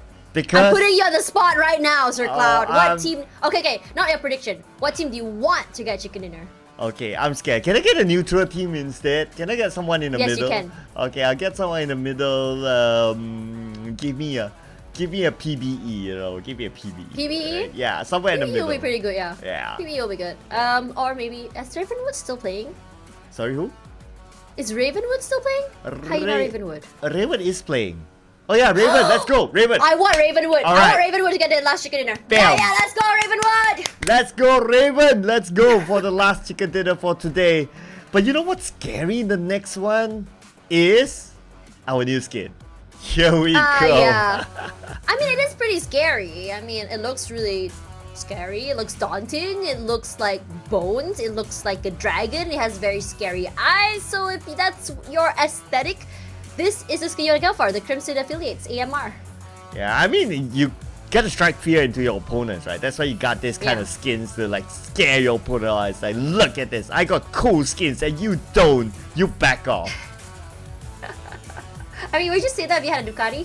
Ducati, I'll be like, hey, you wanna ride? Hey! Hey! Sounded W familiar, right? Riz! W Riz coming in from Sir Cloud. He can pick up some, maybe a new girlfriend from PUBG Mobile. Just like, you know, just drive out someone, turn on the mic and say, hey. You know who's the first You wanna person I'll ride? pick up? I'll pick you up. Nah, it's okay. But I don't want to die on a motorbike. what? I will die. I have- I'm gonna get headshotted. I just know it. I have a just reason know to I'm do gonna that, you know. No, like you will literally drive by an enemy, right? And then suddenly I'm the one who's gonna get headshotted. Just watch. I'll drive you to an ice cream store because so that you can buy me the ice cream. That's fair. That's Okay. actually fair, yeah. Let's And take you know what else is fair? This all-new RPA series. It looks so cool. Actually, I just realized the brass bovine gun. I like the brass stuff at the bottom a lot nicer. Look at that. Right? Okay, yeah, I'm admiring it. Yes. So it is worthwhile to get it, you know, especially if you play really, really often in the game. And while you play, you can actually also do those RP missions inside the new theme mode, the Dino Ground. 2-in-1. Wait, what missions? Tell me about it. You know the RP whereby you do missions, you gain points, and you level Oh, up. that yeah, one. the Royal Yes, Pass. yes, yes, Yeah, yes. that one. Yeah. Imagine how cool you would look if you have the spectral set riding a dinosaur. You'd be like a Dino Ranger. Exactly. Go, Wow. Dino Rangers. Do not DMCA us. I please. I'm begging you. Yeah, well, I know she sounds exactly like it. That's why, yeah. Just saying that you sound good. You know? Just putting it out there. But the final game, okay. ACDE, Group B. West Point Mambas done. APG's done. Here we go against done. CFU is done. So CFU will be praying that they will still go through in case FV or Magna don't perform. You know, it's really scary, right? When you're done for the night and you're like, usually if teams are done for the night, they're like, okay, that's it. We're just gonna go VOD review, we're gonna rest, gonna relax. But now you can't. Because you wanna know whether or not you made it through. It's really scary. Wait, do we get our announcement tonight? We get our announcement tonight, right? For the teams that made it through. Oh yes, we will. Yeah. We have mathematicians doing the math, right? Yes, we do. So these teams, what they'll do is that I don't think they'll be in the mood for pizza. I think they'll be like, okay, sticking their faces in front of their screens just to be sure, like, okay, did we go through? Right. Yeah. I guess it's really scary. It feels very... When you're at the bottom and you might not make it through, that's this helpless feeling. It's very, very helpless feeling because you know there's nothing more that you can do. And I think that's the scariest part for CFU here, just waiting to see. But I feel like they've already accumulated such a big lead, so they might be okay. 10 points. 10 points will determine whether they survive it or not. If Magna gets the 10 points, then Magna will push them down and Magna will go through. Yeah, again, this is based on my rough calculation, ladies and gentlemen. So just putting a disclaimer out there, you know. Yeah, he is the mathematician. There's a reason why he wears the cap. It's the thinking cap. Aha! Ding! I should get one with a light bulb on top, you know. I think that would Oh, be you pretty should. nice, You yeah. should. Oh, maybe you can have like the little Timmy hat, the one with the little propellers on top. Oh yeah, actually I kind of window shop for it. Yeah, okay. I kind of window shop for it, but I realized that most of it comes with you know, it's a mix of colors and there's green in Yeah. it, so it's like, oh, that's not broadcast friendly. Oh, you know what you can do? You could paint over it into a broadcast-friendly color. Wow, big brain Tash. Exactly. You should. I mean, you always. I know that you like to match with Choo Choo in terms of your outfits. Maybe she should get one too. And I'll get a bunny suit for you, just for No, old no, time's I'm sake. good. Thanks. Oh. We don't talk about that. You know what we're gonna be talking about? We're gonna talk about the last map here happening very, very soon. Guys in the chat, whoever the team that's still playing, please give your support. They need all the energy they can get as we fly into the final map here of the PMPL SEA Wildcard.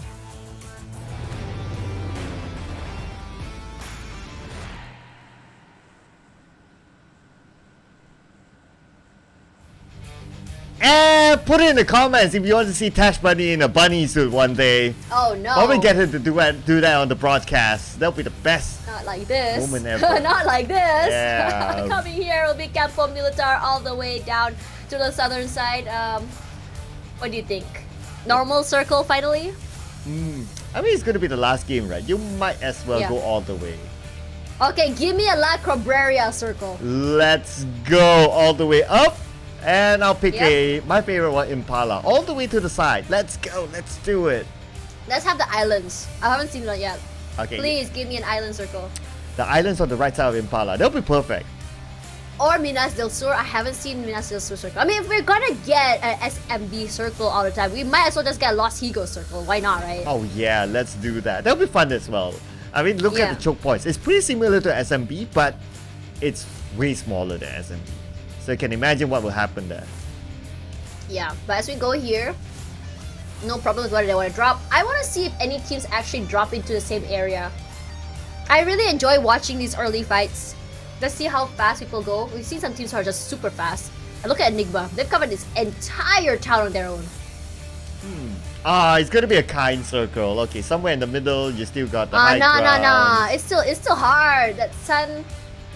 You see that little terrain there beside graveyard? That will be fun to watch. Okay, you like that one. I'll take the one I like beside the power grid. I think that's kind of okay as well, if that becomes Yeah. the final circle. But Raven, okay, this is a Just team. know.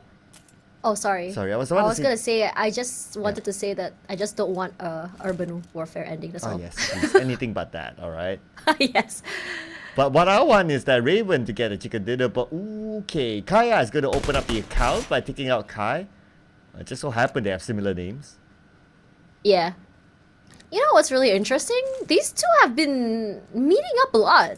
I think they've out of the 4 maps. I think they met like 2-3 times. Ah, you've been Not keeping early, track? but yeah, toward the middle to mid game, I believe. And I guess it's like a 50-50 between the both of them. It's like sometimes it's KE, sometimes it's Game Lab. And remember inside the Sun Hall, it was the two of these teams, like the final 2, something like that. Yeah, that's true. These two are just definitely, I don't know why, but they are really catching my eye today, these two teams. I think for KE, it's more of like trying to see if they are going to have that good week again, and for G-Lab as well. I guess because they have some similar recurring themes, as Baby will be coming in. Neighbors with a D2Y. Come on, Baby. Show us what you got. Show us your aggression. Lobby this man. Okay, she heard it. She heard it. I mean, not like she heard you, but she heard D2Y. 1v1. Does she know that she's there? UMP and S12K. Let's go. I don't know. I feel like a UMP might be better, no? Than CQC? I guess it's arguable. So the S12K is kind of like a shotgun, but it's not as Oh, yeah. damaging as the DBS. Oh, she's outside. Okay, here we go. Here we go. D2Y. All right. Oh, Oh, she got won!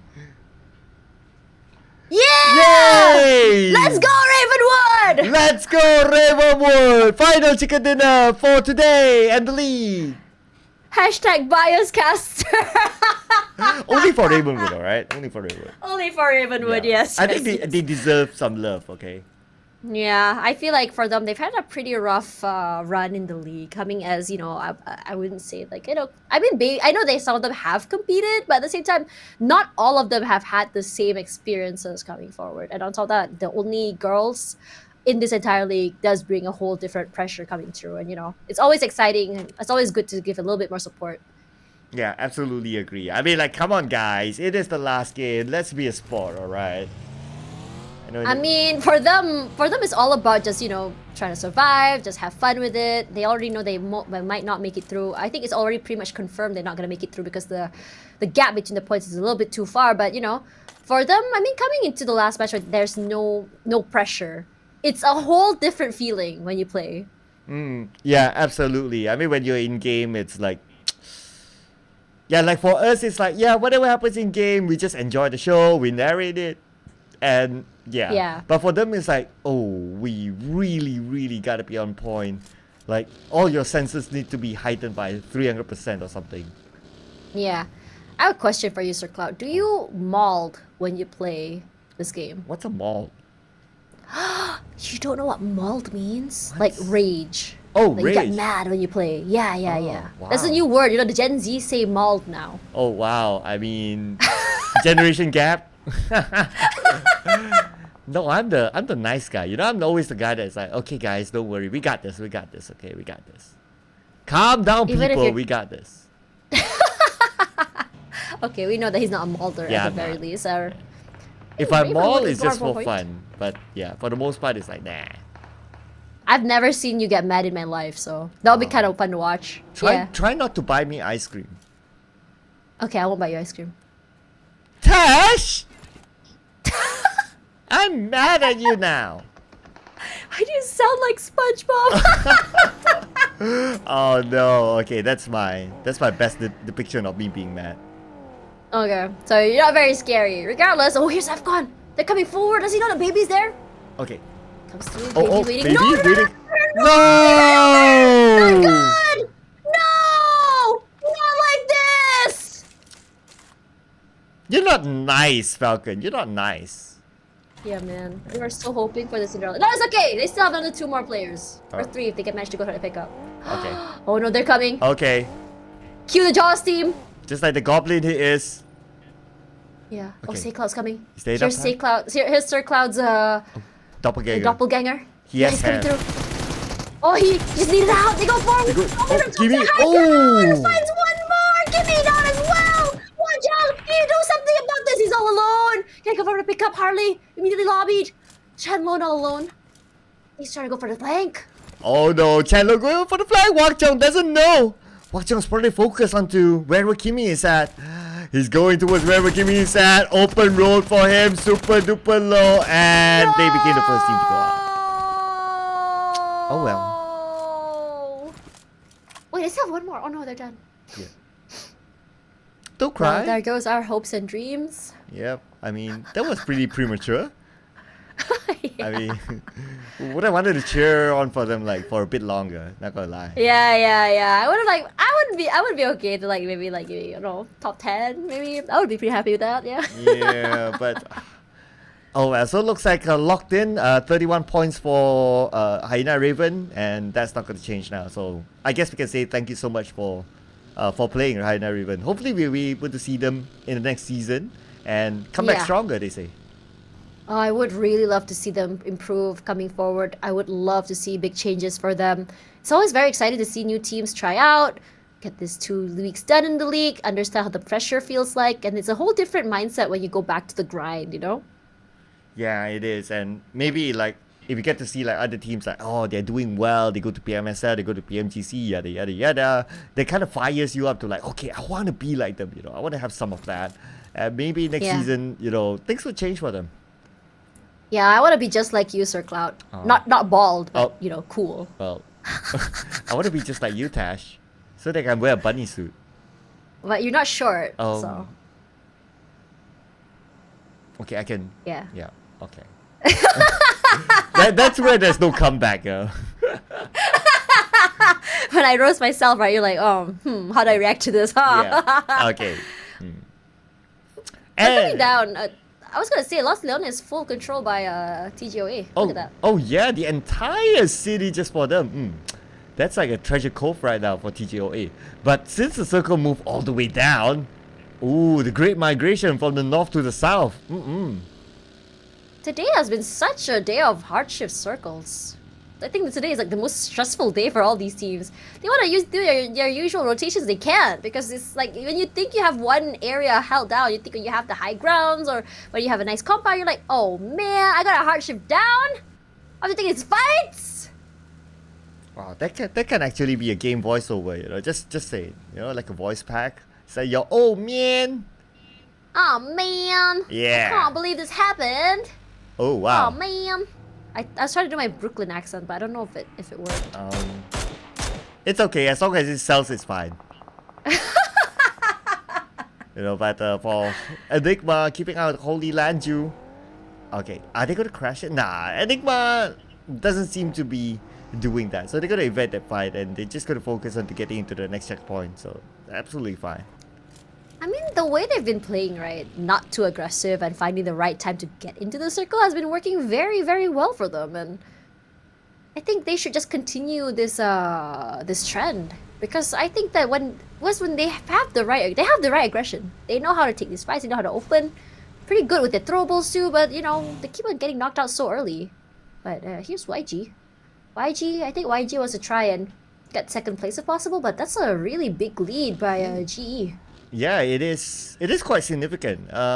Let's see here. It is like 17, and yeah, 17 kind of significant. Like you need to get a chicken dinner with decent amount of elimination points, then you'll get the second place. And even so, you gotta hope that like GE don't add to their points. And GE wants to get the number one because they're like 5 points away from Austria, so they are motivated by their own cause. Regardless for GE, you know, GE is interesting because, like, you know, I was really sure they would get top point this week. I think for them, they want to, because imagine being the team to get the full bonus points coming forward. That'll be dope. They'll be perfect. That gives them like actually, yeah, a 40-point hit start in the grand finals. Wait, that's a lot. That puts them way ahead of everyone. Absolutely. So that's why you can see like, okay, it's gonna be worth it for them because they're like 5 points away from Austria Esports. And if you kind of think about it, it's like GE's comeback like towards the end. Like during the start of the week, it's like, yeah. But they steadily rise and now they're like 5 points away. So it's like, oh, a great story for GE as well. Let's just hope that KE manages to cripple down Austria. I think if they see the names Austria knocked out in the kill feed, they will be so happy. I don't think Austria wants that to happen because Austria wants to solidify this. I think Austria was what, top 3 in the first week, I believe. So still, I mean, both of them will be placed pretty high regardless of whether or not they get that first place. You know? Yeah, it's gonna be just a few points difference, frankly speaking. So yeah, it still can be. It still can be recovered later on in the grand finals. But for Enigma... Oh, okay. Speaking about Austria. Alright. One goes down. Astro X comes in. Skynin is still alive, but I don't know about Sky though. Newbie goes down. So a little bit of a trade there. Skadi as well. But Skadi actually taken out by Davan from KE. So a little bit of a help there from afar. They got 1 point already. Scry needs to be picked up, so some smokes to come through. Gives a little bit of breathing space to the other members. But here's Enigma. They want to take this fight against Sin. Both Claire and Caps have their nades out. And immediately that nade by Spooky, beautifully done, takes one out of the way. Caps doesn't move at all. Tries to secure the kill as the other members of Enigma take up that space, just rushing out forward. Okay, Enigma onto Sin. Enigma wants to secure the elimination point. Spooky! So low. Just by the last tick of his health. But Spooky, is he still around? Okay, no visual yet. Or was he taken out? Oh, you know, he's still alive. He has to be picked out here. But the other members of Sin wants to take up space. They come through. Oh, Lanju trying to go for that Split coming out. Not able to survive, not able to pick up Spooky quite yet. Holy Lanju at the lower ground. Holy Lanju will have a lot of damage. Gets pincered from two different sides of the terrain. But joining this is also FCON on the bottom side. Have to be careful. Goblin finds Clear. Not the best situation to be in. Does have an answer back into Goblin. Goblin taken out at the very least. But we don't want to be a Sin sandwich right now. Oh, Falcon. Cloud, the only last man standing. Enigma still has the high ground against him, so I think he gotta just bail. As Kayla gets eliminated, FV gets eliminated as well. So Enigma, okay, they become the kings of the hill. This is so interesting because honestly, despite Sin being sandwiched by Enigma and FCON, FCON still lost members. They were just so unlucky. Their timing was just not so good, but you also gotta give it to Sin as well. They were so aware that they were already prepped for that oncoming onslaught from FCON. Okay, now, prep for this, right? Circle. Magna still has the circle. Just putting it out there. They have a chance. FV don't have the circle. They need to travel. Speaking about FV, DD. Gun down from afar. And that goes his hopes and dreams. So long range. Jeez.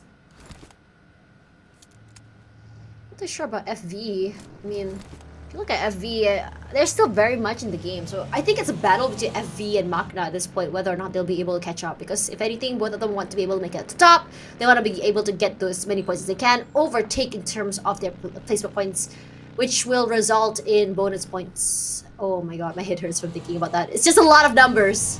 Okay, back to basics, right? So Magna needs 15. FV sorry, Magna needs 10. FV needs 50. Oh, so man. there's still so zero FV needs now. to survive. Yeah, but right now they're in the circle. They have a compound at the very least. Magna already in this. I think Magna has been prioritizing their positioning so far, but the FV not in the best place. Gets shot out by TGOA, and Austria now in trouble. BRO swarm them like vultures. Range Prime's Astro will answer back at the very least. Astro immediately gone. Camper, his car is just on fire. Pops out, tries to run away by foot. His car is exploding. I'm not sure if he can get away. Zigzagging through. There is a little bit of a terrain to work with. He has to go to the blue zone. I think he might be able to make it. Okay, he has 3 first aids. We are talking about stage 4. Oh man, where is he gonna go now? Where is Scry gonna go as well? Look at the amount of open space if he wants to try to get in. He's dancing right now. Dance, my friend, dance. Dance to the bullets. He's just trying to evade, and I'm kind of surprised that he can still evade till now. Camper, I guess this is pretty much the only place that he can be at. Yeah, we did see that MQN was able to get picked there. It's pretty huge, honestly, when you think about it. We would love to see that fight, but for now, Scry still play with the terrain. They just slowly make their way into the circle. They do have some supplies. I mean, if they want, they might be able to get a lucky nade forward, but I think he's just trying to make sure that MM doesn't flank them from the side. Ooh, yeah, so, but I don't know how they're going to survive this, you know? Like, there's so much open space. At the same time, the blue will put pressure onto them. It's definitely not looking good for Austria. But GE would like that though. But now for FV, they won't like this. So it looks like Juggy will need to pick up his teammate. Camper taken out by the zone finally. That means only 1 left for Austria. TGOA putting a lot of pressure onto FV, but so is MQN. If you saw just now, MQN was getting those picks. I think that MQN as well are in a fight. Look at the other members of MQN. Some already tagged. Really want to see which team is taking them right now, but I think MQN, they have a lot of cover. But coming back to FV here, no movement quite yet. They have to take this fight not only from the top side by TGOA, but also at the bottom side there. I think it was Austria? No, it was BRO. Oh, the bros, yeah, the bros just across them. Well, both teams at least they cross the road, so at least they don't need to manage that. I can't say the same for that one team just on the other side of the road as well, being pressured by the blue. I believe that must be Austria, if I'm not mistaken. But for Magna, okay, circle time for Magna. Magna, FV, not too far away from each other. And there's a possibility the circle will go up. Let's see here. Yes, Magna still has a circle. Oh my goodness. But they need to gatekeep Yangon Galacticos. Oh, it's gonna be a bit hard to do that. I think I'm already knocked down there. I'm not sure if FV is going to be securing that, but I think for MQN, the next point of action is not about gatekeeping, but also about moving into the circle. If you saw the terrain, it's very flat. and you want to be able to come forward. I know there are a few buildings down, but I'm already sure it's already been taken away. Range coming up here, very close, playing toward the terrain. As FV, they give up that space. I would love to see them actually contest for it, but I think that they would just rather be able to move into the circle safely instead of being in this long-standing Mexican standoff as Caps finds SayCloud. Right, here we go. So the pros managed to get into the circle. They were at the lower ground, so no other team's challenging them. Edward will be knocked down. So right now the circle is closing. I wonder who else is out in the blue, but by KE. Long range from few, putting pressure onto them instead. But now we did talk about this as Young Galacticos charge in onto Magda. Still, Boy with the huge opening onto Young Galacticos. Cute Loki comes forward. He wants to answer back. Takes up the space. Now MQN is in trouble as Bernard Boy not only takes him out, but also collects chaotic areas. They want to push up to top side. They know they are still members of MQN, but they're not even in this compound. MQN was holding 2 different compounds in a 3-1 area, so I don't think that anyone's going to be here. Look at that. The pre-fires come through. They're trying to be super safe right now, but Boy, all the way on the top side, will be eventually found and taken out. Last 2 members of MQN still around. Well, as long as there's still players in there, anything can happen. So, keeping hopes up for Magda. But for YG, they'll be happy to take more elimination points. Long range shots onto the other side. At the same time, the MM nails down Juggy. Ooh, FV. Only 1 left, I guess.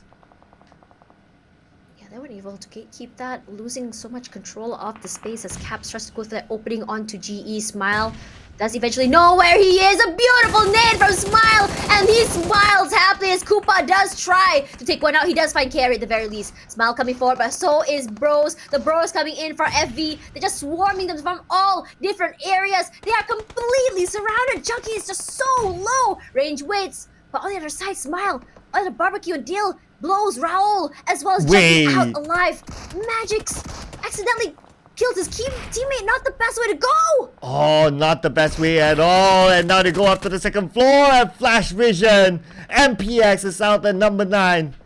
Unfortunately for them, but now for Magda, Mal is going to be the last man going up against the entire squad of Young Galacticos. 1v4. Can pull off an insane clutch here, but it looks like Magda is out as well.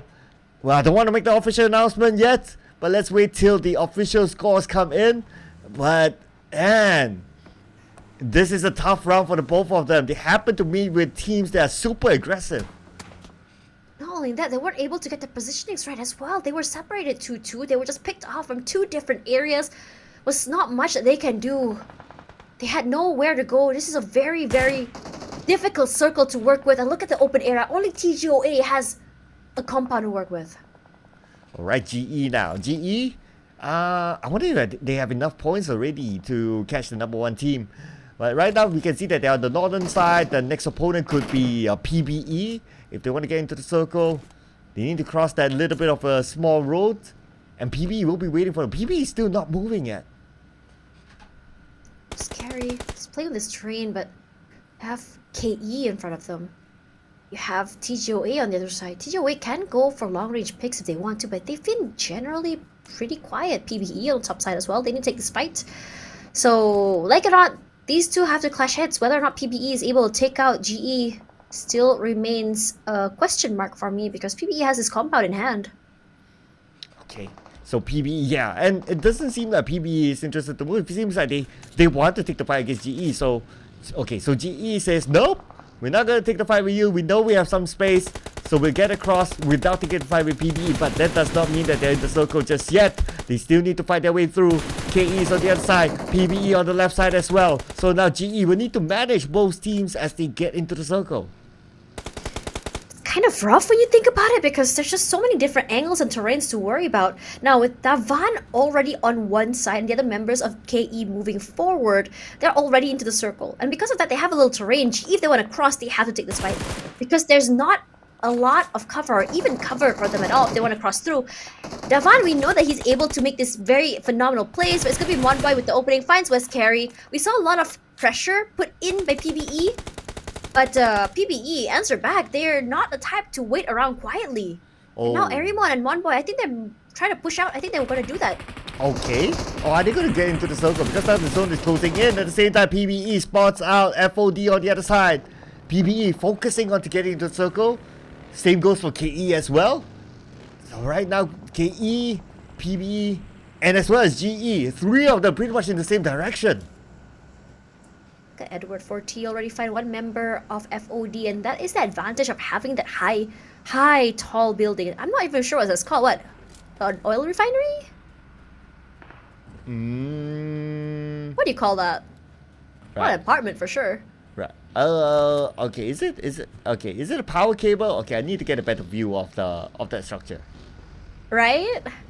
Not too sure what it is, but it is still a compound. It's still a high ground they can work with. I'm pretty sure you can get to the top if you want to, if you're able to climb up. But for PBE, I think this is one of also another good match for them. They already have 91. Gonna add another 1 point in the bag.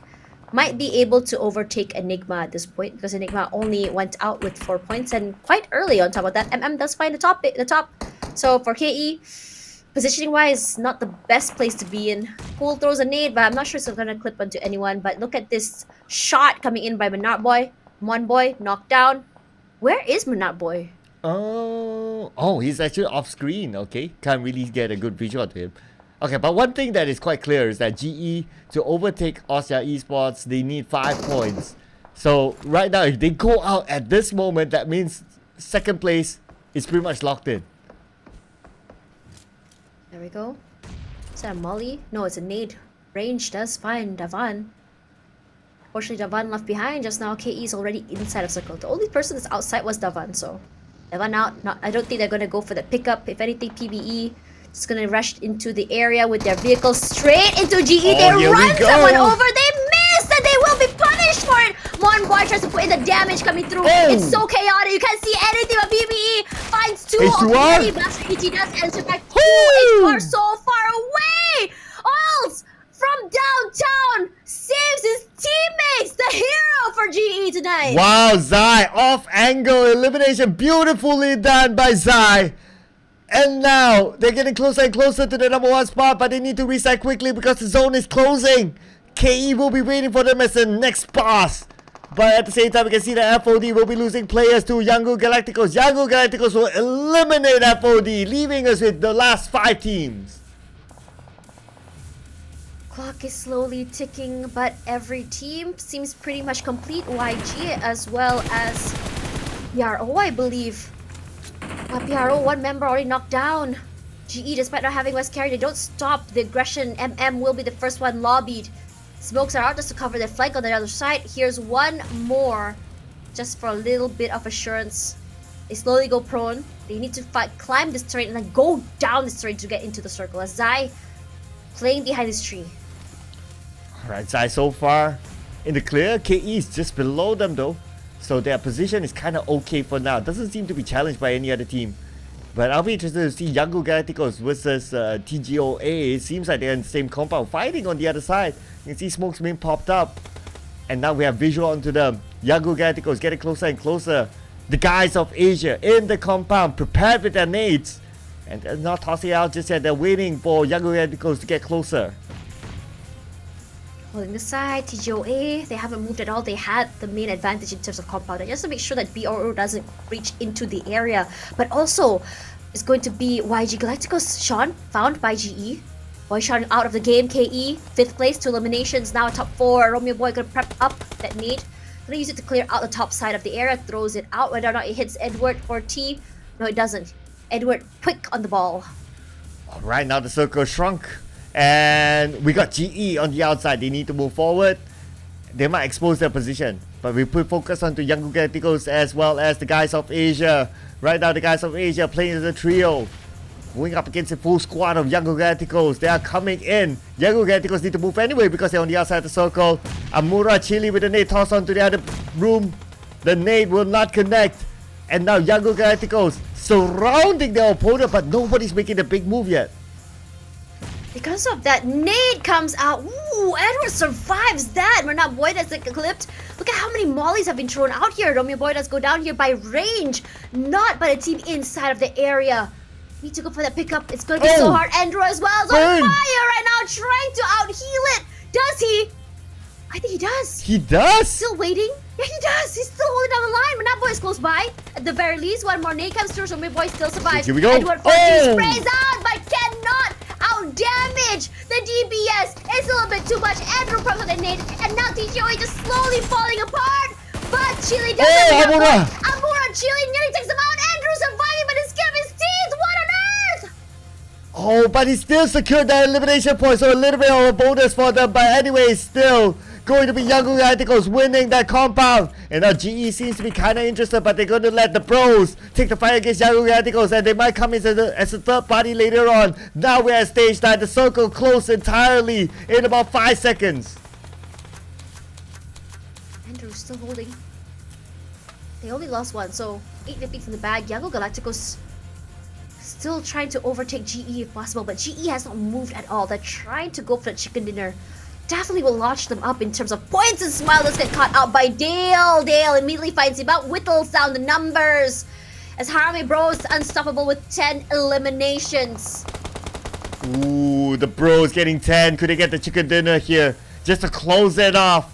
And right now we can see the pros prepping up a nade onto GE. Nade will be tossed by few. Will that nade land onto GE? GE now in trouble. They only have one active player, and that's going to be Ichi. Unless he can pick up his teammate. But then again, the pressure is just too high. Not only for his opponents, but then again now, that nade beautifully tossed onto the side of GE. And GE eliminated with 8 elimination points. Now he's either Young Galacticos or the bros. But look at how much control Young Galacticos has. While they are still savage together, they have some cover coming through. Dale caught out by cute Loki. That is huge. Gets the heal. Beautifully done. Now he can go for the reset. Now BRO, if they don't get the reset, they're going to be down in terms of numbers. Romeo Boy played the aggressive game. Cute Loki goes down. Fuso, very low. Has to go for the heal. His teammate tries to put in the pressure, but look at that. YG also going for that reset instead. No worries for the pickup here. Rage has to give up that space. Oh, here we go. Few resets. Alright, at the same time, we can see on the other side, Young Galacticos as well. Romeo Boy wants to pick up his teammate, but then again, the pressure will be onto him. He can't pick up his teammate. And now Romeo Boy almost naded down with that last tick of health. Andrew with the DBS switches onto the M4, waiting for the right moment to use it for the nade and get the double nade. Will take them all out. It's going to be the bros wrapping up all league with the final chicken dinner. And this is their second chicken dinner of the night. That one nade just took Young Galacticos all out at the same time. It was so unfortunate because they were clumped together. There was nowhere to go. There was no cover. Only that terrain.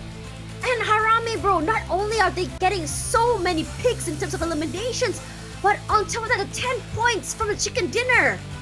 Now, could this be a surprise team for the grand finals? Ladies and gentlemen, you got to keep an eye on the bros.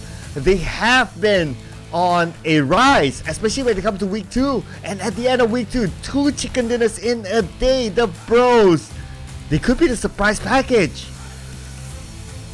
Man, honestly, I'm just wondering what on earth is going on in terms of what they learned this entire league. Regardless, here's Dale. Definitely, I would say MVP. He was just so aggressive. He's okay to play very separate from his teammate.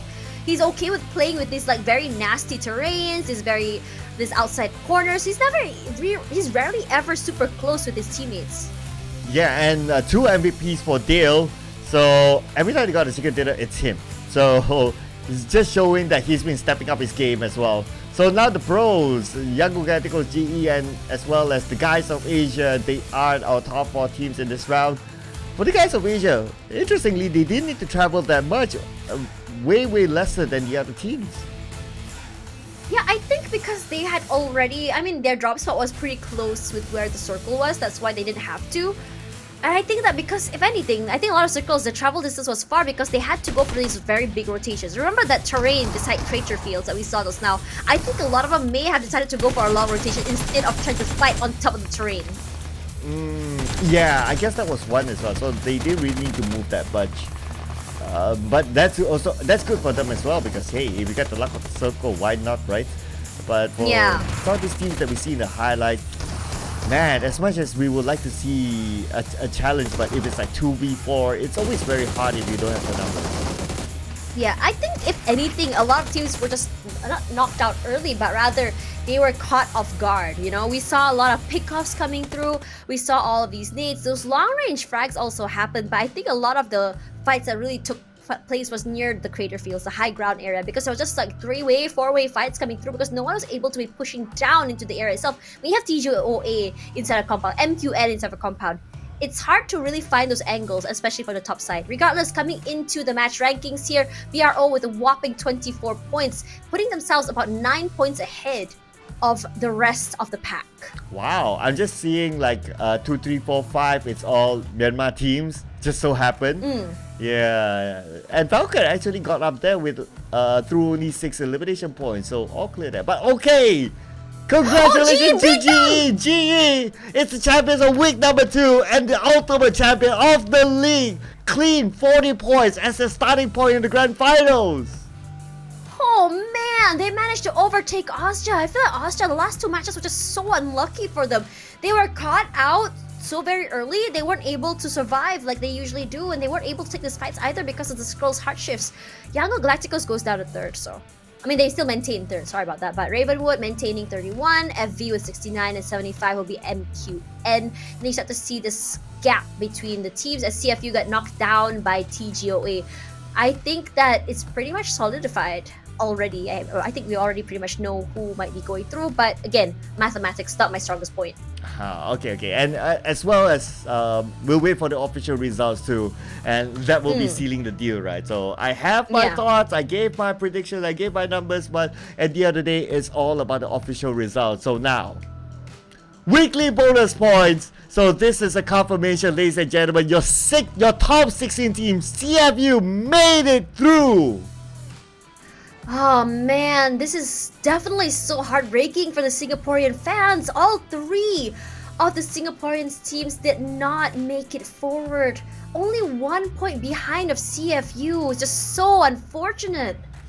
Yep, so based on this calculation, plus whatever last week, we'll get to see the total later on, but I can say that the CFU would have gone through. Okay, this is the big confirmation. Okay, we're going to get the first page first, alright? So let's hold our horses. So it's GE with 40 points. Alright, that one we already know. Also Esports, I mean it's 4 points difference, so not too bad though. But look at the amount of chickens from GE. 10 chickens! Holy my goodness! Crap. That's a lot! That's double of what Austria was able to get. That's insane! I mean, despite the chicken dinners have 10, look at the total point differential. It's not that much, honestly. Like 4 ahead of YG and Austria, so it's still about, like, I would say half a round, but I think it was still definitely be ahead of everyone else. But wait, what? What? Oh wait, what? Oh, not enough 1 point. Oh man! Wait, what? Magda made it! Oh wait! Oh my god, Magda made it! Plot This twist, is the ladies best and gentlemen. situation! Plot twist. We're giving out the plot twist right now. So Magda made it! Oh man! Okay, you know what? I take it back. Singapore can celebrate 1 team making it through out of 3. I think that is definitely worth celebrating. Magna coming back at the very last second. Crazy. But coming out here, the leaders, top 1, Skynet, in terms of eliminations, damage, but it's gonna be Moy with the assists. Okay. What do you think about this? Oh wow, Moy with the top assist. I mean, Moy has been one of the key players for Sid. In fact, if you ask me, the entire Sin squad they has been performing really well. Well, except today is an exception. I think they kind of had an off day. But for the other days, it's like you can pick anyone from Sin to be the top 1, and I'll be absolutely fine with that. Yeah, but season MVP race, GE still holding down the top side here with 69 eliminations total. But if you ask me, right, I mean, like, it's really hard to choose among these players. I mean, for GE, if I could put the whole GE, I would, because all of them have been high impact. Austria, Skynin, I think his name is permanent fixture up here at the very least, as well as Federalis. So yeah, I think these 4 names they have not changed since like for the longest time. So it's a matter of, I think it's going to go down to really this top 4 of like who really becomes the overall MVP for this tournament. But anyway, our qualified teams. So the plot twist is that Magna made it through, becomes the 2nd Singaporean team to represent Singapore inside of a PMPL Grand Finals. this is exciting, honestly, when you think about it. I mean, Magna has shown us potential. They have shown us that they have what it takes to just get the chicken dinner for able to taking these fights. And, you know, perhaps pressure doesn't really translate well to their last day plays. And I would love to see early week 2 as well as late week 1 Magna come back, because definitely it is there. They just need a little bit more polishing in terms of consistency. Yeah, and you know what, Magna? I would say this mainly because they got the chicken dinner in the first game of week number 2. So that really shot them up, like that really kind of sealed this. If they didn't get that chicken dinner in the first game, I don't think they'll be up here. Yeah, would love to see more of Magna coming forward. I mean, we were talking about the underdog story. Seeing Harame Bros make it through, seeing Magna making it through is definitely very exciting for me coming forward. I think TGOA as well, another new team that I think is worth talking about. Yeah, and also because of the bonus points, it made us. It was quite difficult to really calculate on the fly, right? Because of how the bonus points I was so sad. I was so sad for the Singaporean teams until the plot twist happened. But you know what? This is part of the storytelling, you know? It's like, you see, get your emotions up and down. Yeah, that kind of work as well. Not bad, right? Not bad. But anyway, Tash. just scammed me. Yeah, I guess today is your last day casting for the PMPL Southeast Asia Wildcard as well. So I'll leave the last words to you. Thank you so much, everyone, for spending time and, watching us. If you guys haven't, please follow PUBG Mobile on all their social medias to find out the latest about all of your favorite teams, as well as the latest games and updates coming forward. Tash Bunny here alongside Sir Cloud. It's been a pleasure casting with you, Sir Cloud, as well as you guys. Let us know about your feedbacks about what you want to say about this game, and let us know who you think will be winning it forward in the grand finals. Good luck, everyone, and good night.